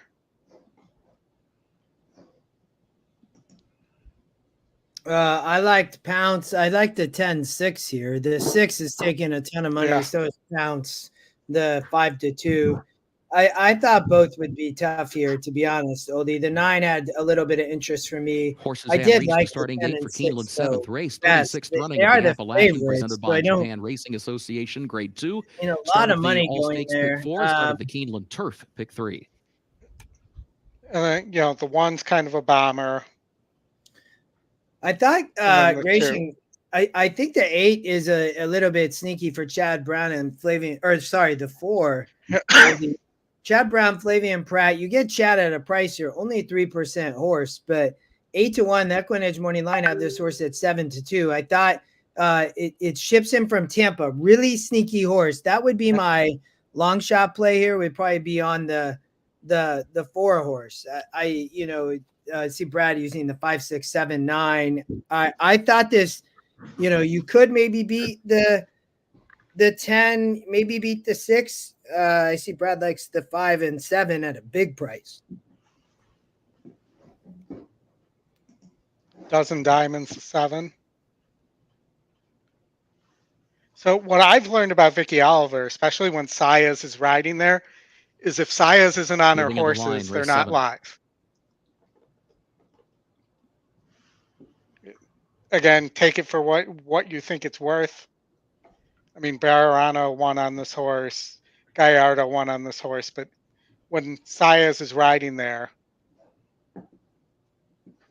and the fact that he's not on that horse, he's on another long shot.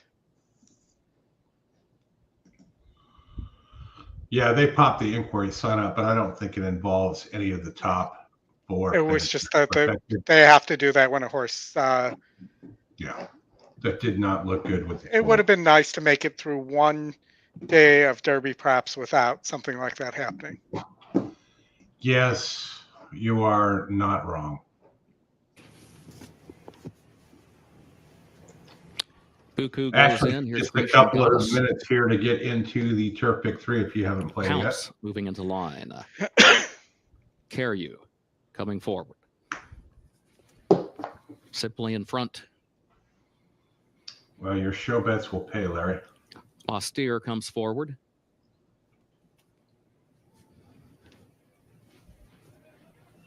Wait, Justin had the 111 exacta? Not you, Justin. Crown Imperial, last low, moves in. They're at the post. They're off in the Appalachian, presented by Japan Racing Association. There goes Poolside with Slim from the inside. A little bit more up on the outside. Dozen Diamonds and Caryu and Living Magic all up close in the opening strides as well. Poolside with Slim from that inside starting spot has the lead though. Hugs the rail around the first turn. Dozen Diamonds a length off the early leader inside. Pounce 3 wide around the first turn. Not necessarily. Caryu got to the rail to save some ground in fourth. Crown Imperial fifth up on the outside. Living Magic is sixth. Buku toward the outside is in seventh. Austere is eighth. Simply in front is ninth off the first turn and up the back stretch. And the sixth is further back, I think. Who is in the 10th position. No, I thought the 10 might sit here. I mean, how fast? Moves up to her outside. They went 22 and 4. I did think the horse might find a good spot. I thought this horse, 5-2 is a little short. Slim got the opening half mile, 47.25 onto the far turn. Poolside with Slim has the lead 3/4 of a length. Dozen Diamonds is second to her outside. Another length and a half to Pounce, who's third midway on the far turn. Caryu is fourth, still down toward the inside, just over 2 lengths from the front. Crown Imperial fifth. Buku being asked to run has to go to the far outside, still 7 lengths off the lead as they turn for home. Poolside with Slim has the lead. Caryu tries to move out the inside. Buku and Mo Fox given toward the outside. Then Simply in front, who's running late. Here comes Buku coming forward to challenge Poolside with Slim. Nine almost went down. Dancing and Dixie, who's fourth on the outside. Buku in front. Fox given. Dancing and Dixie is running on. Boom. Buku in front. Buku wins the Appalachian, presented by Japan Racing Association for Martin Garcia. Thank you to the Japan Racing Association for that one. Yeah. Boom. Boom. Boom, Ashley. Boom. You are correct, sir. Yes, sir. Well, she makes a statement once again here at Keeneland in her 3-year-old debut. That is Buku for. We'll let Scott go away there. Gulfstream. Race 7. The 8. The Ocho, huh? Still time for your wagers. It's race 7. It starts the late pick 3. It's all you're about is the 8, huh?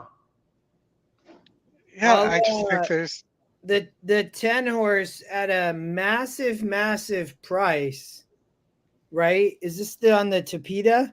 Yes. It is. Sprinting on the Tapeta. Oh, it's scratched. Bummer. Yeah. That horse was a big bomb and would have been worth a play. But I see it doesn't matter now, so I will be done with that. Ubiquitous, the long shot. The horses Slight are drop. approaching the starting gate. 1 minute. Base drop.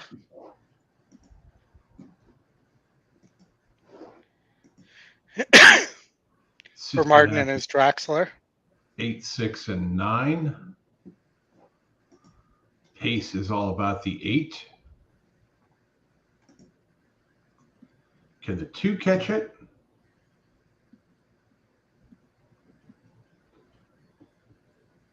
It's all going to be about whether somebody else goes with the 8. For Monica McGooey. You can say with her to that one. I just went with the name, man. I just went with the name. That was it. I wasn't doing anything else other than the name. Looks like everybody had some good booms there. So congrats, folks. Always good. Let's see if I can get red carpet ready The horses one more are time. at the gate. It's now post time. Handicapping moving in for race number 7. The 6, 8, and 11 taking the most play here. 6 and 8, the market leaders. 11, the North 2 and the 9, Remembers I off think, an are upset the, win last time, is a 9 to 2 third outliers. choice for a repeat effort. Yes, Brad. The investment in Bo. Bo knows Keeneland. Art says that the superfecta paid $6,800 for 10 cents. Yeah, that's awesome. How many times did he have it? Well, knowing Art, he only plays it at. He had it for 5 cents. Oh, okay. That in the was that in the on the wager pad? Ubiquitous and the North Remembers are the last 2 to move in. You'll note in there that somebody mentioned if you leave Bauer off, you're playing with fire. And I gave the appropriate response. North Remembers, green blinkers. We're in the gate. Please like the show. They're off. Is that Scotty? Start in between horses for one of the favorites, Neophyte, who heads off for the early advantage. It's That was you? Neophyte target, and the run to the half-mile point. Tis a Tail, meanwhile, is up into second. Up on the outside, Ubiquitous is now third. Away fourth is the North Remembers. Then it's Jupiter Blues and Resist the Devil.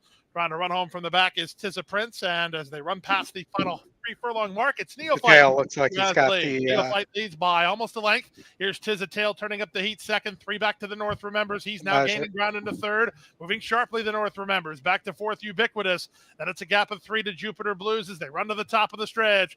On the outside, it's Tis a Tail for a narrow lead. From his far outside, the North Remembers. Off cover, Ubiquitous. He's in with a good chance here as they straighten for the drive. Up front, it's Tis a Tail, but he's got a host of pursuers. Here comes Ubiquitous. Neophyte fights at the rail. Over the top, the North Remembers. 16th to go. It's Ubiquitous who has the kick. On the outside, the North Remembers. Second, Ubiquitous in front. Third is Neophyte. Fourth is Tis a Tail. Ubiquitous wins over the North Remembers in 57 flat. Do not sleep on the long shot. North? On the North? Because it will remember. Mm-hmm. Tampa race 9, maybe? Yeah, let me get over there. On the turf?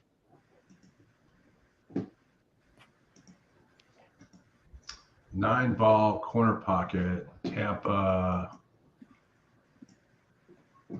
Pull this over as they make the long walk to the backside. Force slime. Yes, Elaine, Yippee. Very nice with the 9.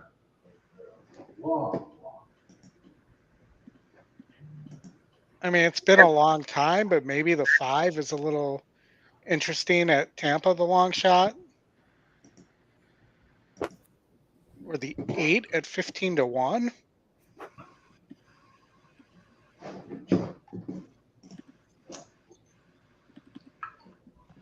The horses are approaching the starting gate. Just 1 minute to post time, 1 minute. We are at 106 likes, so let's get that to like 125, and Justin and Oldie will do shots of something. I don't know what it'll be. Might be water, coffee, something like that. Hey, I have tequila in the freezer. Well, go get it, man. Go get it. You hear that? Can you hear that? I heard that. I heard that. All right.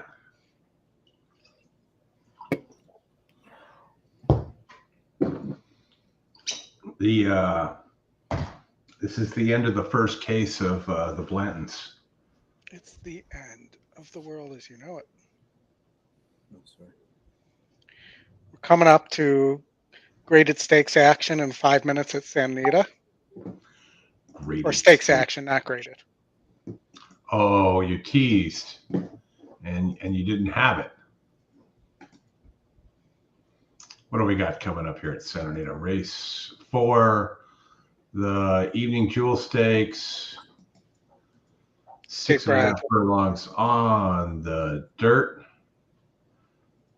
It's a Baffert free race, so Gary Mandela and Mike Smith are the favorite on the 2 with the top pace of 86. Clubhouse Bride for Eric Kruljack, Ricardo Gonzalez trying to run that one down. Those 2 could hook up on the pace, Oldie, which so could the 4. Yeah, so could the 4, which brings me to the 1, who has been trying to rate and just hasn't got there. But could today be the day? Not sure. I guess maybe the 5. I mean, same story. What's funny is this horse is bred by Derek Lawson, who used to be the jockey agent for Flavian Pratt back in the day. And the horses have reached the gate. He was the jockey agent for Pratt when he ninth and finals. We won the Derby. Out day number 75 of the season. Back at it tomorrow, a Sunday of live racing set to go just after 12 noon, a 9-race Sunday card tomorrow. 12 of them here in the finale on the turf. 5-2 favoritism right now. The number 10, Charlotte the Brit. 7-2 on the number 12, Cloud Storm. British Charlotte. On the 4, Slime Queen, as Moser's Image moves in along with Glitter Bay to gate 2. Artifact has gone forward. So I wonder if the speed stops here. There's 5 horses, 65 between 65 and 74. Well, just 13 more likes till Justin's got to get that tequila out of the freezer. How many? 13? 13. We need 125. Coming up. All right. If you get that to 125 likes, then yes, we will get it out, and I will take a shot with you. 12 cloud storage, guys. Sorry, Hope Mario Fuentes to the outside draw. Log out, log in as your spouse, whatever it takes. And she goes in. I'm leaving the banner up there, down there at the bottom until we get to 125. My girlfriend's sitting behind me. She said, "Okay, I'm going to like the show right now." Yeah, the race is on. Caught him in a nice line. Oh man. High Vibes down toward the inside was away quickly with Glitter Bay. Trying to move up to their outside comes Cindy Songs to the inside. 3 are fastest. Charlotte the Brit now coming up to join them as 4 of them across the track as they bend into the stretch. It's High Vibes, Glitter Bay, Cindy Song, and Charlotte the Brit. Those 4 across the course. That quartet opens up 3 on Slime Queen, who falls into a good spot back in 5th. Just outside of that one comes Diosa Katrina in 6th. Lee Rose to the fence in 7th. In the green and yellow colors, Moser's Image is 8th. Then 2.5 more back to Cloud Storage, who races in 9th. Ahead of Fall Moon, the 2 at the back are Starry Hope and Artifact is 12th and last, and about 14 off the lead. They have 5 furlongs to go after a 22-1 contested opening quarter, and long shot Glitter Bay is the leader. Glitter Bay in front by 2 to Charlotte the Brit, who sets up a parking spot in second there. Down to the inside, High Vibes is third. Cindy Song is 4th in the blue colors. Slime Queen starts to advance in the black down on the inside. Then comes Diosa Katrina in the pink, who's racing in 6th. Lee Rowe is after that with Moser's Image. Cloud Storage just given the cue is back 9th and still about 7 or 8 off the lead. 46 seconds for the opening half mile, and Charlotte the Brit can wait no more. Charlotte the Brit goes up and grabs the lead from Glitter Bay. A length and a half more back to High Vibes and Cindy's Song. Slime Queen continues down toward the inside. Going to need a pathway through. Looks to have some run, as does Mosler's Image. As they come to the top of the stretch, Charlotte the Brit, the leader. A host of challengers just in behind. Slime Queen sees daylight, swings toward the outside. Glitter Bay still battling along toward the inside. Diosa Katrina down the far outside. Lee Rowe is my 12 didn't run. The 9's looking. Image. As they come past the furlong, 9 or the Slime 4. Queen hits the front. Mosler's Image. Diosa Katrina down Who's the Image? outside. Diosa Katrina and 9, down on the 4. inside. Slime Queen. These are the two that go on. Diosa 9, Katrina 9, 6. to win it. 13-1 winner. It looked like Pace Slime did Queen melt. got second over Mosler's Image. Ways back then to Charlotte the Brit, Lee Rowe. Wow, Brad, I read your text. Very nice wagering on Bo Cruz. Not sure you want to tell the world, but well done. You are well stocked for the Grade 1 gamble. That might be bad news for Justin. Why? I'm kidding. Oh, I was gonna say. I mean, I'm like, I crushed that pick 3, man. 356 to 1. Like, I mean, I didn't get pick 3 in a Grade 1 gamble. 9 in a but, photo, very close photo. For yeah, no, there. that was nicely done. That was a great sequence. Like, it pays to play like that. It also pays to be a Calbred, and we have a Calbred Stakes coming up next. All right, Oldie, where are you taking us? To Santa Anita for that Calbred Stakes I just mentioned, because it pays to be a Calbred. Or it used to at some point. So can you pull up Santa Anita here for us?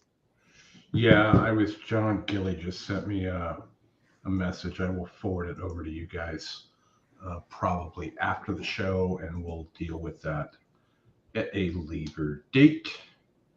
Jeff Ruby's on Thursday. Very nice. That is good for yeah. it's good Yeah, for Justin.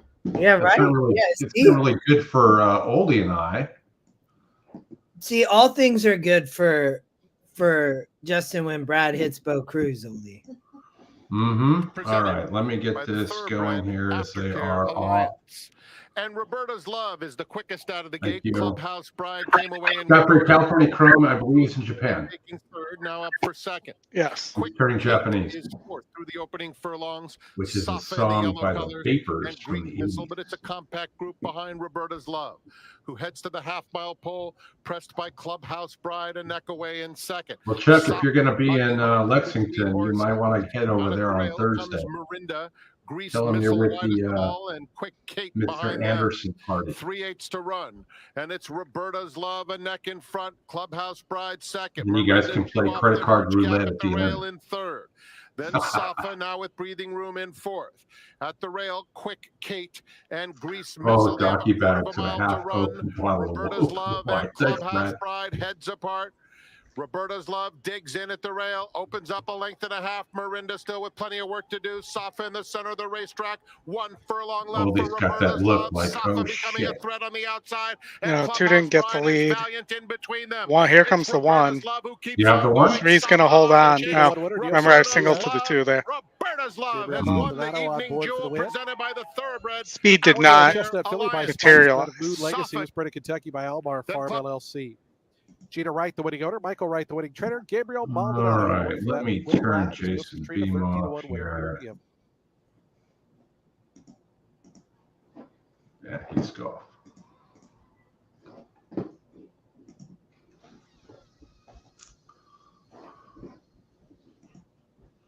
Man, I got to figure out how to get an octo box What's that?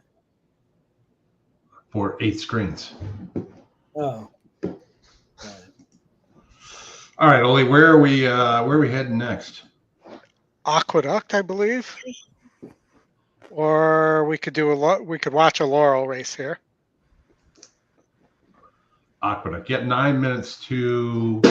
Yeah, let's watch the Laurel race. It'll just take up some time here between Aqueduct.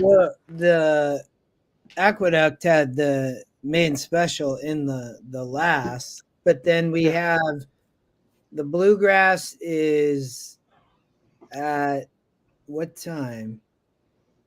Must be in about an hour. I got to know on this cutie pie that I have a positive ROI on, so I'll fire something over here.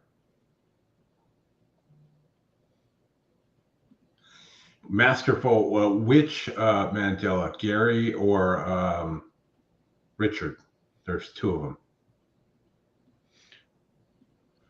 Man, doggy. I might take a shot on the long shot here. Like, we really believe that there's going to be any half-open bottles of wine, right? Right. I think all the wine is gonna be Brad. So it's just really wine bottles, Brad. Brad knows. I mean, he knows he's gonna. Where are we at with the likes? He'll send us like Ernest and Julio Gallo. Yeah. You probably. I don't know if you've gotten to 125, but you're probably close. I got to tell you, Oldie, when I was a kid, yeah, we're at 125 exactly. Go to the freezer. Go to the freezer. Right. After this Laurel race, we'll do the deal. All right, I'll be back. Ready for brown sugar, babe? I'm a cutie pie now, 9 to 5. 128. Thanks, Scotty.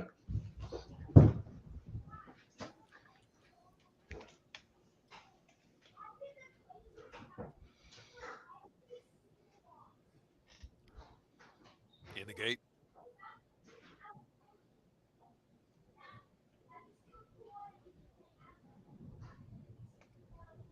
And they're off. Progeny sent out of the air is Dwelling Legacy moving up with early speed, and You Can't Win. I'm a Cutie Pie will settle back now. And Society Ball moving up. So Society Ball, Dwelling Legacy just in front from Society Ball. They're up front from Progeny. Out of the clear from third, I'm a Cutie Pie. You Can't Win in between horses. Back to Fabulous Phoebe is 5 lengths from the front, and trailing the field is Brown Sugar Babe. So Society Ball has company from I'm a Cutie Pie in the inside. Society Ball, the head in front from I'm a Cutie Pie riding that rail. Dwelling Legacy right there with the pace. And Progeny is fourth, still in the clear. About the 4-path into the far turn run where You Can't Win. Rise the inside and Fabulous Phoebe. And trailing the field is Brown Sugar Fabulous Babe. Phoebe. Society Ball try to get away from I'm a Cutie Pie with 3.5 furlongs left to go. Dwelling Legacy third outside. As Progeny's under a full ride there from fourth, has 5 to make up now with 3 furlongs left to run. You Can't Win is racing on the inside. Back to Fabulous Phoebe in between rivals, and Brown Sugar Babe has been the trailer throughout the top of the stretch. And Society Ball, a quarter mile from home, kicking away with plenty of energy. Opens up now 3 lengths from I'm a Cutie Pie in second. On the inside, You Can't Win is third. Trying to pick up late there is Fabulous Phoebe near the inside, and Brown Sugar Babe from the back of the pack 2. Down to the last furlong they go. It's Society Ball by 4. You Can't Win second, and Brown Sugar Babe a 16th left to go. Society Ball win by. That felt like a very slow stretch drive. Win, and then Brown Sugar Babe and Dwelling Legacy.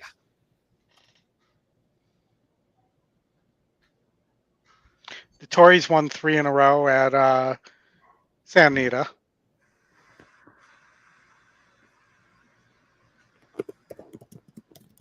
What did you say, LB? Sorry. I said the Tories won 3 in a row. 40.85. I mean, he's good for him. He doesn't have a Derby mount, right? He does not, because he was riding Bafferts. Well, bummer for him, right? Yep.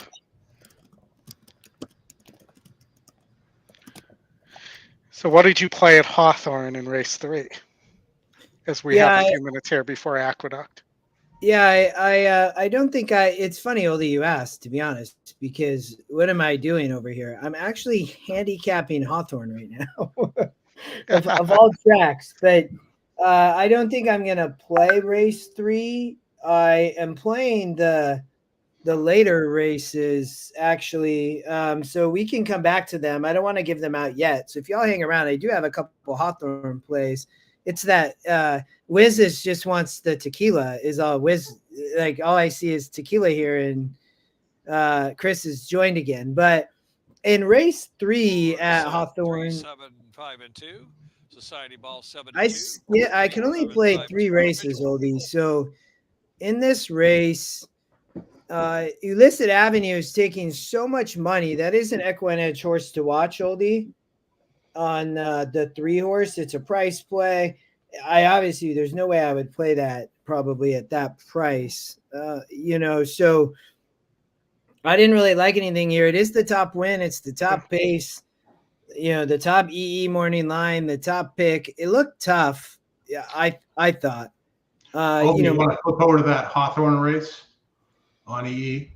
Yeah, sorry, I was looking at that Aqueduct race after that. You ready, Justin? Oh yeah, I got it. I even brought you the whole bottle so you could see. Well, it's frozen. You can't even. Oh, there it is. See? There we go. Did you see the GSR jump on the Ravelli, the 5-horse? Where's this?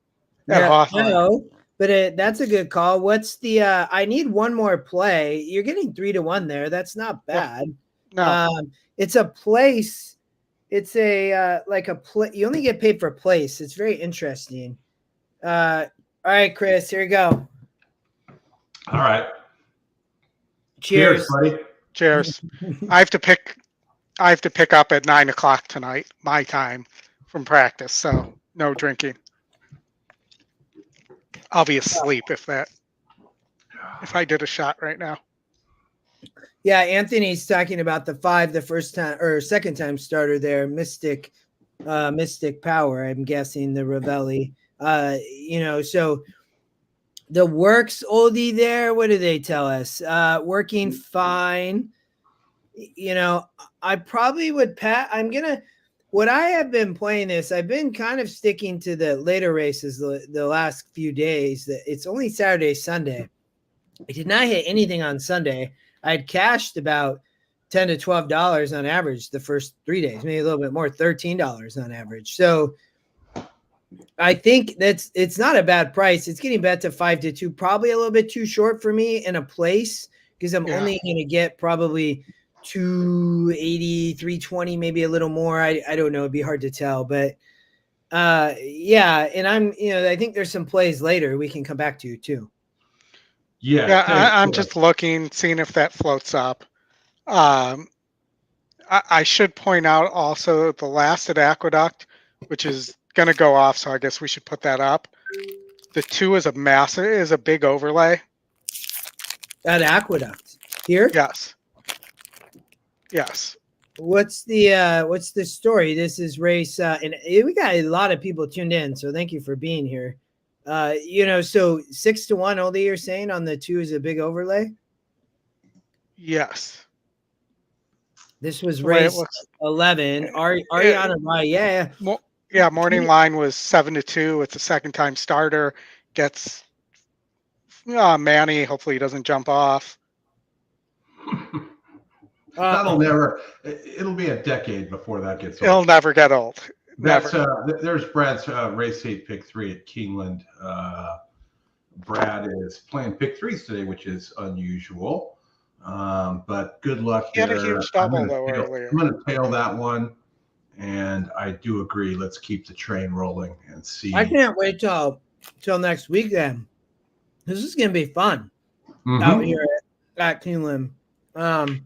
Justin, we got to do some testing during the week. You got to download the StreamYard app on your iPhone. Yeah. No, I have it. I have it already. So remember, because we used it to take the picture with the cards. Remember? Yeah. Perfect. Yeah. So I have AirPods. We'll definitely figure out how to tune in and like. You know me. I'm all for checking in. Like, it's gonna be fun. We'll figure out how to weave it into the show for sure. Yeah. And don't forget to hook up with our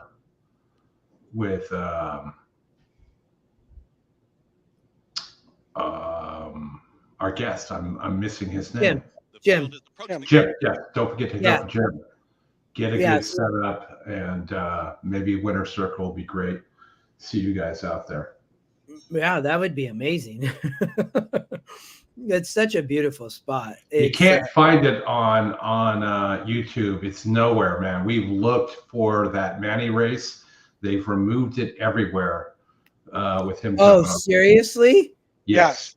not It's that not it- in the ADW replays of that Yeah. day. We've actually if you the want race to before and the spend race some time after. on Twitter, if you want to spend some time on Twitter, there are some clips of it. It's just really hard to find. And if I could find it, we would have that. Because the jock came off the horse, right? They take that off and don't keep it up, right? But that I will always remember that day. That was so brutal.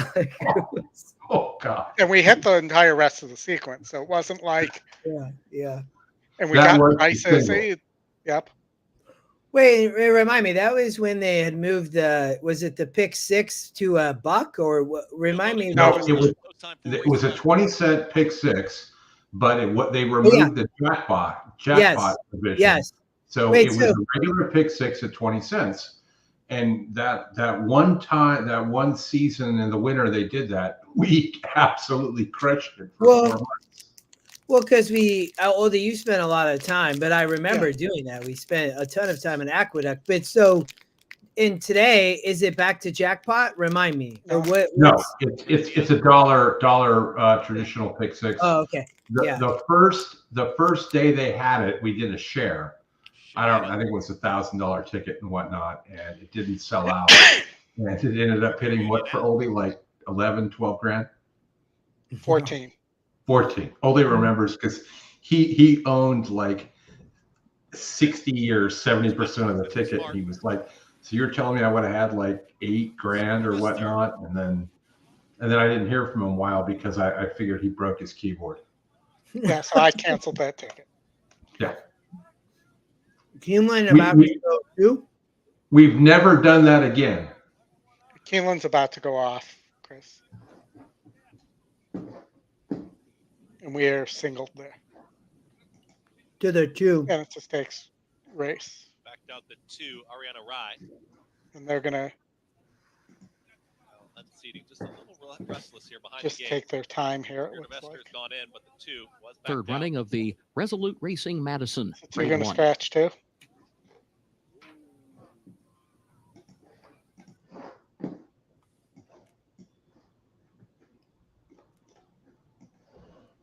Moving fast. No. And they're up.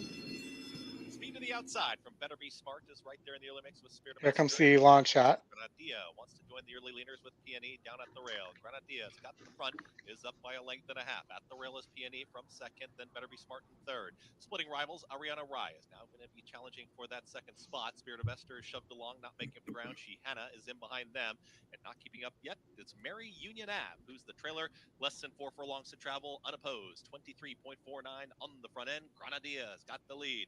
It's Granadia who takes them into the far turn. Under a full drive is Ariana Rye. PNE, purple cap, progresses at the rail, is now challenging and about to take second. Is in cruise control right in behind the leader. The 2 favorites have it right now. The rest with some running to do as they approach a quarter mile left to go. Granadia's got the lead. Well, that's your ED long shot top SOR that's on the lead, but went off at 2-1. And here comes PNE in full pursuit. Has not been asked. The 3 was and the 1's going to catch it. PNE hanging in there is Grenadier from the back. Spirit of Esther's trying to rally on with Better Be Smart. It is still PNE finding plenty here as they approach the 16th pole. That was a horse to watch, I believe. The rest, but PNE will give Dylan Davis another Start of the late pick 4, moving into line for race 8. Wins the finale. PNE wins it over Grenadier.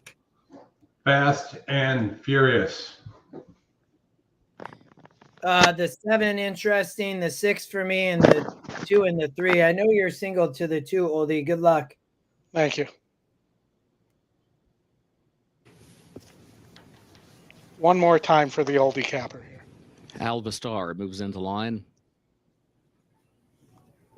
Icicles moves into the gate. I thought the 3 was interesting. At 11 was my kind of long shot here, Oldie. Goes in. They are at the post.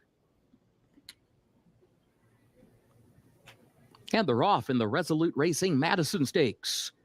There goes Vava from the outside. Hot and sultry has early speed. Icicles, Alvastar, and also Red Carpet Ready up close down to the inside. Alvastar pokes ahead in front. Icicles right there with her, though. And then Red Carpet Ready moves up from the inside. I don't think I Hot want and the lead Sultry here. moves from third into second. Front four in a line. Vava going to back away from that depends front on how foursome. fast they're Into going. You're on the position as they rail, so head I for the guess you far didn't have that turn, much of a followed by choice. Big Pond, who's 1 length Wow, behind pretty her quick, in sixth. 22. Is followed by Sterling Silver to the inside next to last, and Mary Quite Contrary trails 21.98 Going 6 or seconds. 7. The time for the opening quarter. Hot and Sultry from the outside. Red Carpet Ready from the inside. That's the battle for the lead. they're Midway on going the far 7. turn. Top two separated by a neck. Here's Alva Star seeking There's to join the, them. the Has to 6 swing to the looks far up here, outside. 2 to From 1. third, still Come 2 on, lengths 2. off the lead. Icicles is dropping back. Vava Hang is on. still running 6 lengths from the lead. A quarter mile to go. The They 8 turn went for up home. to 2 to 1. I did not use Here's this Alva horse. Star right alongside of 2. Red Carpet Ready. These two going at it. Just over a 6 furlong gonna to get go the 2. in the Resolute Racing Madison. Yes. Come on, Alva 6, Star beat has this struck the 8. lead.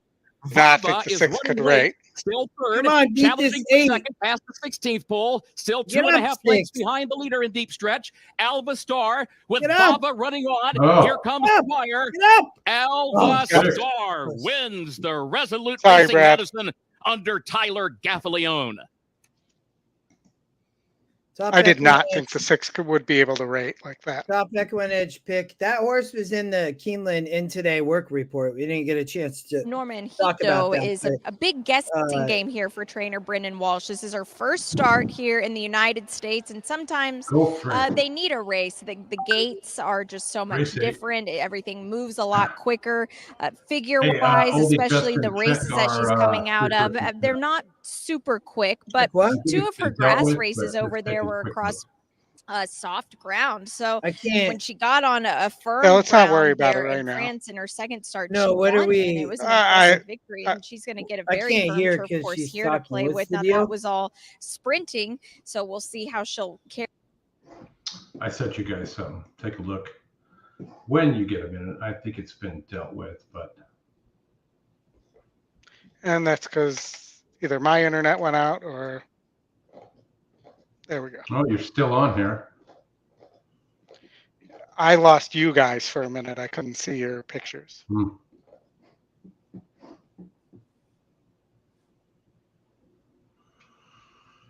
All right, is this the last at Gulfstream? Or do they have one more? They have one more. So you got All one right. last chance for a double here. After this, we have Santa Anita race 5. As we inch closer to the Santa Anita Derby, which is race 10.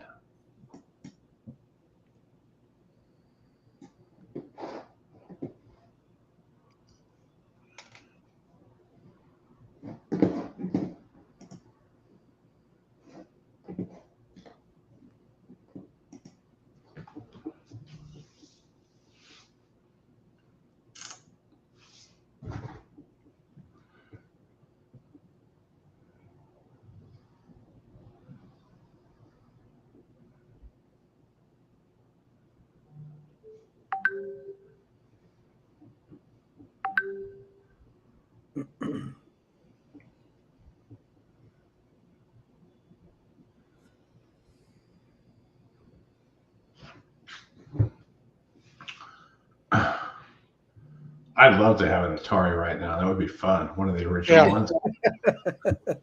Such a chip is fun. Just getting Space Invaders to go over, 9,999 points was a deal back in the day. All right, so here we go. Getting onto the turf course at Gulfstream. Taking a quick look here to see if there's anything that kind of reaches out.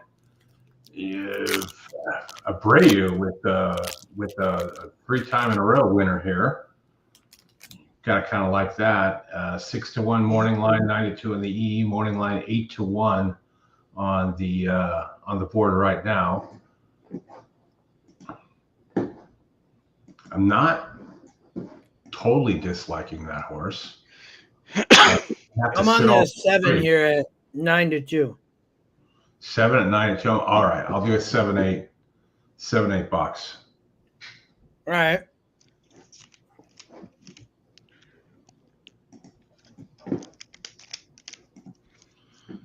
Let me turn on track and answer Pete Aiello. Pete was down at Jamaica earlier in the week, calling races there.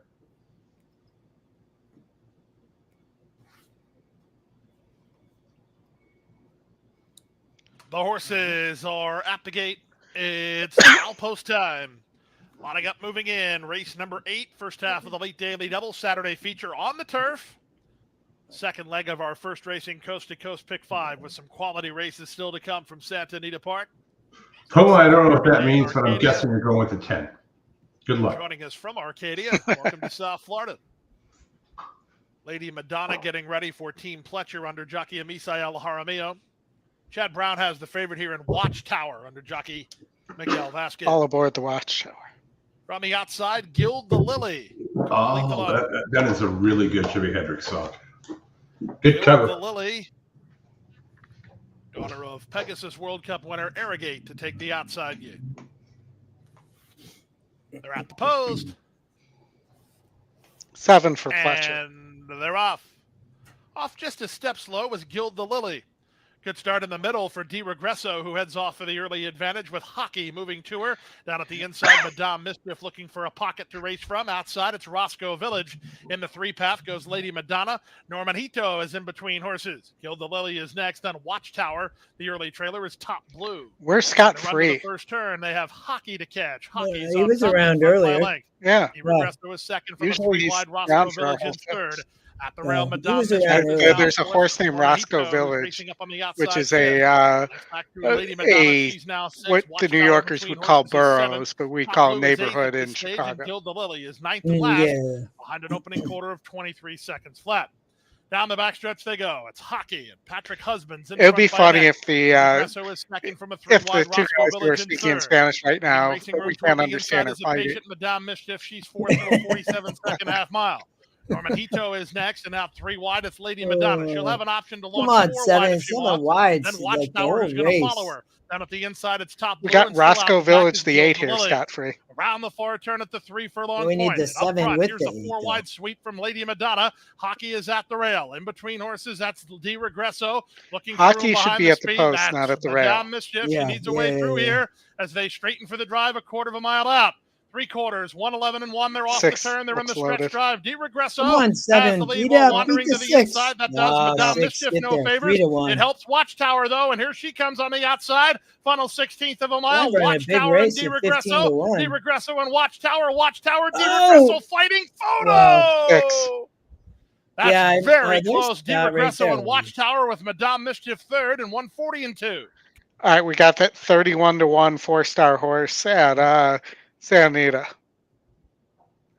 Oh, I don't. What number? I think you told me the 2 horse in race 5. Oh, I believe you're right. This was race 5 at Santa Anita.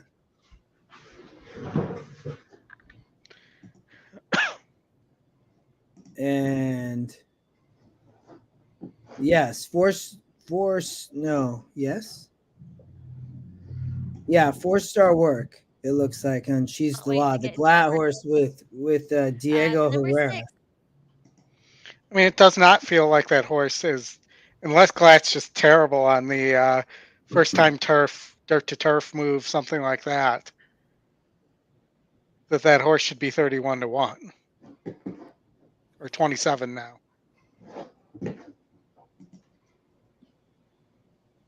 Back to 31. The Glatt horse here we're talking about? Oldy, that 2-horse won at Hawthorne. Or maybe were we talking about the? We were talking about the 5. Yeah, we were. The 2 was the second EquinEdge pick and ended up paying only $480 for place, but for win paid $16. Not bad. But that was the second pick. This horse has a 4-star work. I mean, only 3%, but I thought this was a fairly wide open. I did not see the 6 being as big of a favorite here. I'm going to take a flyer on the 10. 4th out here. Had some trouble. We'll see if it can get a trip here. Well, I think maybe Dettori on the 3. Makes a lot of sense here. I can't fault you for that at all. Frankie's won at least 2 today. You've got Dutch Row shipping in here. You're getting a square price at 7-1. And Frankie rode this horse last out, and just kind of didn't break well, but finished well. Yes.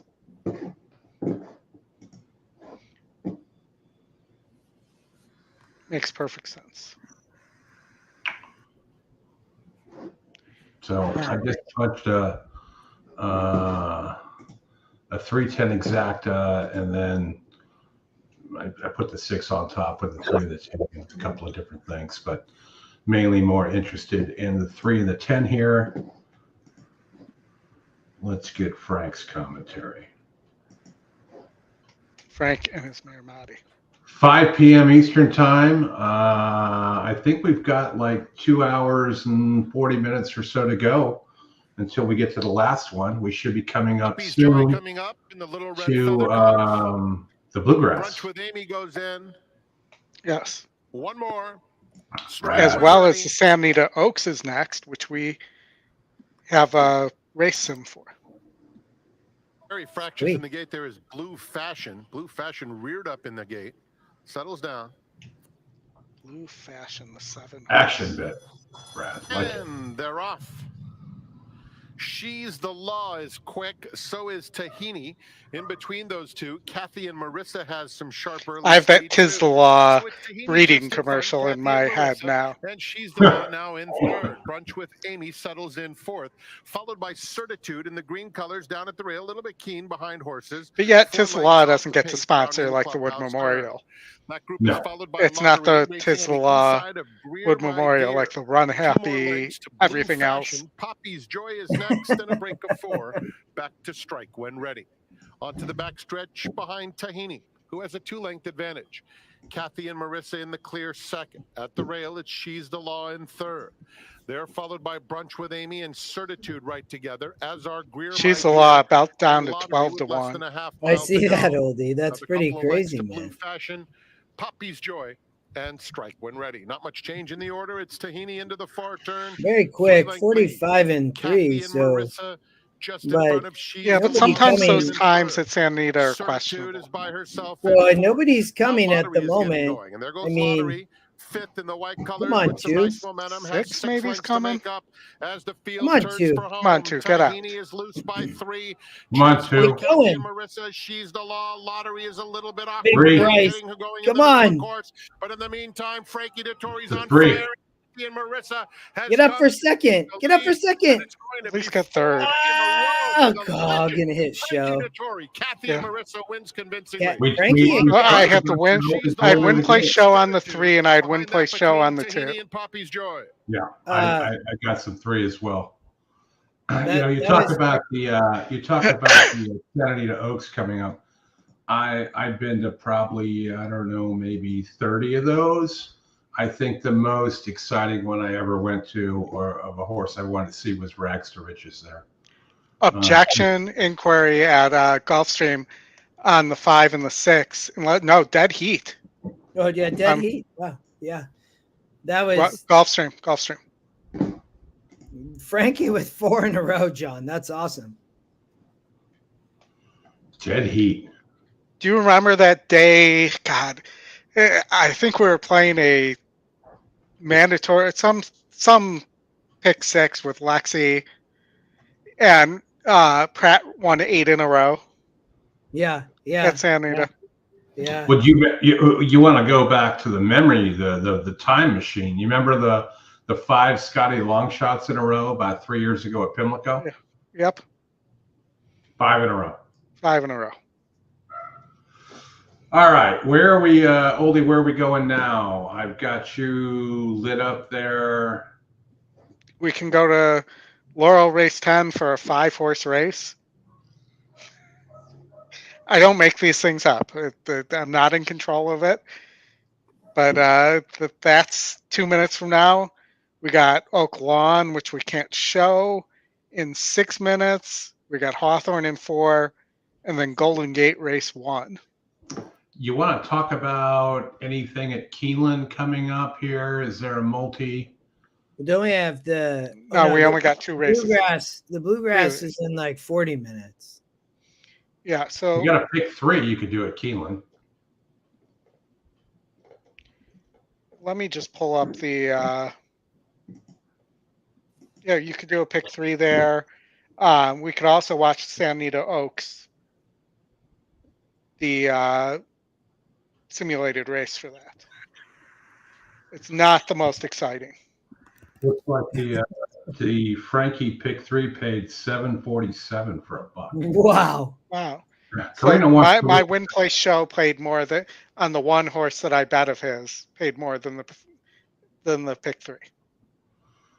Even if I played it at the same base.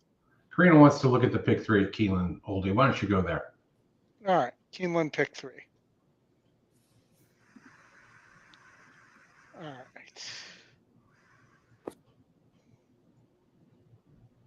It is a 50-cent base, correct? Correct. All right, so the system really wants to single this 3 horse in the last for Chad Brown. You have a bunch of horses you've heard of in this race too. So, and here I thought this race is a spread race. We talked about this. This is the Bluegrass where we're using the 3 logicals. And then in race 11 at Keeneland, you have horses you've heard of, like I said. So you have Masterpiece, long time horse. This race is probably too short for Masterpiece.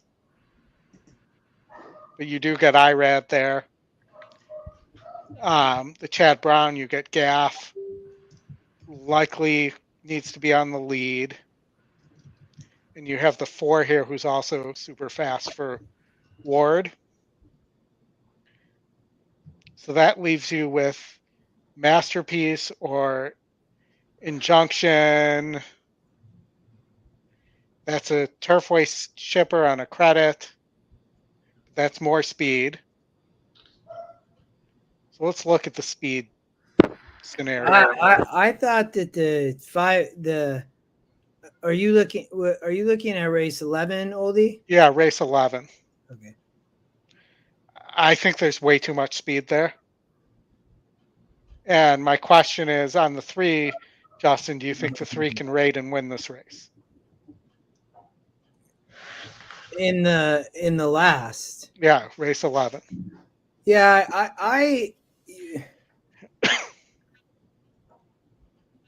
I didn't love the 3-year. I mean, I just think the horse is going to be too short of a price. Maybe it may actually go off at 2-1 or 3-1. I thought that the 2 grass races, Oldie, were both fairly wide open. So, you know, on the here, I would probably spread here if I play a pick 3. But you keep going. I'm looking at this. I played a pick 4 in singled Sierra Leone in the Bluegrass. What about the one in race 9, Oldie? Brad's asking about that one. And I mean, the simulated race didn't like it at all. You know, it looks like, I mean, it won 1 at Monmouth, but it hasn't really gotten close since. The 1 post is a tough spot to be breaking from on the turf as well. Just FYI, Justin, when we hit 150 likes, you're going to need to get that bottle out again. I mean, Brad, if I were to take a shot on one of those, it would be the 7. So if the 7 wins, you're going to take a shot? No, I already said I can't because I have to pick up from chair. So, you could look at the 8 as well. But, you know, Colonial Form hasn't really translated to other tracks. Does it ever? I'm just saying what the truth is. But for me, you know, I'd be the 5. I might single the 5. Is the Arlington Million at Colonial again this year? Yes. I It's saw close to Arlington, Virginia. I do something like that for my how is the Arlington Million?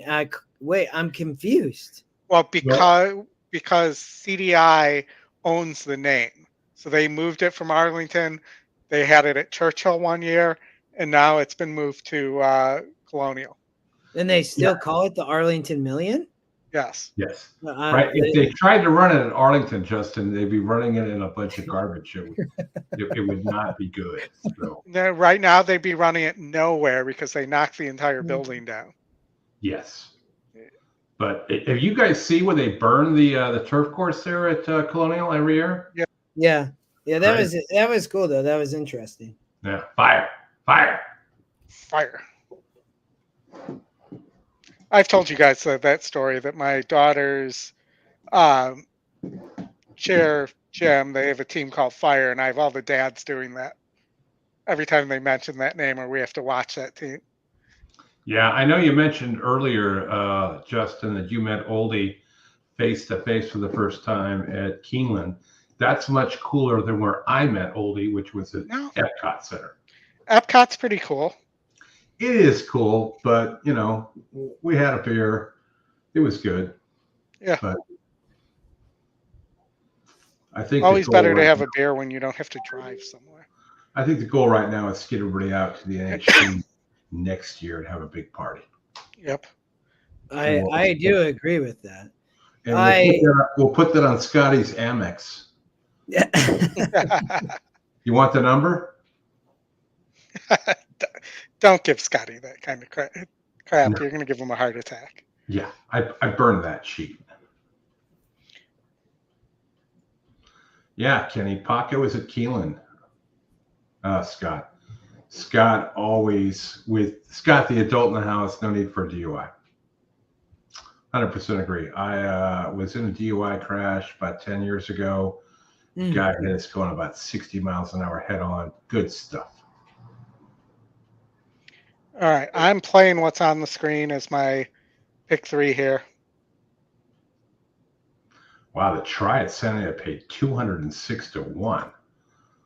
Very nice, Anthony. Glad you got that. We got the first at Golden Gate coming up. Gary, I will. Yep. You get in. When do you get in, Justin? Thursday? Yeah, I'm taking a red eye on Wednesday night, leaving Seattle, landing in Chicago at some, very early time of the morning, and then connect to Lexington. I think I get into Lexington at like 10:40 Eastern. I have to work Thursday, probably from Lexington. So I don't think I have tickets to the track for Friday, Saturday, Sunday. I don't yet for Thursday, although I still might go, but probably not. But I will be there on Friday, Gary. Yeah. Yeah. Don't miss dinner Friday night. You don't want to miss that. We need. No, dinner's Thursday. Yeah, don't miss dinner Thursday night. Yeah. It's already on my calendar. I'm ready to go. Yeah. Jeff Ruby's is good stuff there. Gary, for sure. Just send me a DM on Twitter, and if you can't, tell me. That's probably the easiest way. I do have EquinEdge email too. You can use that. Would love to say hello. Yep. You can pretty much reach all of us at EquinEdge email. Justin at EquinEdge.com, Chris at EquinEdge.com, and Oldy at EquinEdge.com. Somebody said you need 6 more likes. Yeah. 6 more likes. Yeah. And Gary, definitely reach out to Brad as well. Brad Anderson on Twitter. If you need a connection there, send me an email or send me something on Twitter. So the four romped at Hawthorne. That was a potential tournament play, but it was even money at 1-1. So passed on that. They have a couple of plays in a little bit though. Hawthorne, we'll have to go there. You have Golden Gate up. All right, the gate. Golden Gate. The gate's about to. The light's about to start flashing. This quite the show, you guys. We appreciate everybody tuning in. I mean, it's not often you get 3 Derby preps a show all day, right? What's crazy, guys, is that you look 3.5 years ago with the amount of stuff we couldn't, we could show then, and then we couldn't show it, and then now we can. We have so much content; it's hard to kind of get to everything, and we'll have to kind of figure that out in the future. But we've been able to show every race today, and here at Golden Gate Field, approaching the gate. We're moving into the Santa Anita Derby. We can show that one as well. And as I said, write your congressman, your senators, tell them to make CDI and Oaklawn allow us to show their races as well. Yeah, it would be nice for Oaklawn to get their signal changed. I mean, Jim had a bunch of good information this morning in terms of who owns the bets, the signals, and all that kind of stuff, and how things go. Just did a quick refresh. We're at 148. We need 2 more for Justin to have a little bit more tequila. But interesting that Oaklawn doesn't own their own signal. And you think they would, just because of their position, but that all runs through CDI right now. Yeah, and the people who have ever asked me about this stuff too, I get these questions sometimes in the class, and I talk about how impossibly complicated the licensing of racing is, because there's so many hands in the pot. Shout out to, or as Razor would say, shout out to the folks at RCN Roberts, who have done a great job in helping us corral these additional tracks and building relationships for us. In class. Yeah, next weekend's a big weekend. We got the Grade 1 Gamble at Keeneland on Saturday. Got the Masters kicking off on Thursday. We'll have some kind of theme. Obviously, we can't play the Masters theme, or we would be banned forever. He's loading into the gate.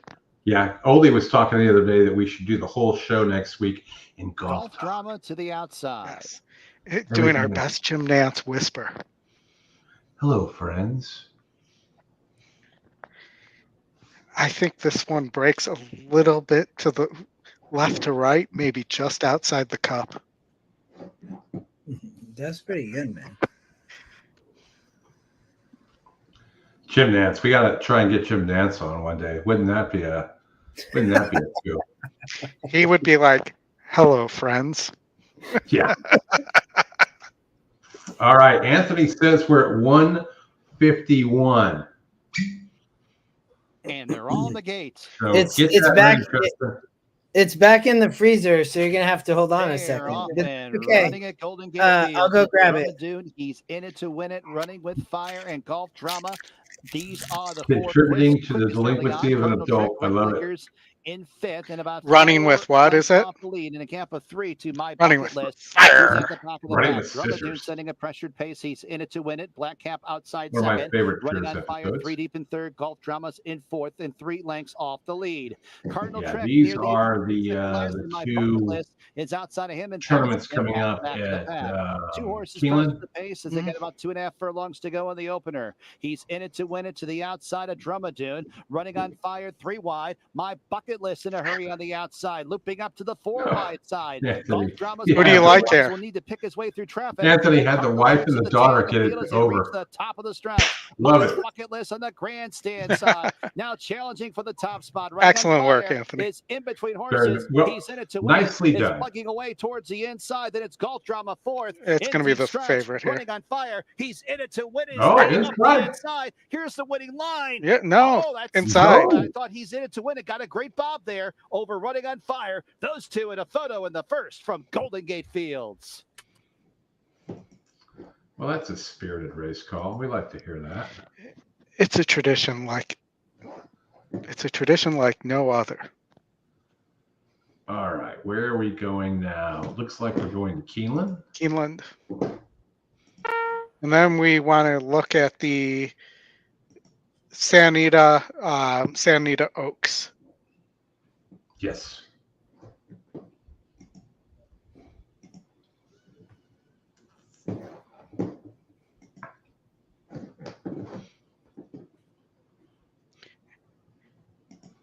Let's look at these horses on the track. Again, the 3 is the Breeders' Cup Juvenile winner from 2 years ago at Keeneland, where he essentially went last to first at 5.5.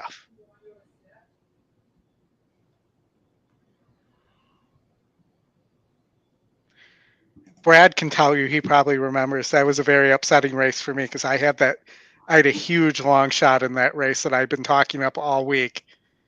And the horse got to the lead and that horse caught him. Mm-hmm. I think I remember that. I'd have to go back into some of the information to find the horse's name, but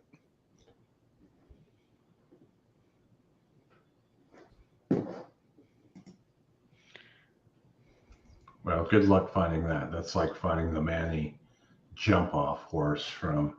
I found the race at least from that. I found the race too. You just can't find the video. Yeah. I remember there were. I should have saved those videos when they came up on Twitter, but it's just too hard to find now. Justin taking. Ashley's live to the 4 and the 6 here, so let's root for Ashley. Apparently, it's a long trip to the freezer.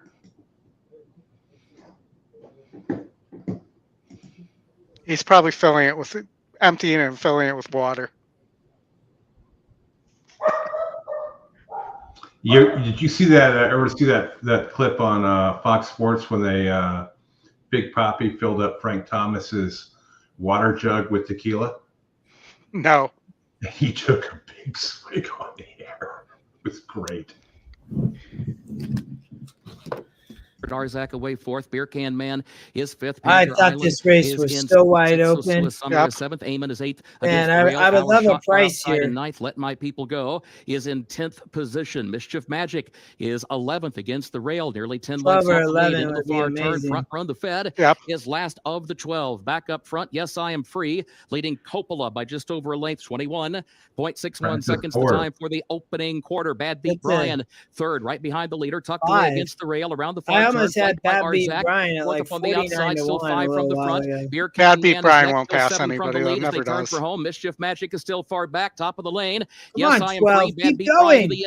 Opal is there. Arzak up on the outside. Then get up 11. The 6 Arzak. Wide open. Arzak's coming forward though. 7 to 2. Yes, I Am Free in second. This is a 10 flying. Look at the 1 flying. Lead, aiming up the inside. As I said, too hard for the 3 to. Yes, for Irad Ortiz Jr. to do that twice here. One of 2 of them. The 6 Arzak did look tough there. That's you at least beat the favorite, but. So Justin, while you were away, Anthony let us know that he had the wife and his daughter log into Twitter to get us to 151. So cheers to you. I got a little bit more. You ready? Yeah, let's go. Okay. Yeah.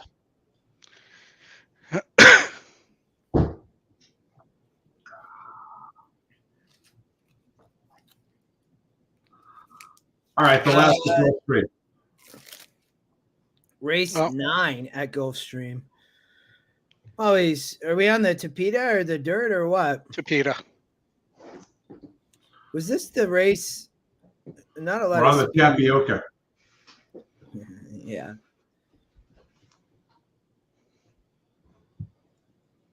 Two pretty lukewarm favorite right now.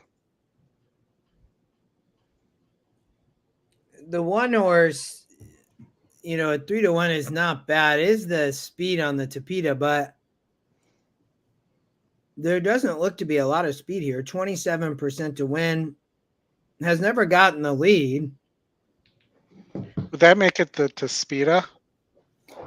There's no speed in this race. I know. That was a good one, Oldie. Thank you. I had to give you props there. I really do think we should call it the Tapioca. I mean, the 4 adds blinkers, maybe shows more speed. 51 pace on the 1, a square. The GSR on all these horses is extremely tight. It's everybody's within 7 points. I don't know if you can consider that. Same thing with the strength of race here. It really just kind of feels like a rider's race, and you've got to kind of dig in here and see what's what. The 6, it's 7-2. Landeros up for Hertak. I mean, there just aren't a lot of just obvious angles here, right? Mm-hmm. I mean, look at the 4. Blinkers on, distance, cuts back, just gelded, new jockey, new trainer, 16K claimer. I mean, there couldn't be more going on with this 4 horse than anything else. The trainer is 0 for 11, first off the claim. Claimed off a Clement and his Christopher. Really didn't run well both times and staying at the same level. And the breeder here is Claiborne Farm, which is crazy. The legendary, you got to say it like you mean it. Say it like you're Jim Nance, the legendary Claiborne Farms. Eugenia, we have some. If you want to watch any of the Santa Anita ones, we have those. Let Oldie know, and we can show it. All right, we can flip over there right after this. I don't think we have a whole lot coming up here. I'll take a quick peek. Derek is alive to Dornoch, however you pronounce it. Dornoch. It's definitely not. If you look at how it's spelled, there's no way that's Dornoch. That's what the owner said the last race. That's how it's pronounced. He can say whatever he wants. English language says it's not. Well, that's what he's saying. It's Dornoch. Yeah. So we'll go with that. You got 6 minutes to Santa Anita after this. If you want to start showing some of those, Oldie, get them queued up and ready to go. We head over to the crossing the match race turf course there, over to the Tapioca. I'll take care of that. Spanning the globe. Spanning the globe is Jim McKay. You can't go from Jim Nance to Jim McKay. I like Jose's call here, you guys, on the 2. I think the 2 at 4-1 is a good price. Eugenia wants to see the race simulator, Oldie, for Santa Anita race 7 and 8 after this. All right, so here's what we have. We have only the stakes races, the graded stakes at Santa Anita. So I can do race 6 and I can do race 8. Sweet. We'll do race 8. So, well, we got race 6 coming up, so we might as well do that too. So we just we'll wait for this race to finish, and then it will be more see the race as it happens.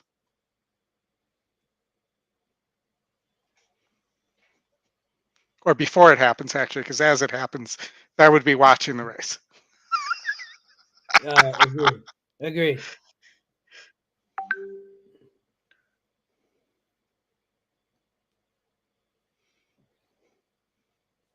All right, we got lots of people on the 2. Jotham's alive to the 1, 4 through 6, 10. Oh no, the 2 didn't break, Jose. No good. Now gonna maybe rush up. I don't know. No. It just didn't break well. Broke really slow. Well, see the fractions. There was no speed here, so that was why it looks like 25. Yeah, which this could be dangerous. It might be even slower, Oldie. We'll see. Yep, 25 and 2, man. He's just got like a lock on that 1 horse on the front end. Now the 2's rushing up. Yeah.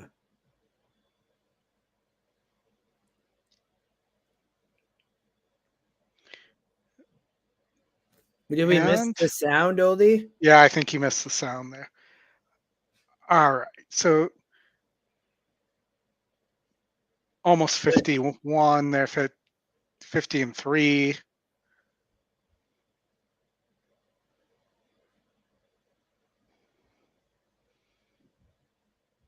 Six is the only one really moving right now. Well, 2's showing a little bit of horse, but he's too far back probably at this pace.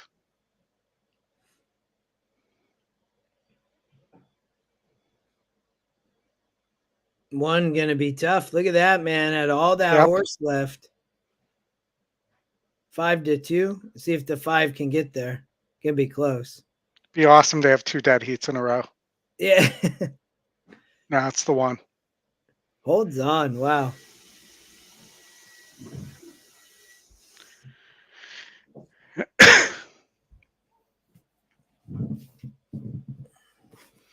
All right. Are we gonna show Santa Anita race 6? Is that your thinking, Older? Yeah, and then we'll show race 8 as well. All right, are we ready? And they're off. So is the 2 here a single, Oldie? Yeah, I think it is. Yes. Yeah, I would probably agree with you. I do think that she likely is. That's where I was landing when I looked. So, I mean, it's a weak field. I mean, the only way it's not is if that 3 or the 1 somebody has something left there. But I mean, look like single to me. I'm with you. Yeah, Eugenia. That would be my perspective. Yeah. I'm not. I don't know if. I don't think I'm not sure if I'm gonna play anything here late at Santa Anita. I know I'm alive to the 10 Oldie in the Bluegrass. That's the only horse I use. So, and apparently it's race 9, not race 8. We have, which is the grade 3 down the hill. Was it? Hold on, Oldie. He said was. I believe Eugenia was 2-3. I'm pretty sure it was 2-3. Yes. Yeah. Yeah. And then this is race 9, Oldie. Did you say this is down the hill? Down the hill. You can see it right over here. I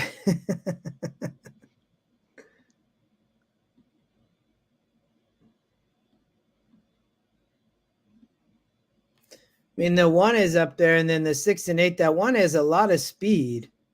1's a horse to watch.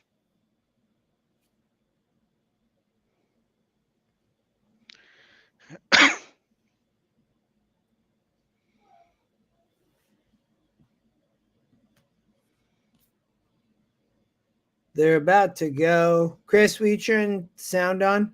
Oh, you got it. You got it. Oh, and we on can't top hear is you. as 1, 4, 5, 6, 8. Really, the 8, 6, 4, 5 are close enough in this that you probably need to use all 4 of them, unless you have a strong opinion. They're in the gate. It's the 5 and the 8 that are really moving late. In the Santa Anita Oaks, and Copian is sent hard out of the gate. Kinza with her natural speed is a little quicker once again, and Kinza will She's be the just a pacemaker. quick Copian horse. right off her flank. Yeah. Corposo, nothing like you is down at the rail, and if you ain't first, you're last at the back of the field. The favorite Kinza opens up a length and a half. Nothing like you and Copian are side What a by name for a side. horse. And a 3-deep You know, it's the Ricky Bobby strategy. Yeah, right. Back to if you ain't first, you're last. Less than 6 furlongs Ricky to Bibby. go. Juan Hernandez and Kinza lead the way by a length and a half. Copian is clearly into second as Corposo takes third. Nothing like you is next. If you ain't first, you're last. Far back. They're heading to the half-mile pole in the Santa Anita Oaks, and Kinza is dictating terms. 200 likes, Justin. One more shot. 48 more. I'm probably done. Like you asked to get closer at the rail. Well, they got a long way to go to get 200 anyway. Have we ever had 200 likes before? No, that's what I'm saying. Scotty might have, but back in the day. But Corposo running a good race. I'm not liking what I'm seeing here out of it too. 3 lengths covers this group. But Oldie, I mean, I agree, but let's wait till we get to the stretch first, because I would assume there's a little horse left. We'll see. Oh, got through on the inside. But there's no horse left. No, like you just rolled. And opens up with authority. The other Baffert. Like you and Yeah. turning the Santa Anita Oaks into 5. a romp. 5 for Stan Frankie. Performance. From nothing like Well, so is he going to win the Derby? He's not. No, well, I know, but Oh, you mean later? Yeah. I mean, just here, but it won't matter. Wow, that's a big win. 7-1. Nicely done. Wins in a row. Oh, that was the EquinEdge long shot. That's 5 That was in a a row. great for ride. Frankie. 5 in a row. 5 in a row. 5. That's awesome. That's a $5 foot long for 5. 5. All right, Sanita. Let's just look at this for a sec. Let's cover that up. Here, let's just. I'll put you up on the. There you go. You know that this horse had won the Starlet. So this was a Grade 2 winner that was not getting bet at all. Here, and did had the previous success at 2 turns. But I don't think there was anything in there that made you think this horse would be able to make a move like that. By the way, Justin, Anthony said that his family isn't that big to get us to 200. Well, maybe everybody else is, right? We'll see, man. Get us to 200. I've got a little left of the tank. We got the Bluegrass coming up soon. Yeah, that is coming up soon. You are right. Here shortly. The Sierra Leone, the favorite at 6-5. Not surprising. That's where I landed. I'm a little worried about the stretch. And, can this horse really get up? But we'll see. Doesn't have to. 16 minutes to the Bluegrass. We've got 9 minutes to Golden Gate. Gulfstream is done. Laurel is done. Unless they're, Laurel is done. So we're down to Santa Anita, Keeneland, and Golden Gate.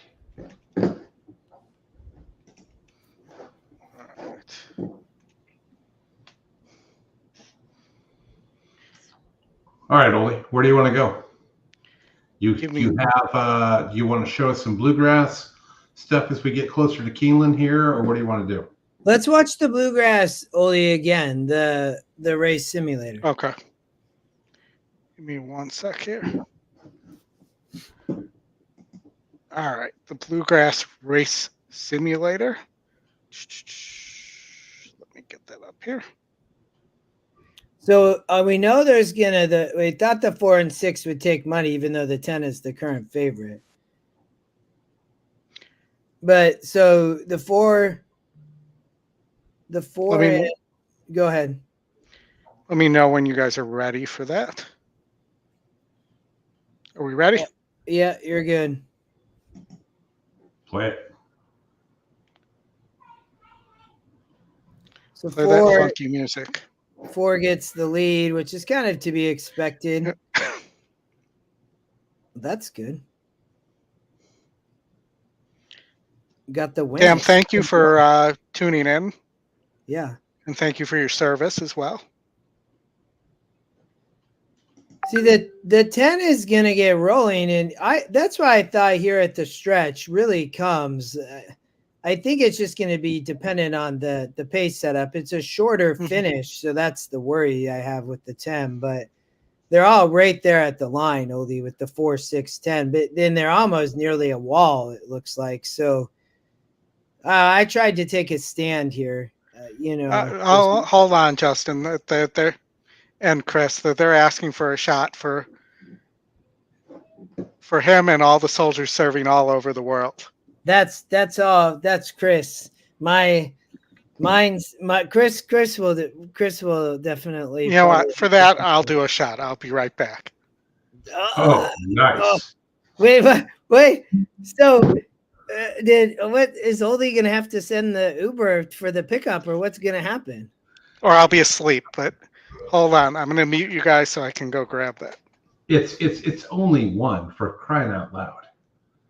I mean, unless he takes like a 3.5-inch shot, it'll be fine. And this goes for everybody watching the show, in the chat. Join in with us here with Damn Entertainment. Good cause, right?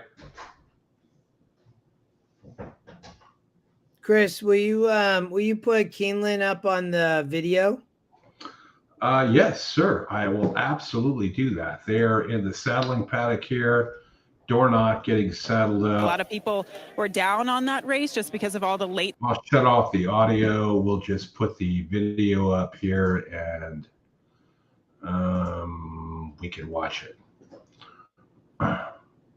Oldy is going to find the lowest proof alcohol he has in the house.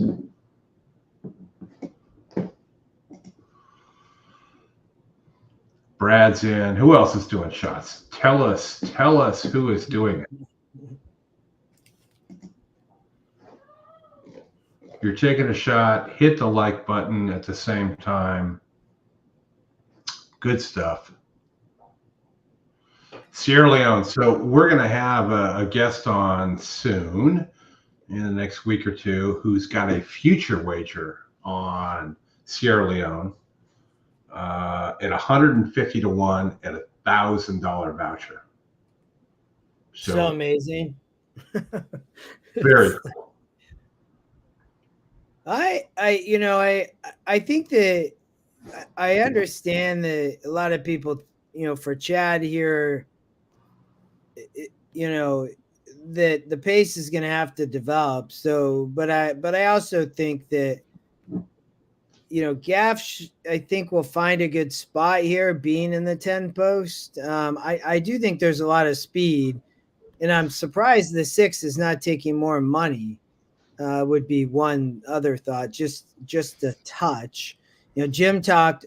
I think Jim talked about the 6, Chris. I thought, missed last out in the Gotham in the grade 3, so could improve here for Cox. Flow is working well, gets to 2 churns for the first time, after sprinting both times. So definitely can improve. The 4 is going to show speed.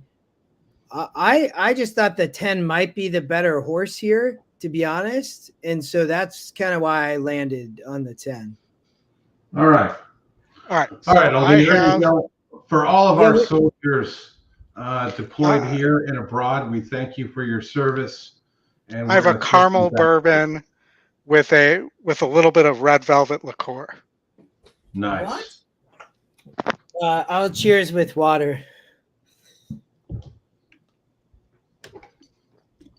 How many likes now are we at, though? I am kind of curious of this. We are at 157, well short of the 200, Justin. So you're kind of safe, but you're kind of on standby here. We got Oldie to pour one down, so that was good in itself. I thought that Jose for Chad on Top Connor Kenny. I mean, it's just a massive improvement. I mean, is stretching out though, and maybe could run on. I just didn't. I thought it was too much of a task for this horse to come back. I thought that the 10 is the real deal as a derby pick. Was my perspective, and I think the pace and the 4 and 6 I think are interesting. So that would be only my 2 cents. I thought that this was actually showed up as a really good derby prep. Nice. Yeah, that's a good combination there, Kevin. Nice daily double.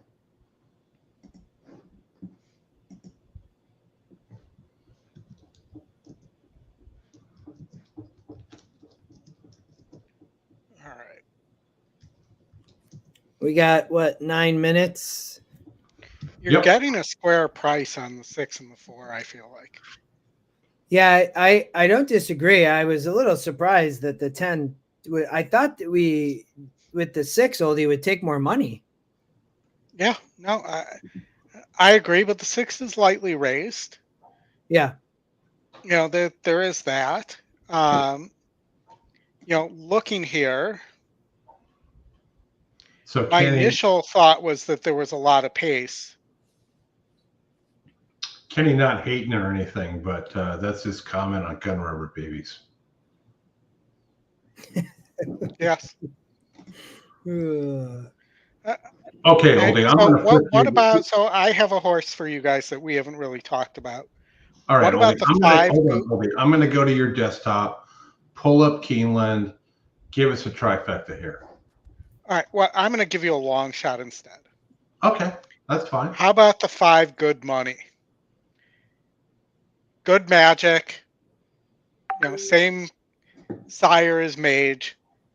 Lots of good magics are running good this year. Big works for Chad Brown. Nearly pulled off a gate to wire victory in the Tampa Bay Derby and appears like can rate a little bit.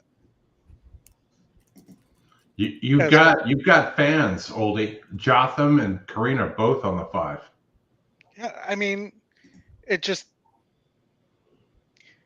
you could play a 4, 6, 5, 10 exact try box here and have a decent shot, I feel like.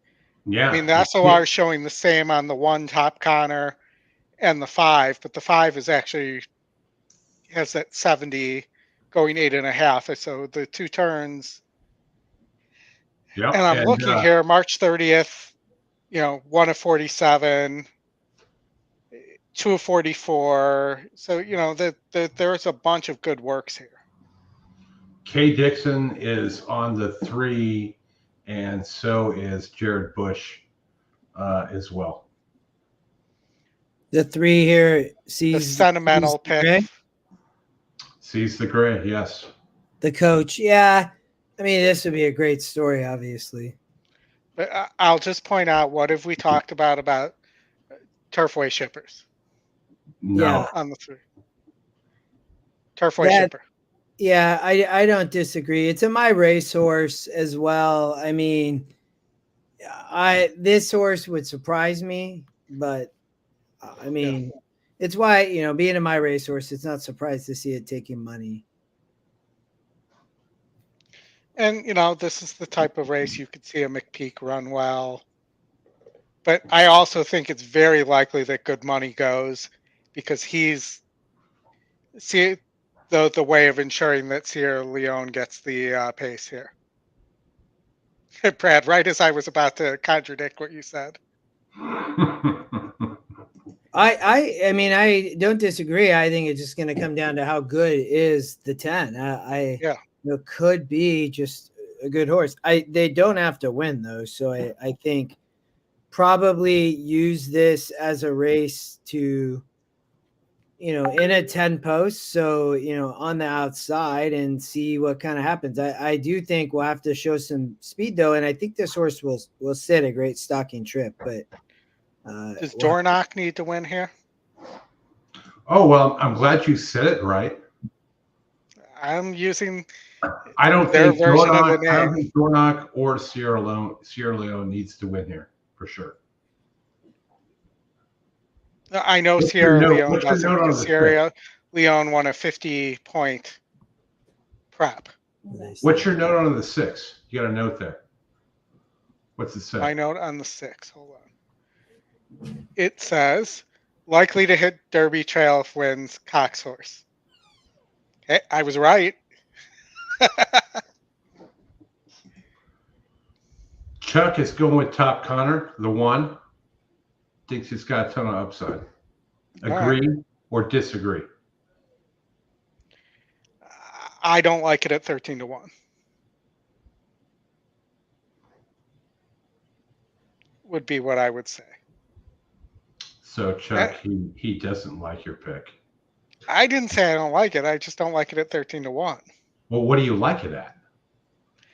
I would switch the prices on Good Money and Top Connor, and I think I would then like Top Connor. But Good Money nearly won the Tampa Bay Derby, and is at 38-1. Top Connor's only faced maidens, and is at 13-1. The Tampa Bay Derby track, Tampa track, and the Keeneland track are 2 different things. I'm going to side with Chuck. Okay. I'm going with Chuck. You're I'm gonna checking Chuck. you out, and I'm going with Chuck. You're taking the other Chad with the 1? Mm-hmm. The other Chad. But I do think the 5 has to go because of, or the plan is one of those two or both are going to go to ensure the pace. I don't think they have to crank the 10 up, but I mean, I think you can say it's just getting the horse experience and being in a form cycle, in my opinion. I don't think they have to crank it, but I don't think they hurt themselves by running. I mean, the horse can recover and still come back and win the Derby. Here's my problem with the 10 is that I don't think he needs to win this race to get in. I don't remember how many points he has. Yeah, he won a 50-point prep, so he does not. Okay, so he's in, right? Yeah. So he doesn't even need to do much here at all. If he goes and runs all out to win this race, he will be an auto toss for me in the Derby because those don't add up, right? At least for me, they just don't. I just want to see the 10 and the 4 sort of like run well, but they don't need to go all out to win this race to get in. So here's Scott. He posted coming into today, not a career best. Dornock's in. He's got 60. He's in 9th. Sierra Leone has 55. He's in. He's in 11th. That's about it for this group. Seize the Gray has 27 and is in 20th. So really, right, Seize the Gray needs to, the 3 horse here needs to finish in the top 3. Give us a just for top GSR, top sort and speed here. Sort those real quick as we get into Speed's already sorted, so that's Durnach. Top SOR is Sierra Leone, and top GSR is a Sierra Leone Durnach combo. Now, see, you keep saying Dornock and Dornach. You got to settle on it. It's definitely Durnach. No, it's not. It's Dornock. Dornock isn't it Dornock? That's what they claim, but look at the spelling of the word. There's no part of the English language where CH makes a K sound. I don't know. Chris, can you turn the sound off the video? Can we put the video up? But we don't have to. We can listen to us talking. That's fine. How long has it been since the Bluegrass winner has won the Derby? Maybe this is the year. Pre-Tafita. Was it Strike the Gold in 1991, I want to say? Tell us, David. Do you know? Do you know, David? If you do, tell us. Don't make me look it up. Oh, Dan is saying it's doorknob. It's just as likely as... Whenever I hear them play this, I think of Radar O'Reilly on Match. I'm dating myself. 2011, Jared said, is the last time somebody won the Bluegrass to the Derby.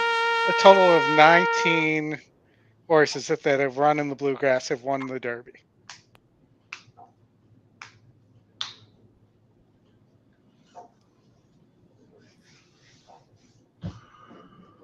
All right, as they get ready to go to the gate here, I'm going to take a quick look at where we're at with the likes. I haven't heard from Wiz, who has been charged with following this, but I don't think we're close to 200, Justin. So you're kind of good.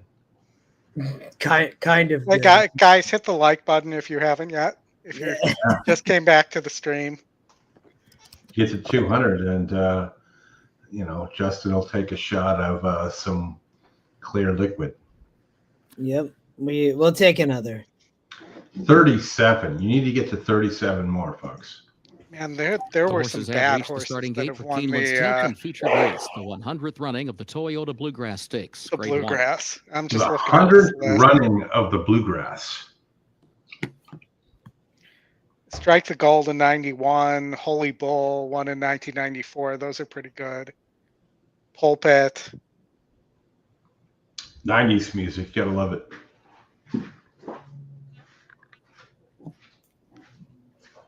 I don't even remember this. 2017 IRAP for Doug O'Neill with the anchor aboard. I remember that name, Oldie, just because that was, I guess I'd been playing for a few years at that point, but I don't remember the race, but I remember the name. Dance with Fate for Peter Erden. I don't remember that one either.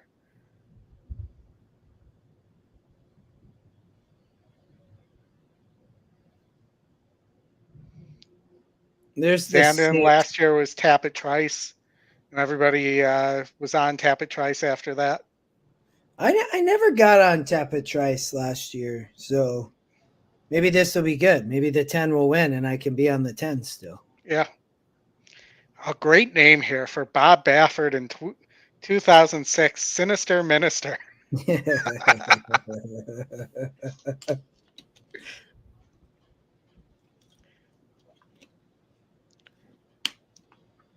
Sinister Minister. Moving into line for the 10th. Top Connor, the 1, pretty gray.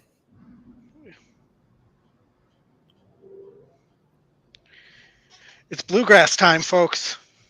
Get out your fiddles.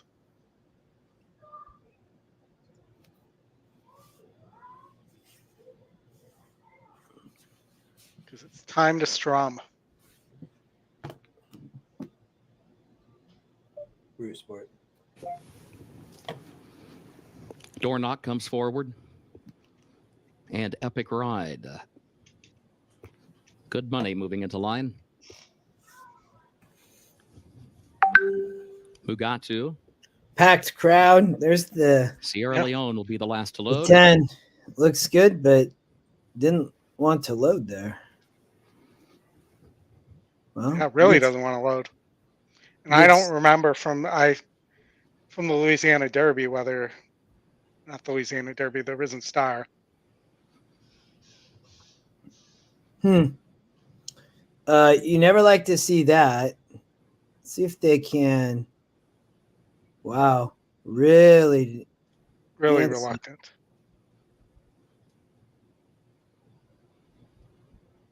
They're going backwards at the moment. Backwards? Yep. Now they're going to try to twirl them. Get it in. Nope. Not going to do it. There's a outrider comes up. Yeah, the 1 meanwhile is getting antsy in the gate and smashing its face into the gate. Oh, I missed that. That's no good. Open up the front. Yeah. Yeah.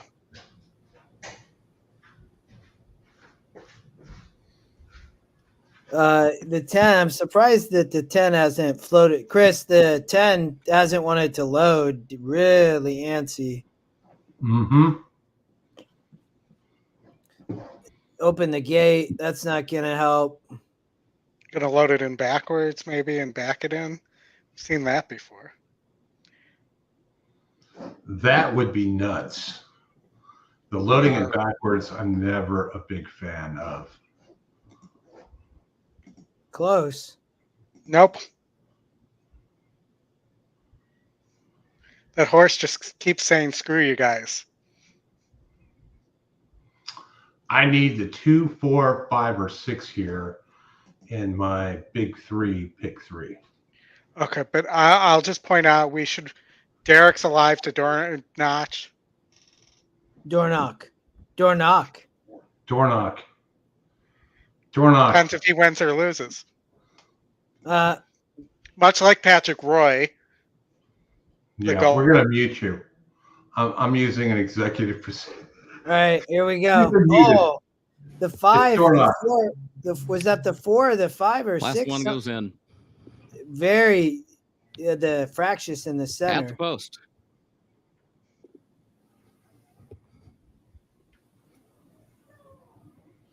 And they're off in the Toyota Bluegrass. There goes Top Connor out for the early lead. Top Connor right out of the gate and right to the front, just a touch, moves up toward the outside to press the issue now in second. Door knock away third. Good Money is in fourth position. Epic Ride is a wide fifth. BU is away running in sixth. Sees the Gray between horses seventh. Lat Long a bit wide around the first turn. 3 lanes off the rail in eighth. Sierra Leone is in ninth position. Mugatu is last of the 10. Top Connor is the leader. Top Connor on top by 3/4 of a length, headed onto the back stretch. Just a touch goes second just off his flank in 23.15 seconds for the opening quarter.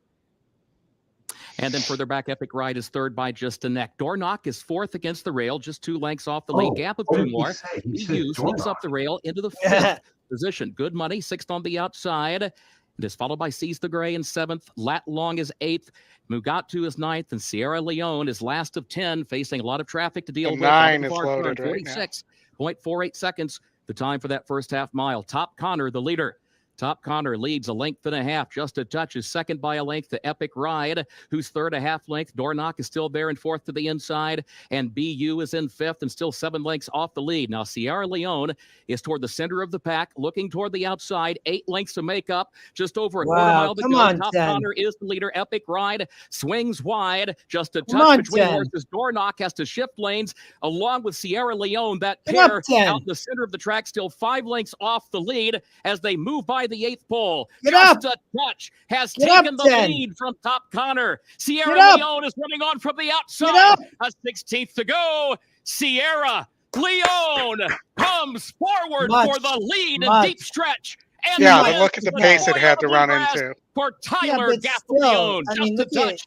I mean, 46 was third, and 1 minute 50.08 think of the seconds. adversity of not loading. That's a lot of energy, and that's an impressive run to sustain a bit. I don't disagree with the pace setup, though, Oldie, but if you like Sierra Leone before that race, you have to be happy with an effort like that, though. Yeah, definitely, but the one was definitely there to rabbit. Well, folks, you just witnessed because he ran a 6 furlong pace, and then he was done and didn't finish in the money, and he won't have that in the Derby.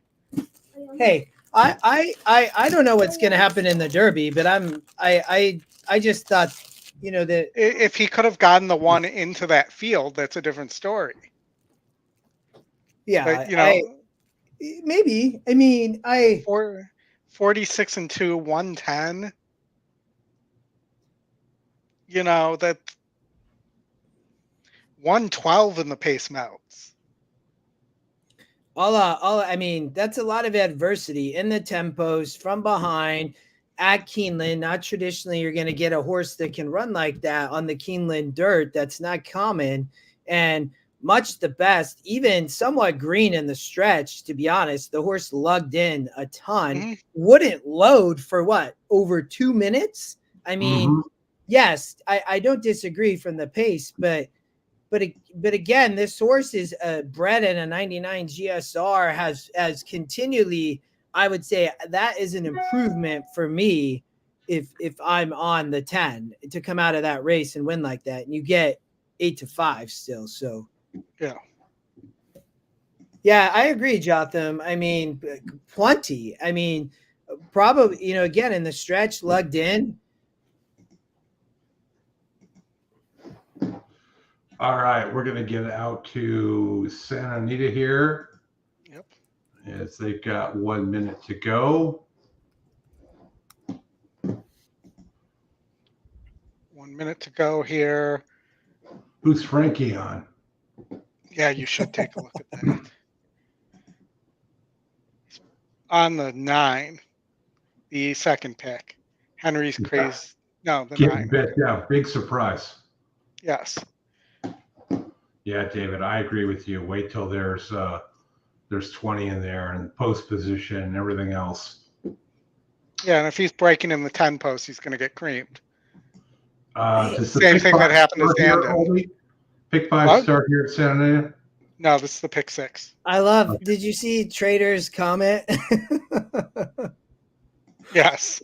Hey, I mean, it's like whatever works, right? Like a little bit of a tactic there. Really struggled to load though. And then again in the stretch seemed to be green. That's going to be problematic potentially at the Derby to have, to act like that. But I don't know, that was, I still would say to come over adversity is never easy.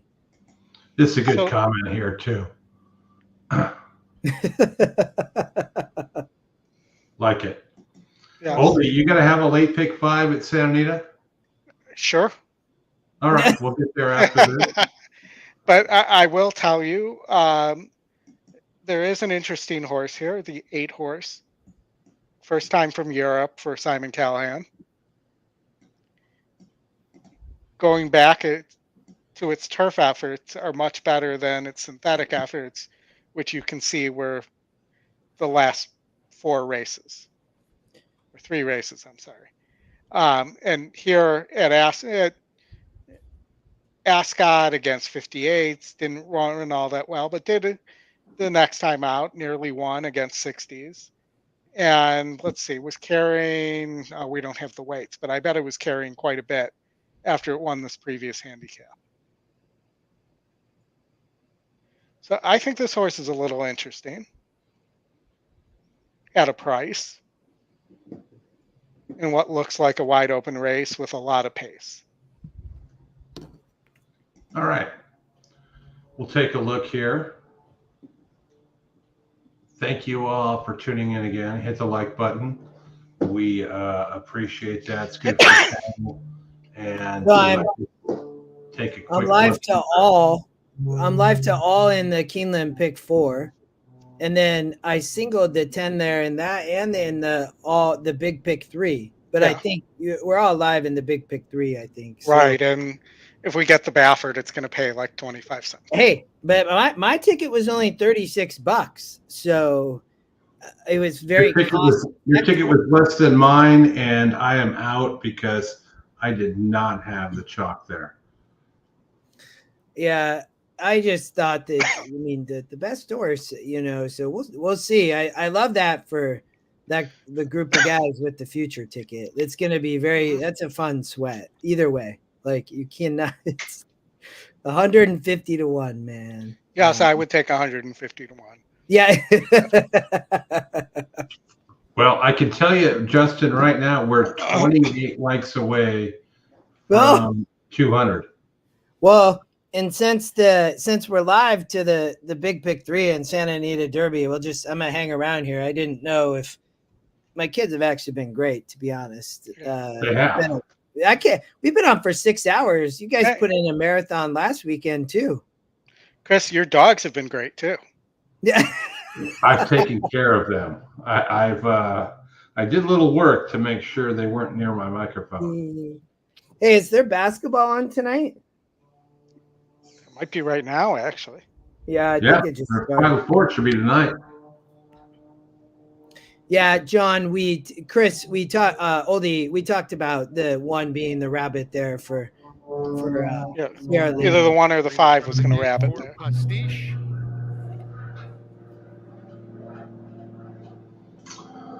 All right, 7 minutes after 6 p.m. Eastern time, we're still going. This is Astor in the colors of Augustin Stables. We got 1,300 of you hanging out with us. Gotta love it. Yeah, we appreciate it, y'all. It's awesome. Summer Lake and Irish Patsy, the next pair. All right. Pastiche has gone in nicely. Opening the front now for Royal Charter. We're about an hour from the North Carolina State Purdue start. She's taking up her spot. 3 more. Sunshine Babe follows Summer Lake. And the last one just nails. Win Maldonado and Doug O'Neill, fresh off their big win in Dubai.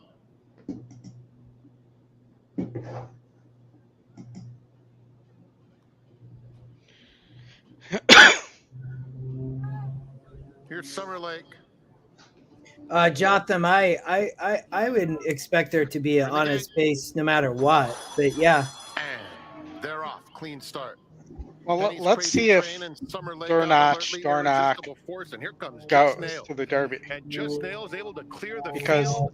Didn't run well there at all. Didn't run well there at all. There's not right now a lot of speed into the Derby field. 3 deep in 5th. Not Now settles in mid-pack. Pastiches down at the rail. It's another couple to the gray. Sunshine Babe, who's 9 lengths off the lead. Right now with it's less than 6 furlongs to go. Pleasant Wave and Irish Patsy the next pair. It's Fierceness and Karma at the back of the field. Just Nails takes him onto the back why am I stretch with drawing a a blank 3-length on that? advantage. Irresistible horse. Force racing between rivals third. Henny's Crazy Train. Royal Charter is next, and then it's Summer Lake 5th. In Track Phantom. The lead as we get Joey, no, we do not have Joey. We do not have Oakland, so we're not showing. We are not having Oakland right Pleasant Wave, Irish Patsy, Mrs. Astor. Send an email to Just Nails has been the controlling so speed. Pursued come by on, let's show it. Irresistible Force midway on the far turn. Henny's Crazy Train third. Royal Chart is fourth. Then it's the inching up. prices up here up Now front on the still. outside, Green Cap. Pastiches in behind them. Irish Patsy in the orange, a dozen off the pace. 12th game. Here comes the 9 at 4-1. Lukewarm favorite. And then the 7 on the outside, but the 9 looks like That's Frankie Dettori again. Oh my lord! 6. 6 in a row for Frankie? Oh my gosh. Wow. What does the 6 in a row? What is the 6th race Frankie parlay play? To be a part of the photo for A fifth. lot, But I'm this guessing. story today is simply about Frankie Dettori. I'm just looking, and the streak will end because he's not on a horse in the next race. The bus. Well, if he doesn't have a horse, he doesn't count, right? yeah, correct. No, it's still the streak continues until he's not in the race. I agree with Chris. All right. What do we Golden Gate? No, well, Hawthorne. I do have a horse in the next to Hawthorne, so at a price, but we I don't like anything here. We can I don't know if we want to look at Golden Gate. I thought that in this race. But Justin, hold on a sec. Look at the comment there. Frankie rode 7 in a row. Will is telling us at Oscott 1 year. So he can match that. Yeah, that's. And he though, did you check and see if he had another? Let's see how many more rides Frankie has here. No, go see, Oldie. Show us. All right, so let's go. We know he's not in the next. All right, so he's on the 8 horse going down the hill, the long shot. Yeah, you think that you really think that horse is going to be 6-1? No, but I'm just telling you. All right, so that's 7. He's on the favored Baffert in the Anita Derby. That would be 8. And then he is not riding in the 11th. No, he is. He's on the 6 horse in the 11th. Has he ridden this horse in Europe? No. Okay. And then, so he could go to 9. And he's on the Peter Miller 6 horse in the last. I think his best shot is to tie that 7 in a row. Well, no, if he gets 7 and then he's on the favored Baffert. He could get 8. He could get 8. 8 would be nuts.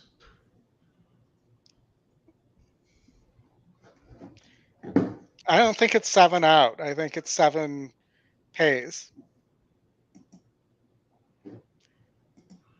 Record for most wins on the one card is Pinkai in 86. No. Before Pratt won 8 in a row at San Anita a couple years ago. Wiz, where are we at with likes? Give us an update on likes. We close to 200? Where are we at? I haven't checked the chat in a while. There's like 200 messages to I'm not going to be able to get all through these. $490 pick 3, auditory pick 3.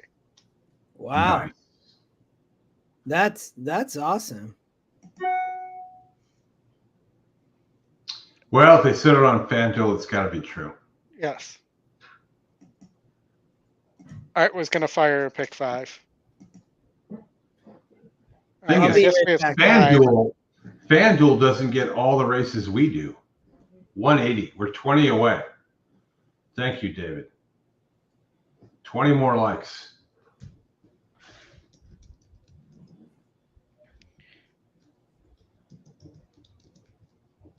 All right, we got to have the Dettori going down the hill, right? Yeah, I mean, he's not the most experienced guy there, but he could certainly get it done for sure. I think we have way too many horses here. All right, let me take a look at where we're at. How do we not have the long? What's next? Sunland Park. We got 6 minutes to Golden Gate, Oldie. Race 3. A full field of 5. Or if you want to make the first attempt at Oakland, you got 6 minutes there. An allowance of non-winners to 1, $140,000 first field of 11. You want to take a stab there? Field of 11. At the lawn. At the lawn. I mean, the 5 looks pretty tough. We'll look at when we can. Asmussen's got the 4, can rate a little bit.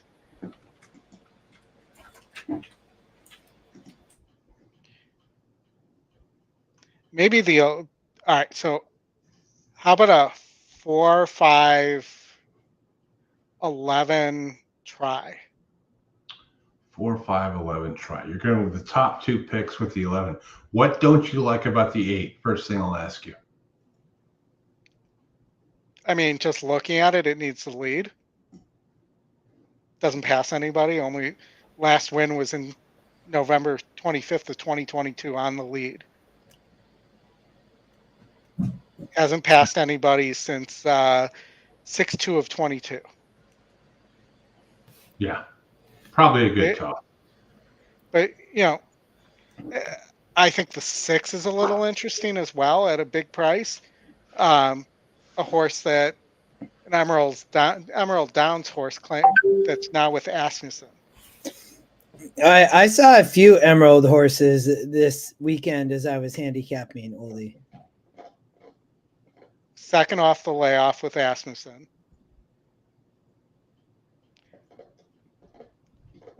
I mean, I think there's probably not enough pace that this horse gets up at with an 18 pace number. Let's sort here by pace.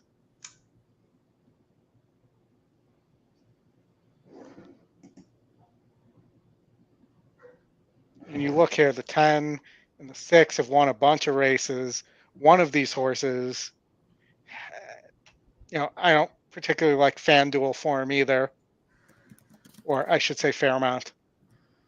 You don't? Why not? It's a great track. Have you ever been there? Yeah, well, I'll take you to Chicago. Shows scheduled for FanDuel Park coming up, right? I'll take you to East Chicago, and then you come on the air and tell everybody what a fabulous place it is. Or East St. Louis, I mean. I'm sorry.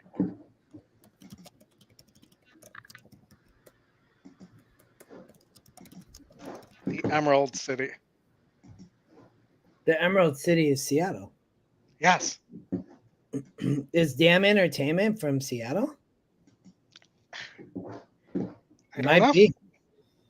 Damn, if you are, you'll have to let me know. I'll be your neighbor. I did not look at all at Oakland today, Oldie. So I leave this one up to you. I mean, here, let's do this. Let's go. I want a price at Keeneland in my pick 4.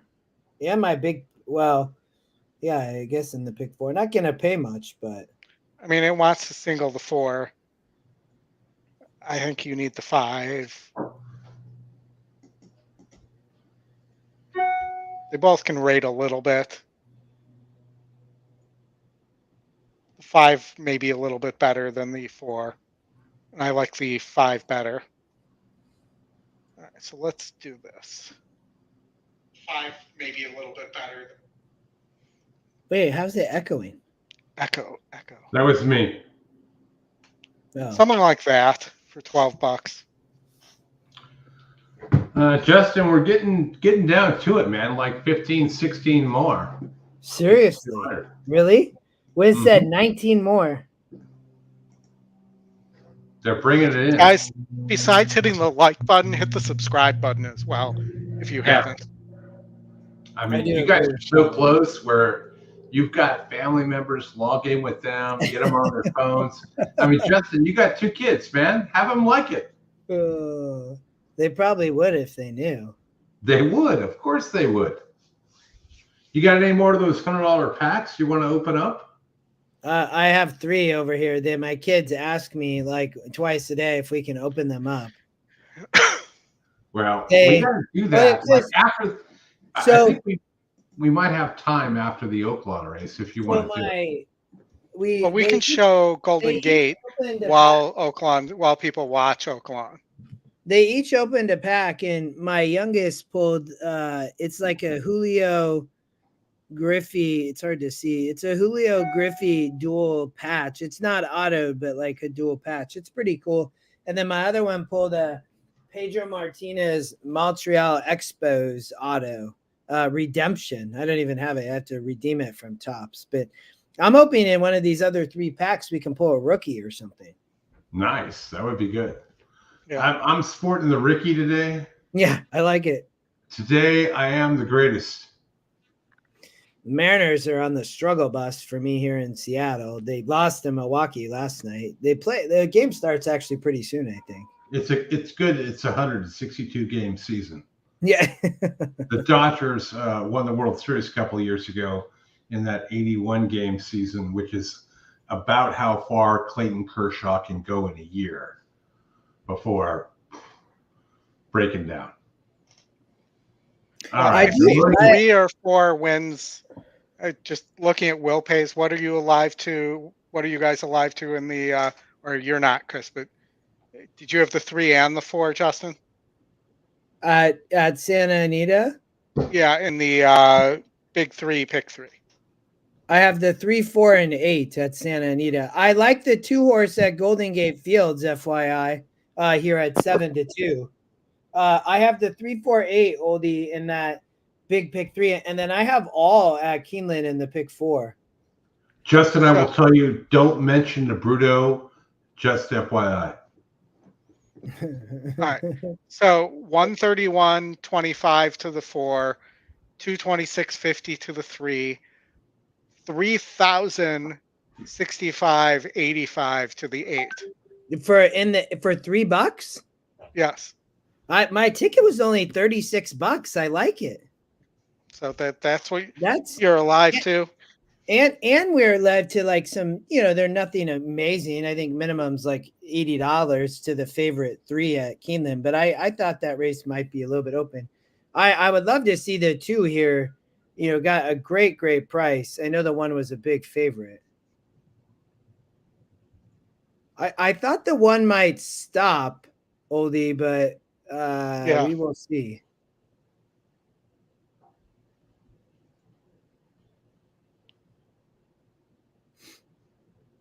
Will see. Likes the 1, it looks like. Come on, 2, beat this 1. 1 looks in hand, but come on. May have gone too fast. I mean, I knew that horse would go fast. I thought the 2 could get up over, but might have been just too loose on the lead. Yeah.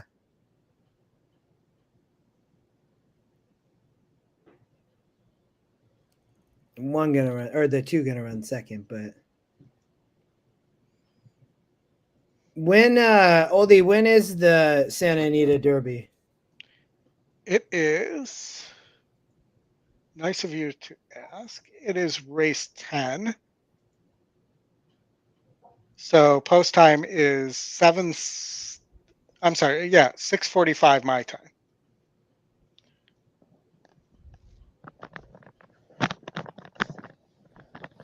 In an hour then, right? Yeah. The one gets up there. Yeah. The big pick 3 to the 3 and 4. Well, good luck, Joe. I'm with you on the 3 and 4. I like a big I like a long shot at Hawthorne coming up in the next. Evangeline Downs is running, I guess, with Fairgrounds being done, huh? Yeah. And I don't think Delta's running anymore. I think they may be taking Delta's spot. Oaklawn went off. Let's see how we did. And of course I missed the finish.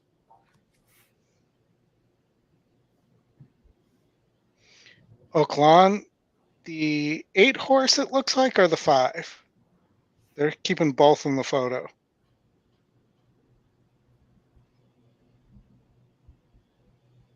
So we'll see here. Did you play the 4, Oldie? No. Oh. I had a try with the 5 on top. Let's see, 5-8, 8-5, 5-8, 8-5. It looks like it's going to be the 8. It's the 8. 8-10-5 it looked like. 8-5-11, I think it was. Oh, okay. Yeah, it's the 11. It looks like Keeneland in 5 minutes, Oldie. I don't know. That the initial, that angle they showed us, the 8 was ahead. Yeah. But in what they just showed here. No, that's still 8. The 5 ran second, Yeah. or maybe third, but I think that was still 8. Damn it! You need to get your whole family to hit the like button. Like, no, get your troop to hit the like button. There you go. The whole core. Yes. Bring them all.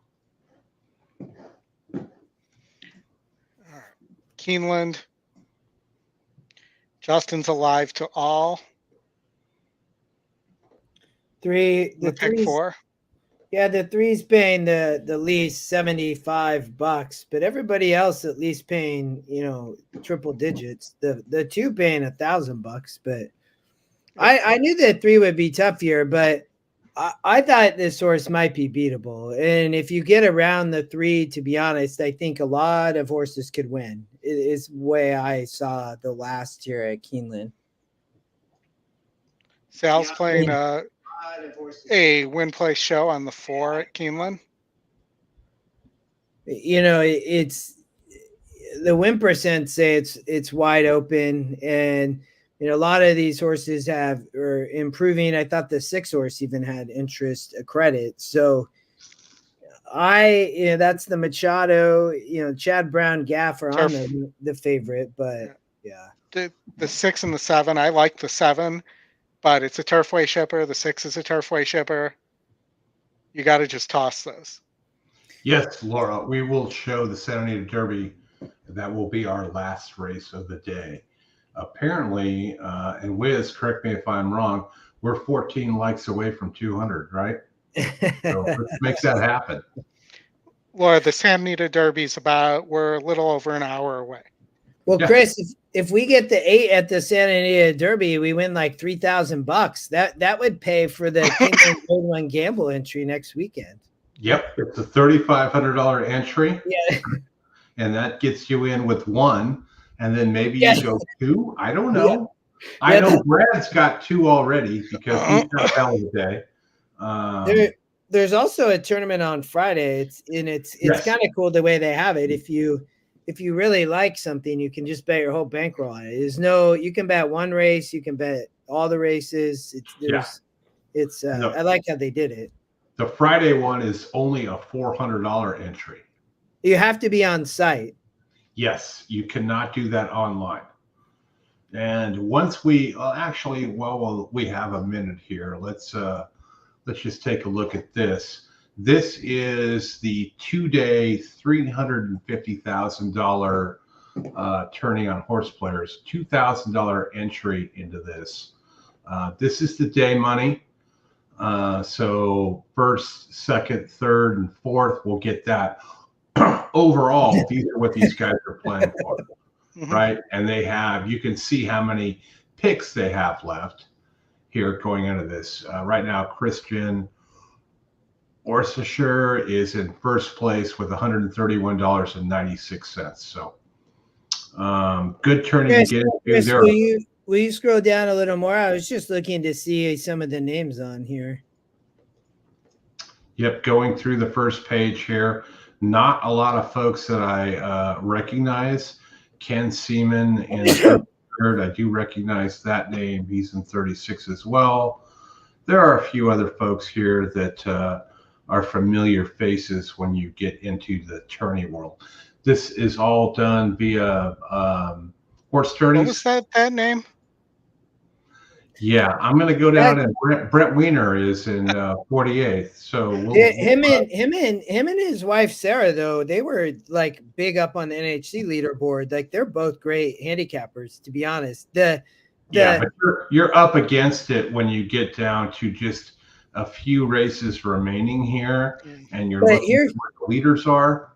Chris, I was going to say though, this is kind of crazy. I mean, looking in the top 50, 50th place is $50. I mean, these people, this has been a tough day of racing, I would say. 15 races and only at $50. Like that's there's been a lot of misses, I guess, is what I would say on some of these. Some people obviously have some bullets remaining, but it just kind of shows, I think, how tough today was, I would say, though. You're not wrong, Justin. The interesting thing is here is the guy in fifth. He has no selection here, and he has no more picks left. This was a contest where you had 30 races to pick from, and you had to make 15 plays. They were all optional, right? So Tony is another guy here that plays a lot of these. Decent lead here, but it's probably down to these folks here that have picks left. Obviously, Dave, you're in fifth. Craig Horn has 3 plays though down there, and so does Matt. Like, if they can find I don't know what all the races are, but if they can find a price, there's still an opportunity for some of these people to move up. Yeah, and there are feeders into these tournaments where you don't have to pay the full 2K entry to get in. There are tons of these, so definitely something where you can get involved in. We'll head back here to Keeneland here. 0 minutes to post. We're trying to beat the 3 in the pick 4. It would be nice, but so I don't know if there's Wiz's comment, Justin. We're gonna get there. We'll be close, I'm sure. Everybody, this has been great. Such a good day of racing. I mean, pretty there in Lexington. I mean, beautiful. And we appreciate all of you tuning in. This wouldn't be as fun without you guys. Yeah, I don't know where Jennifer is, but I don't know, 4 hours ago she was asking whether or not Oldy appreciated everybody. But we're 5 hours in, and there you go. Look at that. That's kind of wild. If you took Frankie and parlayed $20 in 5 races, you would have $68 million. 68,000. It can't be. Not million. Well, that based on the numbers, that's 68 million. No, there's no way. It's not possible. Well, because as you parlayed it, you would have shoved the odds down on the other horses is what would have happened, right? I think that's probably your comment. Yeah. But either way, if you parlayed some component of it, you would have made a good chunk of change. Brad's back. Took a little break, a little recharge. Brad, I singled Sierra Leone, Brad. So in the big pick 3, we're live, and I have all here in the Keeneland pick 4. We just beat the 3 horse and pretty much will pay a few $100. I think the 2 is $1,000. So nothing amazing, but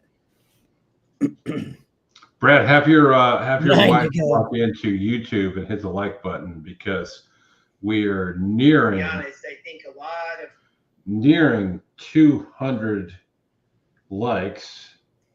We're at 190 right now. We've got 10 more to go. Let's get it. 1 million likes. A million likes. We'd break the YouTube.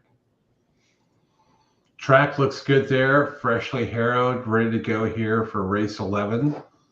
I got a question though. If we broke the YouTube, would it become my tube? Yes, it would.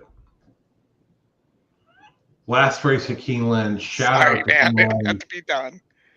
What happens when we get to 200 likes, Brad? Justin goes to the freezer and another shot of tequila. We gotta get. If Scotty's around, we gotta get him to do a shot too. Brad wants a karaoke duel between the three of us. I am not good at karaoke. I've already been banned on the stream from singing by Chris. I will destroy you all with karaoke for sure. I will leave the singing to Chris and Scotty. I will just sit back here and handicap, and that will be the way. I also, just so everybody knows, I like the 6-horse Ocean of Storms at Hawthorne at a big price. Is the EquinEdge long shot? I'm playing that horse in that win place. Well, it's a place tourney. It's only place. There's no win, I guess. But big price, I think, can run and improve there. And it's, they've had a lot of chalk early at Hawthorne. So time for a price. Well, you're seeing, though, because of the small fields and all that kind of stuff, why the tiny takeout doesn't matter. Yeah. All right. Right after this, we're going to head over to Santa Anita for the next race there. With all due respect. No karaoke. Yes, Robert, you are not wrong. You do not want a karaoke show for us. Robert, I agree. I concur.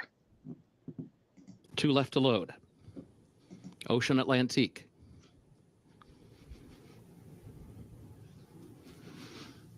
Injunction, the last one. All right, we're heading into the final hour. Goes in. They're at the post.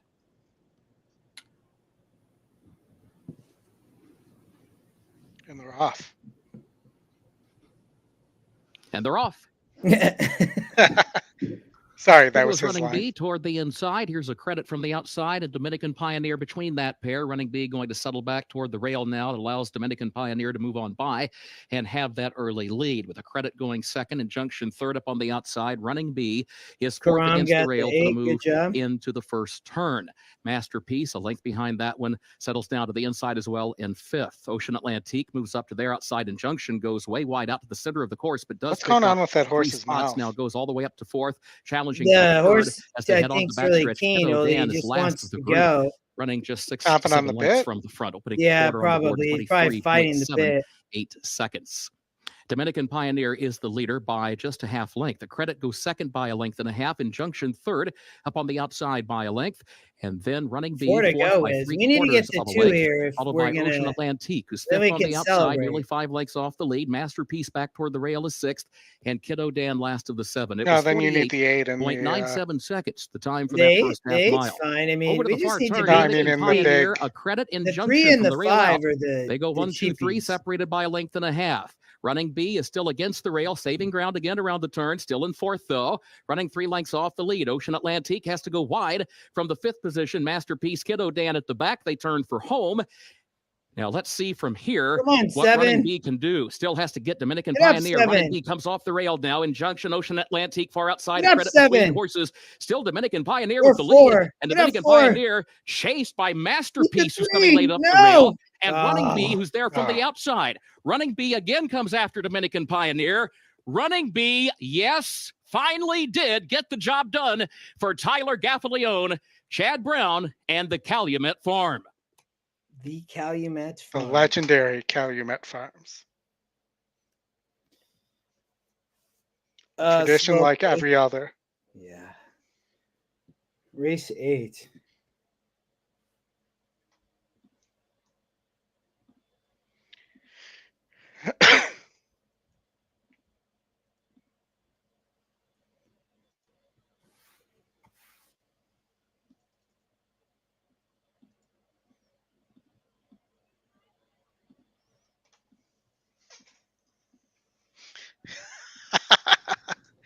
Yeah. So we're gonna head to Santa Anita. Dan, when we get to 200, late pick 5 we'll starts do a here. little rip. Over And it's 7-7. So gotta love Final that. stages of wagering. Who are you all on here? California Tiger. Frankie The Dettori will one be winning doesn't this the race. one meet the? Oh no, maybe Good and not. Thirsty will be the last one. I'm on the one here. Top Soar. Yeah, Top Soar. I thought the one in the. I also thought the 2 and the 5. Phrase you on the 5. Thirsty walking up. I thought the 7 was interesting too. Not too bad for the one. Got off okay. It's a good thing. So I'm told is flashing Chad sharp having a early big day. speed, and on the far I had a outside, big day. Good and Thirsty. So The it's Good and Ferris wheel Thirsty, there at Santa and Anita, so I'm Chris. told, vying for early command. Left-hand man is 2 lengths back in third. Tis a good thing now fourth. California Tiger is down at the rail. A gap of 6 to Big Bet Jaffin Safa, and the trailer is the Job, Big David. Ram. That's so awesome. I'm told, Good and Thirsty, stride for stride into the far turn. California Tiger One in more. it tight. It sounds like it's Silks down at the happening. rail, Liz. and left-hand man is racing in between horses. Tis a good thing with the white cap as a close-up 5th, 4 lengths off the lead. Big Bet Jaffin Safa is called on, starts to lengthen that big stride of his, and a gap of 4 to the Big Wham. It's Good and Thirsty passing the quarter pole just in front as the field turns for home. Left-hand man looming large and running right on by. Left-hand man is the new leader, a furlong from the finish. California Tiger switches to the outside for a crack at left-hand man and Kazushi Kimura, who have a 3-length lead close to home. And left-hand man levels out nicely. I was coming, just not. I need a better pace setup. The Big Wham rallied from nowhere for third. Big Bet Jaffin Safa and 5th went to Good and Thirsty. Way to go, David. Nice. Finish first horse tourneys. Feeder tomorrow's 250 buy-in for the $15,000 guaranteed. Way to go. Boom. We'll probably start covering those on Sundays in the future, just not tomorrow. And Wiz says we're 1 away. So we probably already got there. I probably got to head to the freezer. It sounds really bad when you say that. The Iceman. Oh man. 7, 3. No, I show 197. 3 no, more. we're at 208. 208. Just blew it out. Yep. All right, I'll be back. Hold on. I might have hit the like too there, but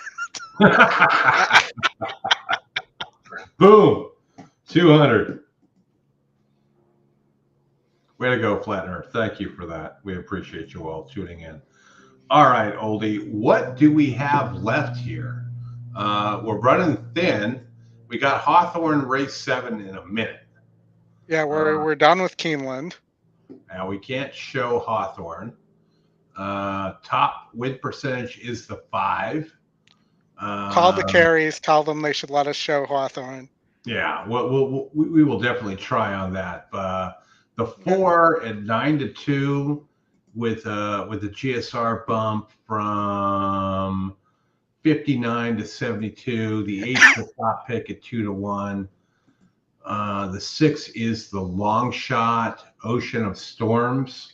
That was Storms Justin's of horse. He Ocean. gave that out as a bomber here.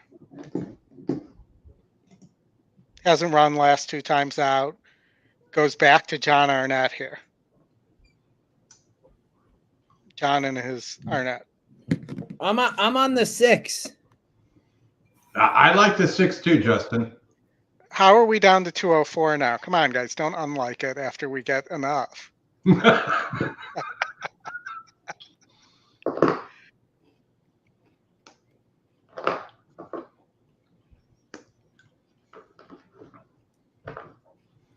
It's been crazy fun. All right, Graham here said he just calculated the Frankie Dettori 6-timer. If you started with 220 and kept betting, you would have 2,000. It can't be 2 million people. It just can't be. That doesn't. The math doesn't work. Wow. Because you will depress the odds in the further races. by putting the money in. Yes, exactly. Well, unless, I mean, I feel like you'd be playing, since you don't have to do it in advance either. It's like press your luck. Should I press my luck or pass? While we have a few minutes here, let me go to Santa Anita. Where did that little streak start? 1, 2, 3, 4, 5, 6. It's all about the next race. Yeah, so start with the 4. So you get 18.20. So if you bet $2, you got 18.20, right? Let's just do this in a $2 ratio and figure this out. So $18. The next race, Roberta's Love, Frankie pays $21.80. So that's $21.80 times 9.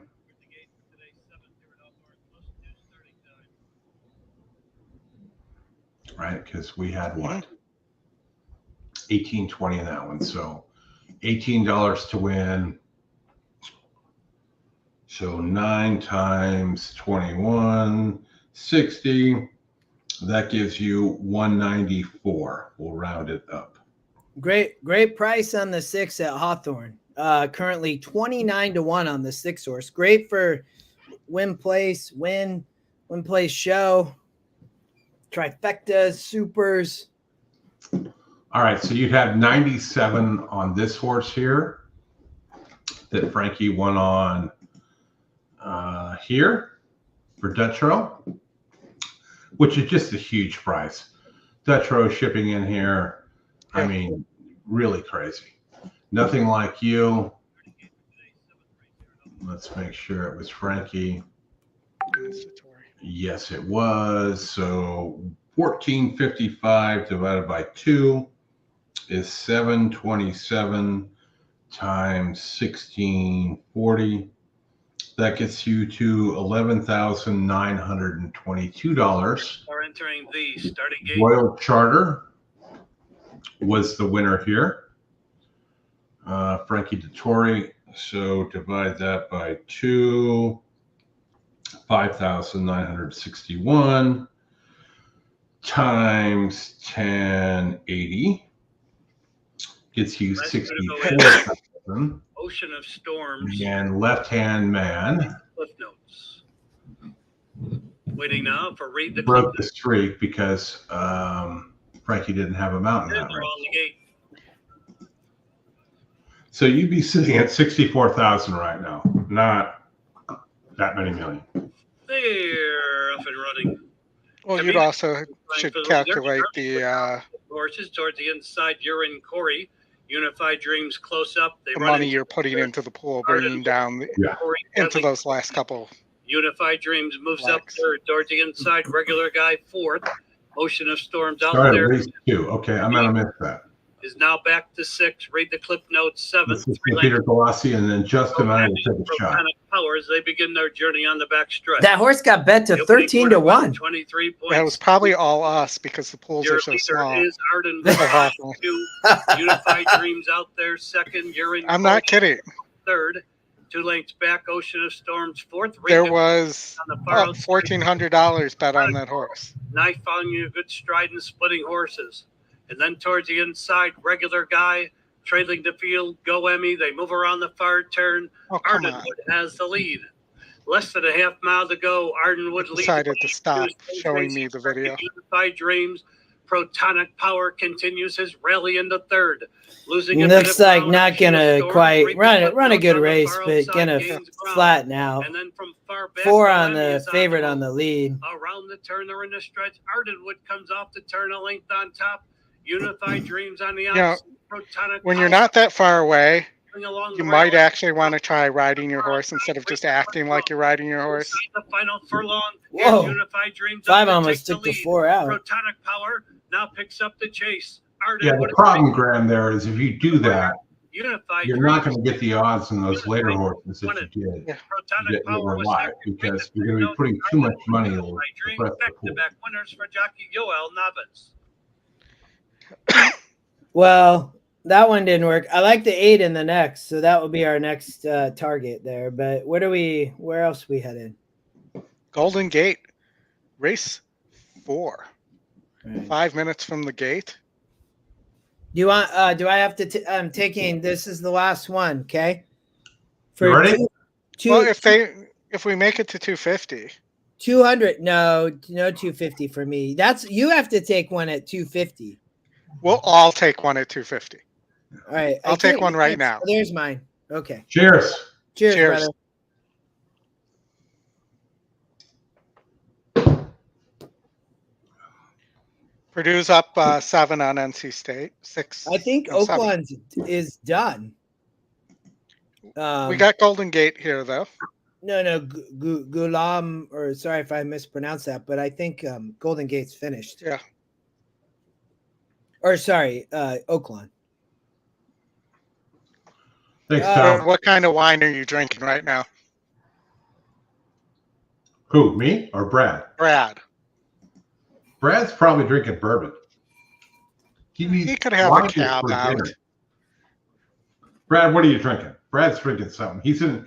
Brad's in Ashland right now, hanging out at one of his friends' houses, betting the races, and making his friend watch the show. He will be in the Grade 1 gamble as well. All right, I told you, bourbon and cigars.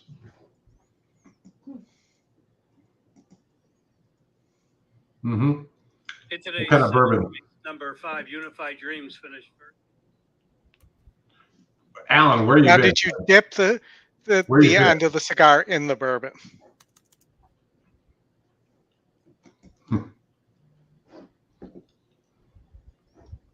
Early times and crack. That's quite a combination there, sir. Versus former jockey early fires. Mm-hmm. All right, Oldie. We got 3 minutes to the gate. Why don't you take the good folks through this? I have the gate queued up with the audio on. So, yeah, I mean, I kind of like the 4 Lady Gregory, who's not getting bat right now. 2 of 3 at the distance. Beat 52s. The 6 looks tough as well. Can rate a little bit, has speed. The 2 looks like it'll stop. So I would toss the 2 altogether.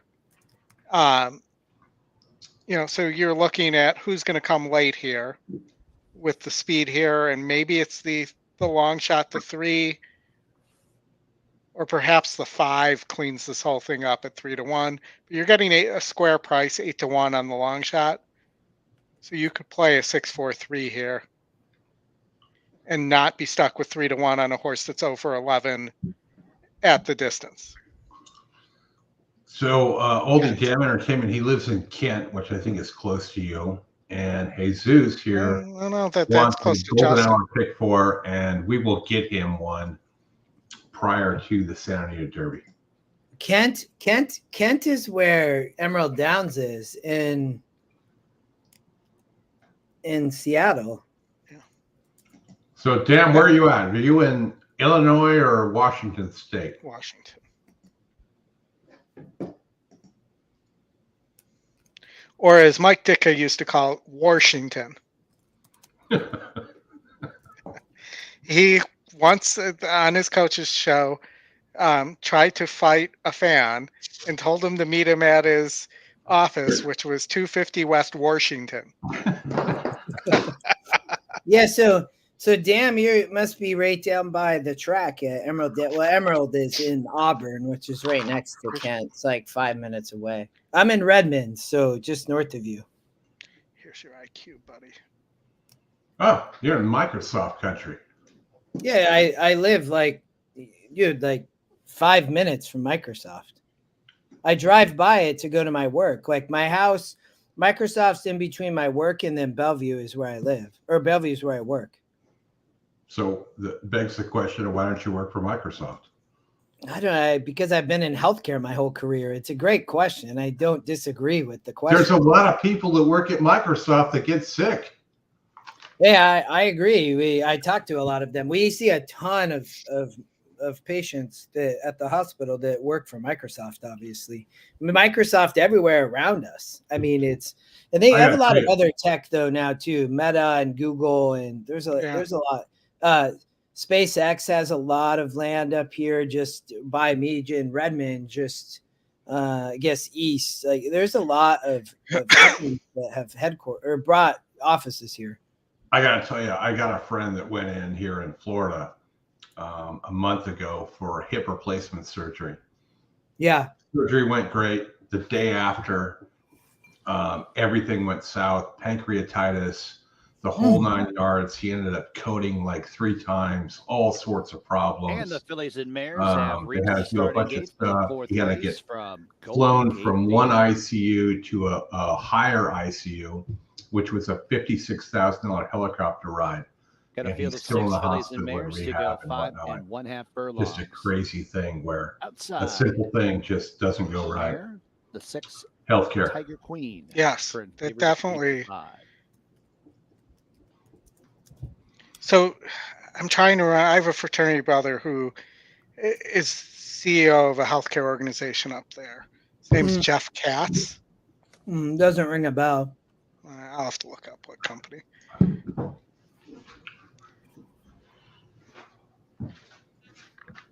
I'll be right back, Oldy. Hold on.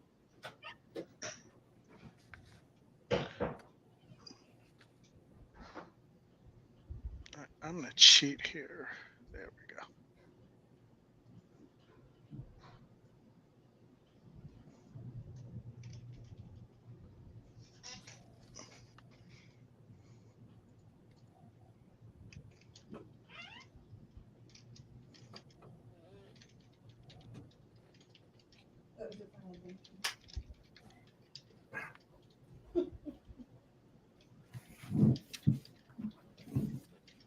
I see Karan has moved on to Charlestown. Motown Gal. I Tiger Queen and Heart on the Run. Left to load up. 8-5 Tiger Queen, 5-2 Lady Gregory, 3-1 Motown Gal. Heart on the Run to the inside stall. Nah, I came back here.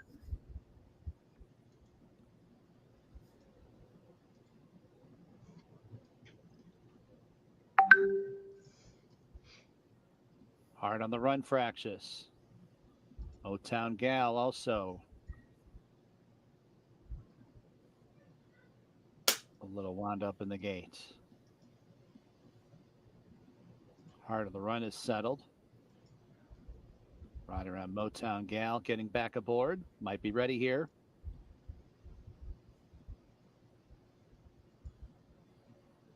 And they're off. It's Tiger Queen with a great start. Not a good start at all for Motown Gal. Took a few strides to get going.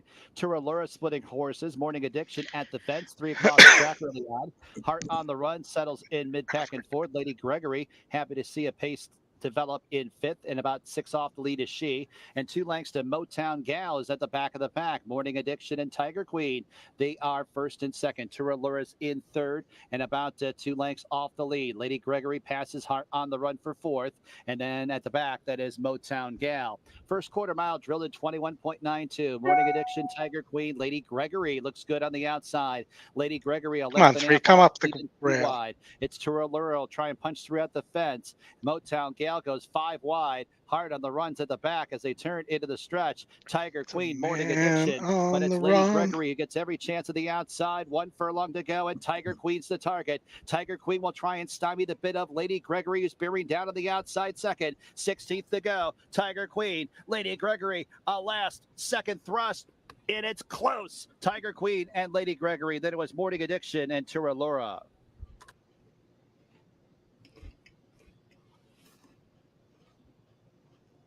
Hey, all right, let's see where we are on likes here. Why are you trying to get to 250 or what? Yes. Check your chats. I did think the one horse was interesting at Remington over on the slop. We're at 212 right now. Come on, guys. So, the one has a top pace figure. I think getting back 19%, Oldie. Let me.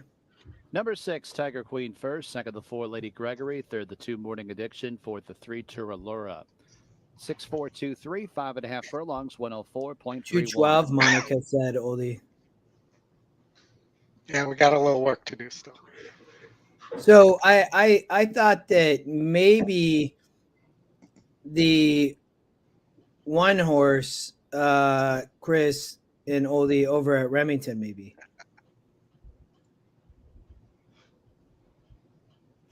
Oh, we're looking at Remington? Well, I think we have to, because this horse is the top pace. It doesn't have necessarily a great wet GSR. Nobody really stands out. The 7 a little bit, but it's a top pace. It has various squares, I would say, right? You should be, they're about to load. You're getting a good price. It floated up to 5-1, which is the value that it says. Top GSR is as well, though the track is muddy, and I think that's pulling the non-muddy. But this horse getting back to 300 furlongs, Chris, was my play here, or 300 yards. 300 furlong, that's a long race. That would not be a quarter horse. For a quarter horse race. By the way, Oldie, we got Moncton coming up soon. Yes. Moncton. Weber Downs was today, though. Yeah, I didn't look at Weber Downs. Quarter horse meet. Eagle Express. Throw in.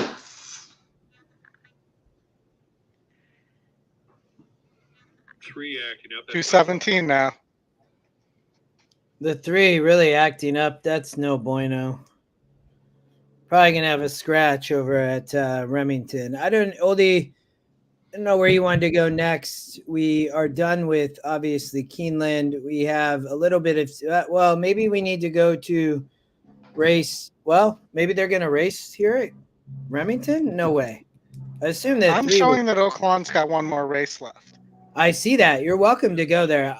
Oh, they're going to back out at Remington. I think the 3 will scratch it. You're welcome to go to Oaklawn or Santa Anita, Oldie. Got a Brad Cox horse at 11-1. Who's the long shot and your top pace? 18%. That's a little interesting to me. Yeah, 300 furlongs, 4 miles. That would be an interesting race for a quarter horse. But they just need to cross the Moncton cement or paved area. Hmm. And then you'll really have a race. I'm taking a shot on this one, the long shot at Oaklawn. You want to? Well, I can hear your. I have my screen. You can, up. Yeah, or if you want to pull my screen up, it's there. It's just. Holy crap! We're coming up on the first at Charlestown. I think that's a first. I don't think we've gone that long till we get Charlestown, but. We do have 6 minutes to race 9 at Santa Anita, which is going to be running down the hill. And then we'll wrap up with race 10 at Santa Anita, the Santa Anita Derby, to complete those big 3 pick 3s. Yeah. I mean, this is essentially a maiden race. Because you have 2 first-time starters in here at Oaklawn. I mean, you have horses that have won, but it's pretty much non-winners of races other than maiden in the state bred stakes race, going 6 furlongs. Are we nearing the gate here?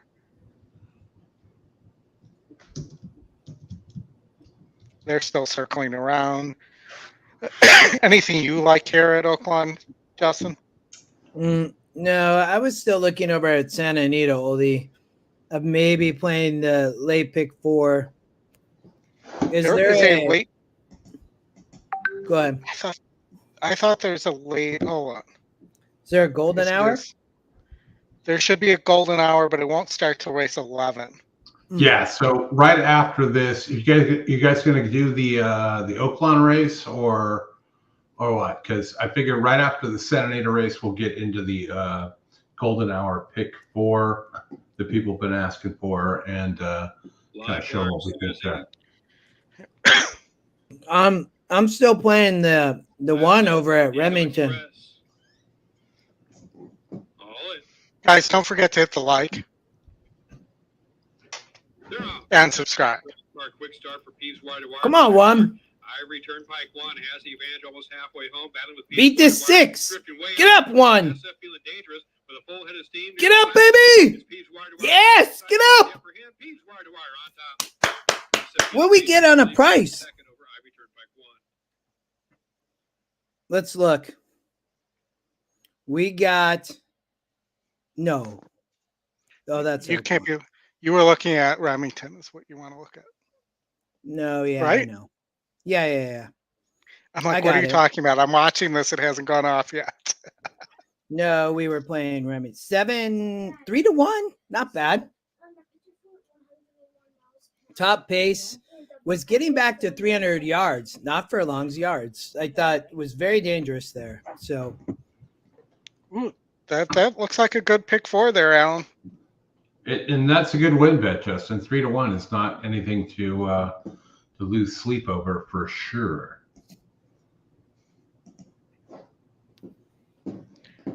All right, we're aiming for one more to Tory. All right, let's get Frankie teed up here. Oldy, I put your screen up.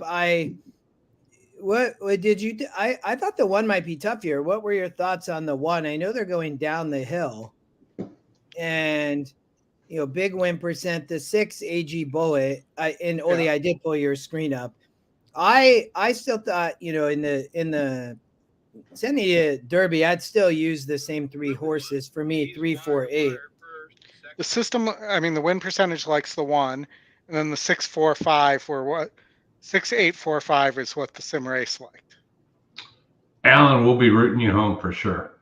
All right, our 1 did get the lead, but it didn't get clear. Let's see if it can hold off the 7. Topher in the house.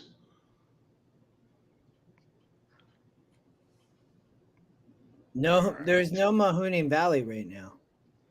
No, there isn't. But Topher, what are you alive to? The 168, $2 pick 4. Come on, 1. Come on, 1. Come on, stay up. Come on, don't get tired. You're welcome, Anthony. Wire. Oh, I think I just lost the head bob to the 3, but I had win place show there. What track, Topher? Tell us.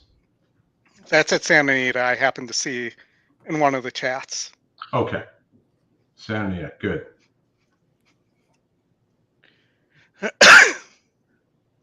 So Topher's with us. We got questions for Santa Anita. Where are we at here? 1 minute to post, and then we'll get into the golden hour and we'll cover the Santa Anita Derby, and then we will be done. I am trying to check this replay to see if my 1 got home or not. And there's Lexi. Shot time. Shot time. Are we at 250, Lexi? No, there's no way. Yeah. You all trying to get to 250 with that would be amazing. I do agree. The winners keep coming too, right? I mean, it's quite the this is like a marathon. This reminds me of like NHC though, Chris, because we're here all day and just 218 right now. 220. Did Lexi, you're going to be taking shots with us? Is that what I hear? Well, kind of like Michael Keaton said in Mr. Mom, 220, 221, 222, whatever it takes, right? Right. I mean, I'm going to start tagging people on Twitter that we haven't seen yet to get them to hit the like. I'll get Farley. Farley. Where's I'm pulling the race boom. up. Boom. Oh, you got it? Got the one at 11-1, it looks like. Back-to-back winners. That's how it's done. Way to go, Oldie. Good job. I mean, if you want to give us 11-1 on a Brad Cox horse in a race where pretty much only maidens have won, be my guest. Where it's top pace and the long shot. Thanks, shocked David. it wasn't. I honestly thought live the 3-1, but thanks, David. We do appreciate that. We appreciate everybody that's tuned in here and whatnot. Yeah. Wiz, I don't know. I haven't been over there in a while to see where Parker is at, but maybe he is still giving jockey critiques. All right, so down the hill here, Oldie. Let's just flip over while they're getting up here. I'm going to add my screen here and get over here to Santa. Let's just look and see if we have any horses that have experience down the hill at Santa Anita. My camera's in the way. 6.5 for a couple of Peter Urton who've been close. 8 furlongs, so you got a horse here and the 3 that's dropping back in distance. The 4, another one that ran the Irish O'Brien that came close here. It's 7-1 down the hill. Miss Lizzie, another one that has run a few different ones down the hill as well here. Probably somewhat live. Hector Barrios, who knows how to run there. Second EE pick. A winner last out at the Wishing Well for Richard and his Baltus, who is no longer suspended. The 7, another one cutting back for Phil D'Amato with Frazier, who certainly knows how to get this trip and could probably make some noise. The 8 is the long shot for Brian Corner, Frankie Dettori. Not surprised he's getting bet down to 5-2 at the moment. Lots of bullet works there for that one. And the 2, I believe, is scratched. So kind of where we're at with this one here. We'll go over here, add Santa to the stage, and there they go. They're off. And our buddy Buffalo Mike is alive to the 1-7-9-11. Set in the pick 4, pick 5. Quickly sprints Mike. up on the inside, but AG At Bullet Oakland. wants that lead too, and AG Bullet and Graceland Gray are going at it in the opening furlong. Wow, they're gonna fly here, huh? Spot 3rd. Lucky Girl is 4th with 4 lengths to Yeah, make but up. It's Dettori's another sitting 4 to like Chismosa, racing on the outside of on that Comanche 8. Country, and at the back of the field is stretch running Miss Lizzie, who's about a dozen lengths off the lead. Graceland Gray has a narrow advantage, pressed by AG Bullet down the hill with Get the Money 3 lengths back in 3rd. Lucky Girl is 4th at this stage. Chismosa trying to make some headway from 5th. Come on, Frankie. 6 off the lead. Comanche Country and Miss Lizzie. They're at the top You of have the the 8, stretch. Oldie. AG Bullet, Graceland No, I Gray just haven't want Dettori given to win each other another one. any breather On whatsoever. the 8? AG Bullet takes Yeah. the lead. Get the Money is in 3rd.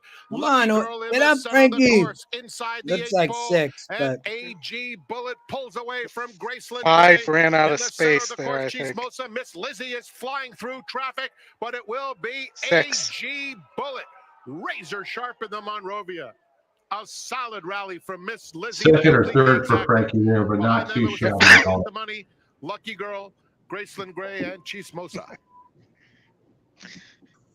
Brad, just like it pays to be a Calbred. Mm-hmm. Pick 4.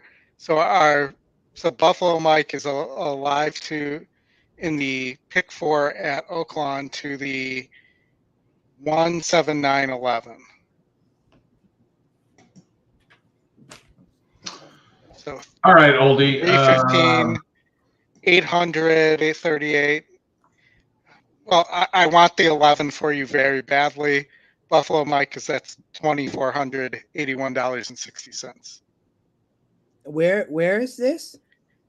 let me get the right tab on. So Buffalo Mike in the last. Topher Boom, by the way. We got a boom for Topher.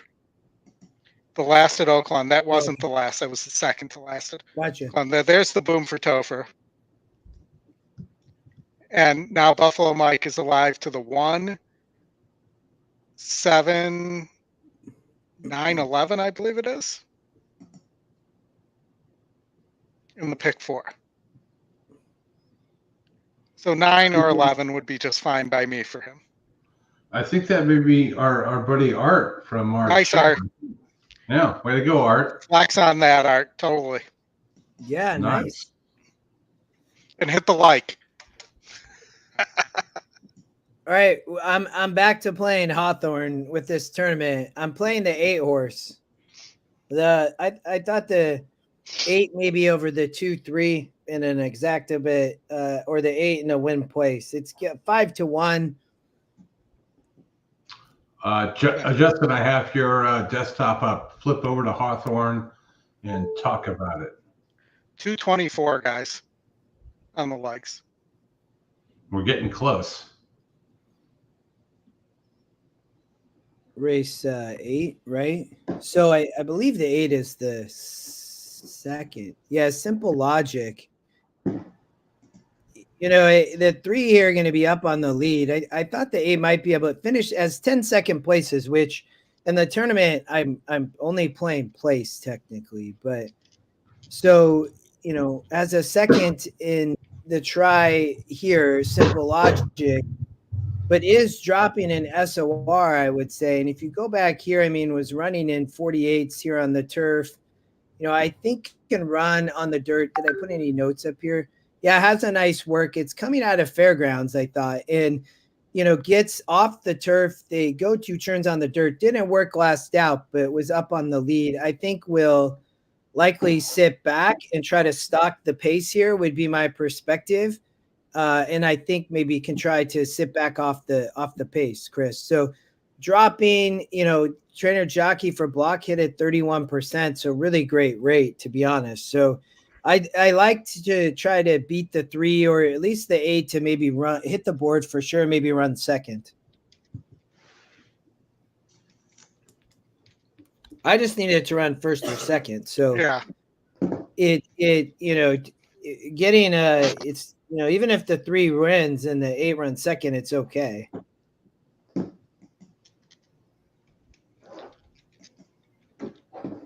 It says the lowest win place show takeout is at Hawthorne, Oldie, in the country at 12%.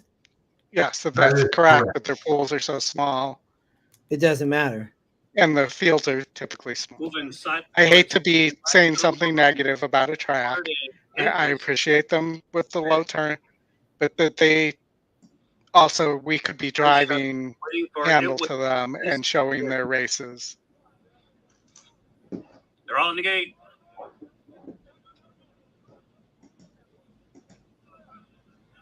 Next week's the Illinois Derby, I believe. It says first bet Illinois Derby up above on the gate. Camp Deddy going out. Yeah, it's coming next week. I just like him away. Well, here it was this big now rushing up on the outside, moving silent fourth, and now drifting out a little bit was Jet Flight. 8 broke really well, and you know found a good spot off the lead here. So 3 goes to the front, which was to be expected. Next, Westland and tight quartered between horses. Ancient Man along the rail. Then it's a 3-length gap to path to success. There, Ice Shard and Dapper Dude. Midway on the back stretch they go. It's Camp Daddy, the leader by a length and a half. It was this big chasing second. Simple logic. 8's coming up. The 3 on the lead. The 11 in second. The 8 has kind of found a good position, running well. Moving silent 6. Westland not along the rail. We got 6-1. Wide around the turn and making a big move. Yeah, Tony, we'll have some time after this to look at the golden hour. Yeah, I'm working on one right now myself.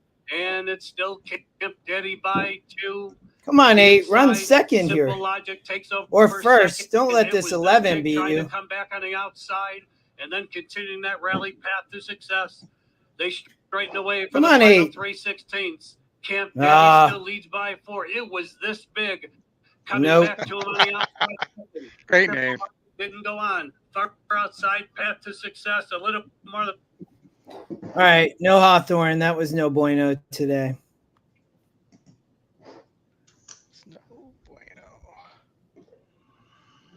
All right, let's see. Where are we at here? We've got 5 minutes to Golden Gate race 11. No, and, not race 11 minutes to race 5, rather. And Santa Anita will be coming up shortly after that. We've got about 25 minutes to go here. So, Oldy, Justin, you guys want to get into the Golden Hour Pick 4? And that'll take us into the Santa Anita Derby, and then we will wrap up for the day. Yes, the Golden Hour Pick 4 actually starts after the Santa Anita Derby, but we can go through it, Justin, if you want to do one to start off with, and then I'll have one as well. I did not look at this, but I'm happy to. I guess I have a $72 ticket. I'll show you when you guys are done. Right now, I'm at $48.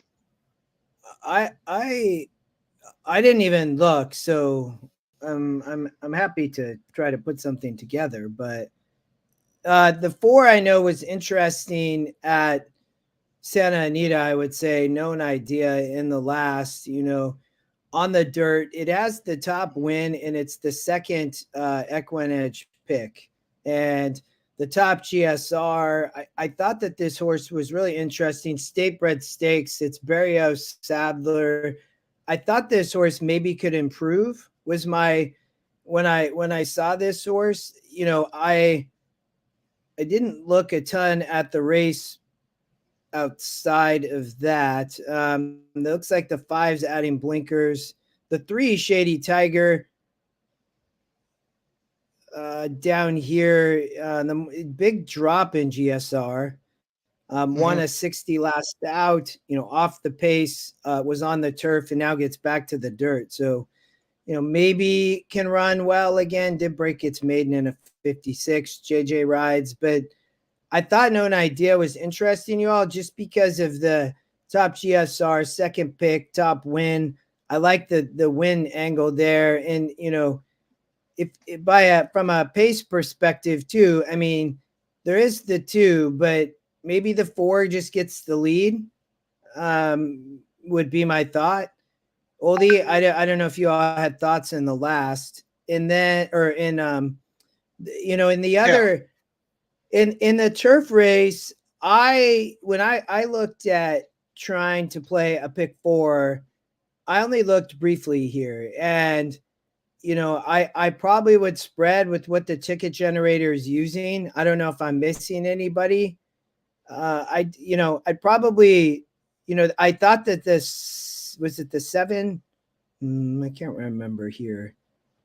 I don't even think I've looked, Oldie, at the races at Golden Gate. I mean, I know it wants to use the 9. That makes sense from a pace perspective.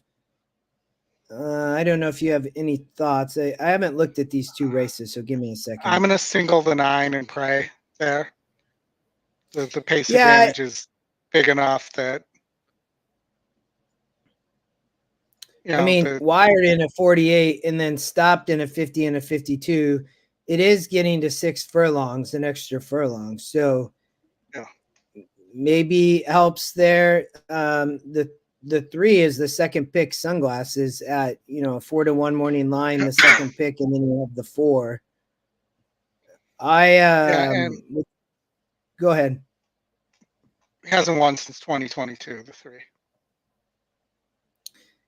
Yeah, no, these are all mainly non-winners of 2 lifetime starter allowance, other than the 6 does have 2 wins somehow, so still qualifies. But all lightly raced, though. I mean, the 3, big drop in GSR, too, I guess. Dropping to a 38. Wow. Yep.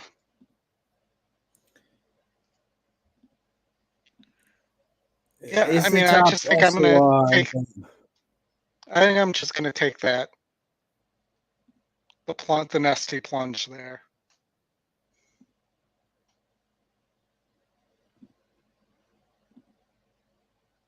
I'll show you mine in a minute when you're done. I mean, this system,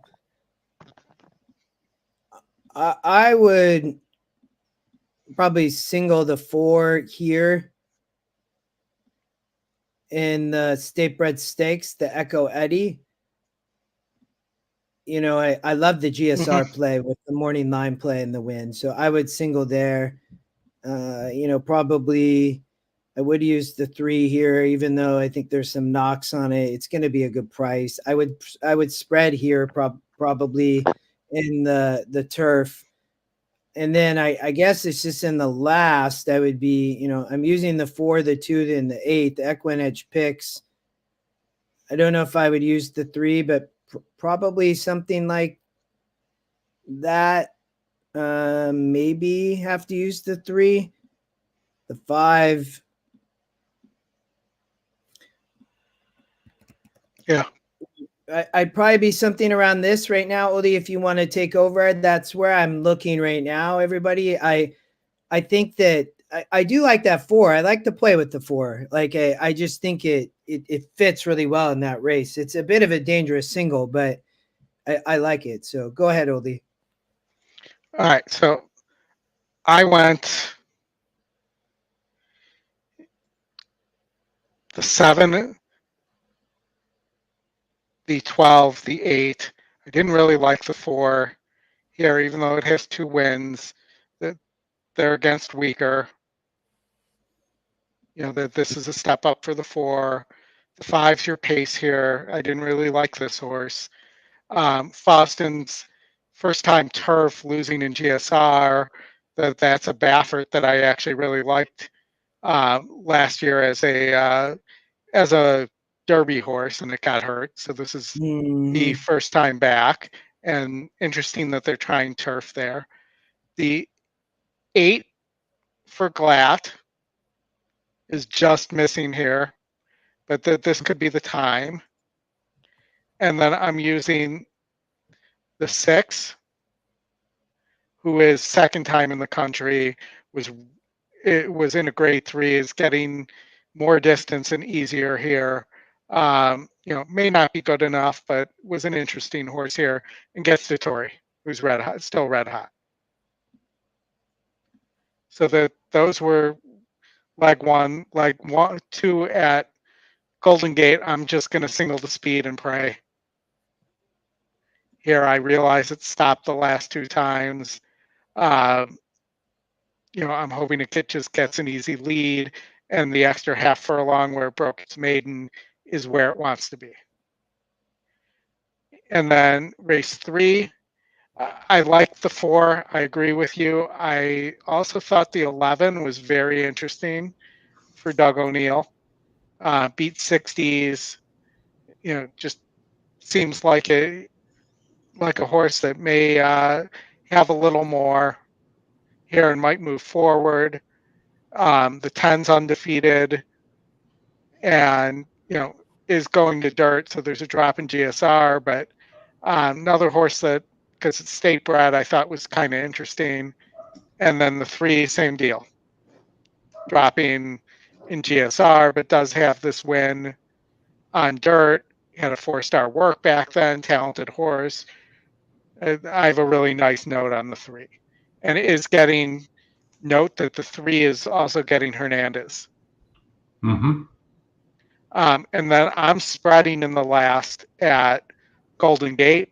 One horse, Justin, that I want to make sure you pick up that the system's missing is this one horse who the morning line is 7-2 on, and Sherman's 24% with second time starters. Sherman in his tank. Yes, and Lady Proud. But for me, I guess I should play the oldie angle and just use the 4 and the 2 here. That would be the right way to play this, but I'm going to spread. All right. Why do you say the 4 and the 2?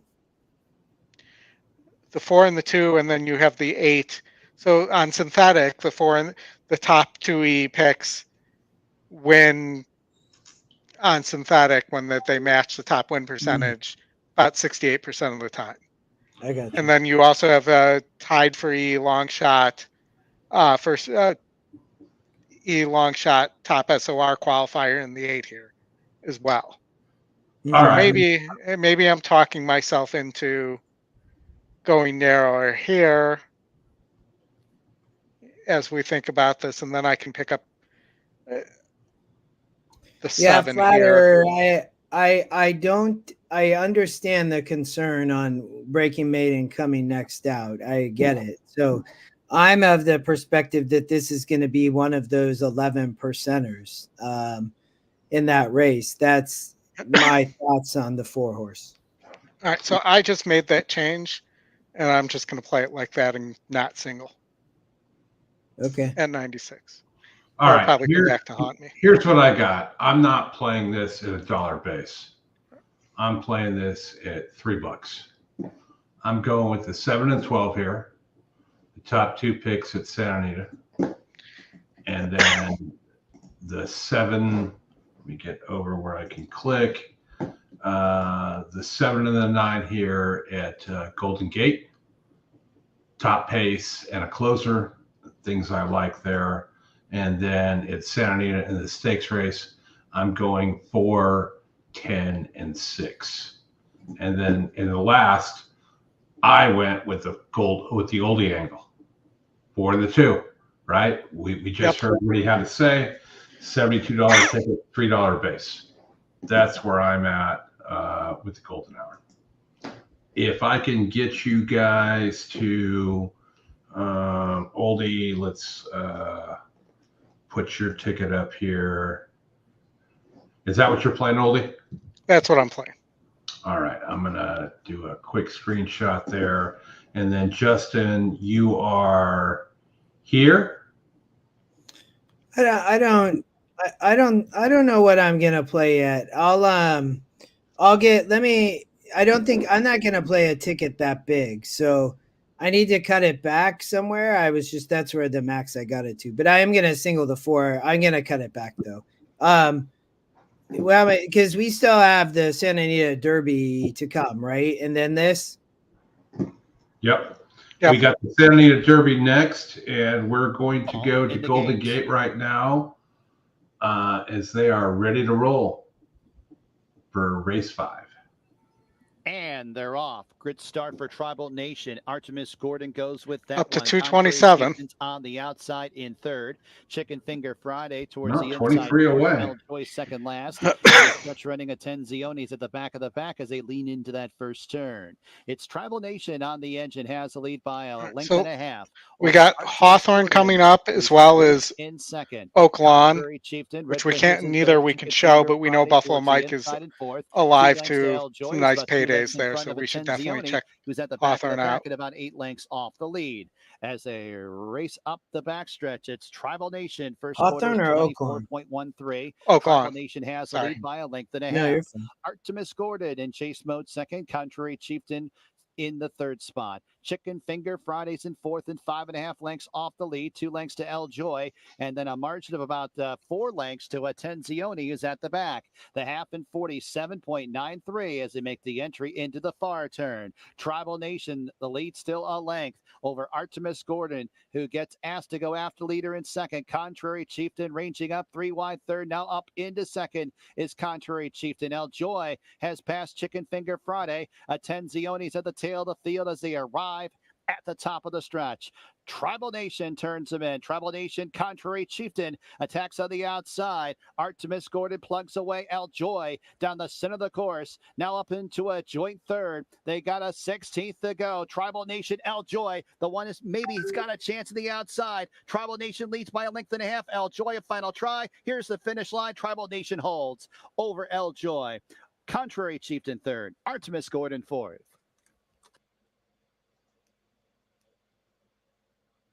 6, 7, 8, 12.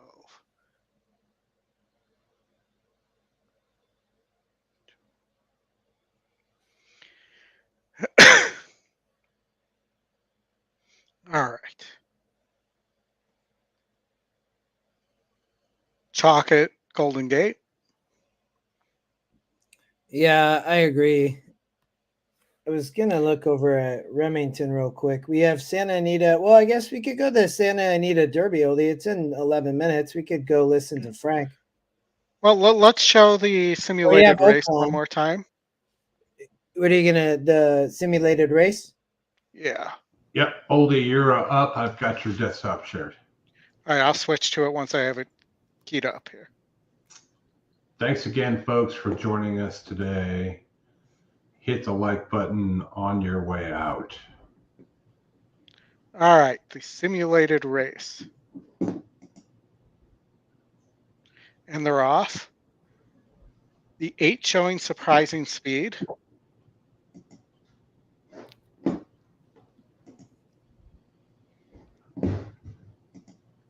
Who do you like at the second call here? Is 3 is also showing more speed than I expect early. And on comes the 3 and the 4. As they hit the stretch. A bunch of horses there moving forward. Yeah, it was Art. Good to see you too. I would love to see the 8. Yeah, I just think that the 8's going the wrong way there. Look, Yeah, the 5 is a little. Yeah. The 5 is showing some. The other Baffert is showing some late pace there. And here, so let's look at the stretch. So when the 3 hits the stretch, the 5's about 2.5 lengths back. Mm-hmm. The 5's motoring. The 5's motoring almost gets to where the 8 is there. Mm-hmm. So, I mean, the 5 might be an interesting play there. You're getting. Let's see what we're getting there. You're getting a square price here, I'm sure. You're getting 7-1. It's 11%. You know, did win the Los Alfeu Charity. You know, didn't run it well in the Southwest in the slop. All right, let's get and to he the... has the 1 of 163 bullet on March 29th. Let's get out to the post parade here for the Santa Anita Derby. Then we'll get back to the metrics. And I will point out that Hernandez is on the 5 horse, and the 5, I believe, was a very expensive Ladies and gentlemen, purchase. Santa Anita Park is pleased to present the field for the Grade 1 Santa Anita Derby, number 1, Curlin's Chaos, owned by Zephyr Racing and Pace, trained by Antonio Garcia and ridden by Diego Herrera. Curlin's Chaos, there's a Cannonball Run reference there with Captain Chaos. For those of you old enough. Yes. Costa, Stephanie, and Pete Horonis. I could go dun dun dun. Dom DeLuise, also a horse owner. Number 3 is Stronghold. And several of his sons ended up being actors too. With Antonio Fresu. Number 4 is Imagination, owned by SF Racing, Starlight Racing, Madaket Stables et al. Trained by Just a heads up, Oldie, if you can confirm, I think we're at 257. For the likes? Yeah. Owned by Take a quick look see. Trained by I see 227, but I would refresh. No, not 257. Number 6 is Tessuto, owned by Kretz Racing, All trained right, hold by on. George Papa Perdomo, and I see 227. Oh no, just updated 239. 229. Are you looking on YouTube or are you looking on? Yeah, YouTube. YouTube. Is ridden by Hector Berrios. Dom DeLuise. Number 8 is EJ Won the Cup, owned by Superfecta King Stable, trained by Doug O'Neill. Yeah, I with said Mike Smith. 229. That's the field for the Grade 1 Santa Anita Derby with a purse of $750,000 guaranteed. 229. Post time in 7 minutes. For the Grade 1 Santa Anita Derby. Yeah, we're 19 away, man. You guys got to get us there. I'm just looking here. We're doing good here. Wiz says 2:30. That's our official tracker. I do think it's worth a win bet on the 5 as a cover. I don't think the horse is good enough. Or just if you're not covering, that's not as a cover even, as the price supports the win bet. Yeah, but even if you don't have any action here, I asked each and every 6-1 there participant in this field what attribute they say is most That's what I'm saying. The price responsible for supports getting the win their bet. horse to this point of the Santa And Anita that's Derby. an Phil important D'Amato said thing that people should stronghold, realize his in terms of determination. what Bob you think. Baffert said I one mean, if you have a strong opinion and odds imagination, his class, are important, but Apollo, if you are getting a square price for what you Tessuto, think, his it's development, always good to have a and win bet. Curlin's chaos, his positive And attitude. you're So not that going to just get gives you 6-1 an on example of Baffert how and many JJ very often. attributes these 3-year-olds No, have to just like carry you weren't in order able to get to the top. 9-1 until on race number 10. Irad yesterday in the stakes race that eliminated a ton of tickets at Keeneland. Irad and Fletcher at 9-1. When do you see that? Hey, we got Irad and Fletcher today at what, 5-1 or 6-1 on prevalence. I know. I got him at 9-1 yesterday. It was the only bet I made all day. Small field, and nobody liked him.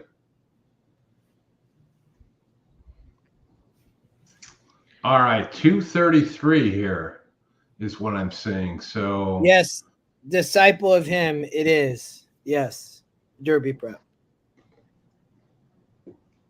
But depending on who wins, it may not. What do they give the points to somebody else, or what happens? They do not. So if he finishes first and second here, only third and fourth will get the third and fourth Derby points. Yeah, if a Baffert wins here, they get no points, and it doesn't. Nobody moves up. It's not like a wager where you kind of move up there. If Jessica Baffert Pfeiffer wins, here the at first the place starting points gate are at a mile vacated. and 1/8 on the dirt track here, and we are moments All right, away folks. from the Grade 1 Anita We're Derby. coming down This to it does here. give points to the The winner, last first race place, of the and third day, place into the 7:42 this year's p.m. Eastern Kentucky time. Derby. So We've big been almost points on 8 on the hours. line here, It's and I gone by thought pretty all of them quickly. warmed up Happy to great. And I have you. just saw some Point. people 4 and join 5, both of the Bob on Baffert YouTube. trains If you guys actually can hit warmed the up like, we solo just need to underneath get the to jockeys. 250 Actually, Frankie here. Dettori is So if you still can jogging imagination hit the on like, new by. people He's been here. warming him up by himself Yeah, the whole time, So really because just keeping Justin it needs to moving take one very more shot here. slowly. Very What? slow gallop, very slow jogging. So just very interesting to see That's the the rule, different man. warm-ups in these 250. horses. We And then talked number about 3, it like an hour ago. Stronghold. His This work on was March 25th on the main track. we need the 8 You heard to you win talk this about it. race. We It have was the just 3, 4, and 8 on breathtaking to that see a horse $36 ticket. the other So horses like I don't. What were the payouts on the 3 and 4 again? It was like 136 on the and 232. Oh, okay. 4 is That's not 136. 3 actually isn't bad. Yeah, Jonathan, we all saw the lawsuit. It's not going to work. Oh, great. we're at 249. Uh-oh. I better You know, it would be a real shame if somebody was sitting here with a second YouTube account that they load cheerleading videos through. Oh, Wiz said 249. I love it. Hey, and Lexi said she's in for a shot, so that's even better. One more Lexi's like still here. right on. 251 now, guys, and I never even got to hit it. So we're let's verify. Jay Bren, you're right. This is starting to begin to telethon. I'll try and dig up 256, guys. 256. All right. Justin, Shot you got time, Justin. time to get to the freezer. You know He's frozen there. Ah. Convenient. There we go. He moved a little. Yeah, he's moving. No, I'm still here. I was watching this Hawthorne race over here at I I had one more play I had to make, and I was trying to decide, did I play the 3 or the 5, and ended up playing the 3. So we'll see what Come on, happens. 7. Let's get our $800 for Buffalo Mike here. Lexi, I'm toasting to you. All right. Justin, you got to get yours, though. Yeah, hold on. I think I might have played the wrong horse. We played the 3 over the 5 at Hawthorne. Boom for Buffalo Mike. There we go. Oh, 5 going to win. Way to go, Buffalo Mike. Buffalo Mike is one of our top contributors on the Stretch Run chat. And Oldie, if you could get that link and post it in the chat here to get people in. Not only is he a great handicapper, a great guy to just converse with via text, but also a great limerick guy. This guy can come up with limericks like you won't believe. So congrats to you. Boom for Buffalo Mike.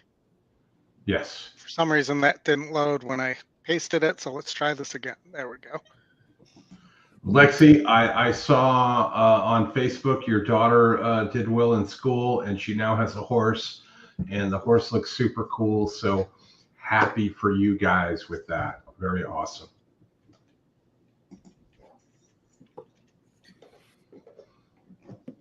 Get horse insurance, supplements, and find a good vet. Important stuff.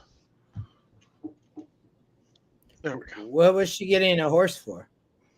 Her daughter did well in school, and apparently she could get a horse. So if you're hooked up with Lexi on Facebook, check it out. Good pictures. Very nice. Welcome to Horse Ownership 101, and get supplements, get all your stuff together. It's all fun stuff. Find a good vet. Boom to King there, who also had the 7 at Oaklawn. Grant the Aussie looks like he had the 7 at Oaklawn.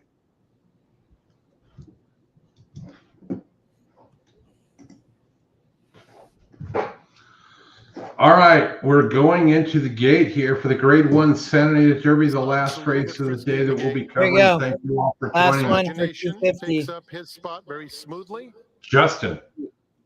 Oh, there it is. Second to last. There it is. EJ won the cup, completes the line. All right. It's post time. And they're off. Three broke great. Derby, and the 8 broke well too. Imagination broke beautifully. Yeah, but you see the effect of the wide post there. Now Tapalo rushes up along the inside to engage Imagination, and just behind them, Winstock 5th through the opening furlong. Tessuto outside Curlin's Chaos, McVeigh 3 wide and last. Tapalo will be the pace setter. Opens up 2 on Imagination second. EJ won the cup in the center of the track. Between rivals, Stronghold and Curlin's Chaos is down at the rail. Winstock has 5 lengths to make up. McVeigh is next. Having a little bit of a difficult time is McVeigh. And another 2 cheers, back to Wiz. Tessuto. Lexi, cheers. They move on to the backstretch, and it's Tapalo and Umberto Rispoli setting the tempo. Imagination gliding up to him in second, and EJ won the cup is 3 wide in third. Another 3 back to Stronghold, who's reminds me of the Rams coach. 3.5 lengths off the yeah, pace at definitely. This stage. Winstock is 5th past the half-mile pole. Curlin's Chaos down at the rail. The 2 trailers are Tessuto and McVeigh. Heading to the 3/8 pole. Reappears. Tapalo, Imagination yet to be called on, a Loaded. length and a half back second. Stronghold Dude awaiting could racing get brave. rules just inside. EJ won the cup. We'll see what the 4 Curlin's has Chaos, here. Winstock, another 3 to Tessuto and McVeigh.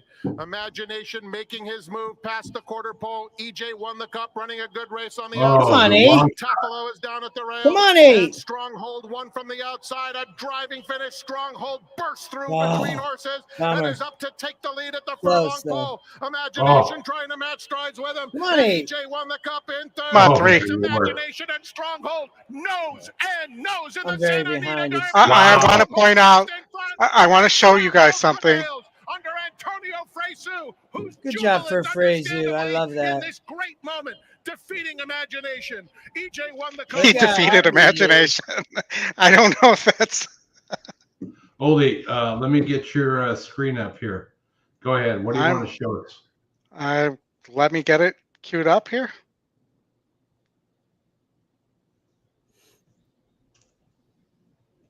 And it's got to load.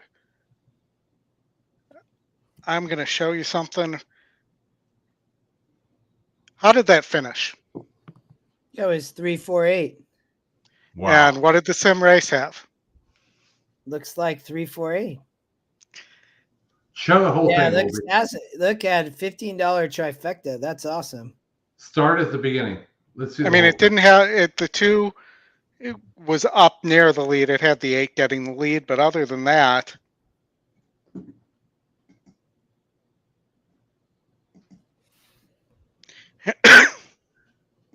Great guys. Good hits, everybody.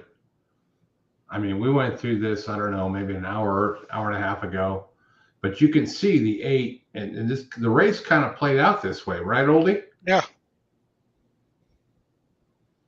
And then you see the 3 coming strong at the end with the 4 and 3, 4, 8. Yep. Who finished 4th, just for fun? I don't know. Let's go back to the feed and see. They just went by. I'm looking at it now. There's the 8.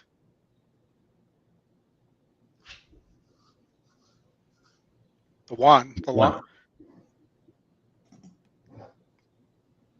Yeah, the 5 really backed up. So 3, 4, 8, that's a decent hit. Plus, there's a hidden split. There was a hidden split on the, for me at least, I placed that one through Naira. It was a hit and split, Naira and Express Bet. Go back to Oldie. Let's go back to the race here. So the 1 was further back. 3, 4, 8 was pretty simple there if you believed in that. The 1 was kind of the furthest back there for 4th, but. Why I got the hit it split though is just points, I think. Well, no, for me it was money. Yeah, I think it was just points on the. Yeah, and didn't we get the simulated race correct? Hold on, let me look at something else too. Before you bring my screen back up. Okay. I'll watch it.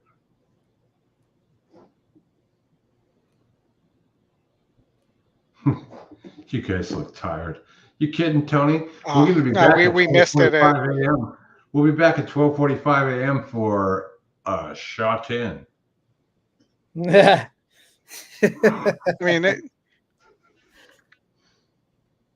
so you know, the simulated race I think did pretty well with the Derby preps today. I mean, it was right there with the 10. We'll have the 10 flying, right? Yep. And that's what we saw happen. Yep. Thanks, Grandma. Appreciate that. Thanks, Grandma. Appreciate your support. Yeah, that was awesome. Brad, yes, I know, Brad, you had a good day. Yeah. No bragging, but very well done, sir. Justin and you will hook up next week. It's a grade 1 gamble. That will be on Saturday at Keeneland. We'll get Justin outfitted with something. Justin, you may have to wear a hat. I may have you wear a camera to your iPhone. I've got some ideas there. We could put a GoPro on his hat. Yeah. We're going to put something on him. He's going to walk around and just talk to people, and we're going to have him on, and we're going to have a blast. We can show Keeneland now. Thank you to Keeneland. Thank you to Naira. Thank you to Tampa Bay Downs, the Straunch Group, and everybody else that allowed us to participate in this and show the races. It makes the stream so much better. We appreciate you. We will see you next Saturday. Don't forget to look for Scotty shows. He's doing those NHC shows, which you should watch. Even if you're not playing, go watch them back. it's important to watch those back because win bets and everything else are really good there and giving you a good idea on how to play some of those contests. And then the Bruno show, which is Scotty has been doing this week. We got to talk to Scotty, right? We need this to be a group deal because Bruno is a character. He's really great in terms of just giving you his opinion and everything else, and it's just good content. So, so Tony wants us to buy a horse. Tony, I'll sell you the one I got now, buddy. You hit me up on the side, and you know, you pay the board and everything else, and we're all good. But we'll figure that out later. But closing thoughts, Justin, Oldie, what do you think? I'm gonna go with what Anna just said, which is great show, guys. Really enjoyed it, and really appreciate the opportunity to be here every week and to get to do this crazy stuff, like having all three Derby preps live. I mean, it's crazy that we get to do this. Yes, I see my hand doing this, but it's still crazy. And Oldie, we waited 3.5 years for this. For Greg, you know, my wife would tell you this is great because it's 8 hours she doesn't have to spend with me. So, you know, it kind of works both ways. Justin, all right, everybody. Yeah, I mean, that was fun. Thanks all. It was a good day. Looking forward to Keeneland next week. Thanks everybody. That was a lot of fun. Chris, Oldie, great job. That was an awesome show. All right. See you, folks. We'll see you next Saturday. Have a good weekend. weekend.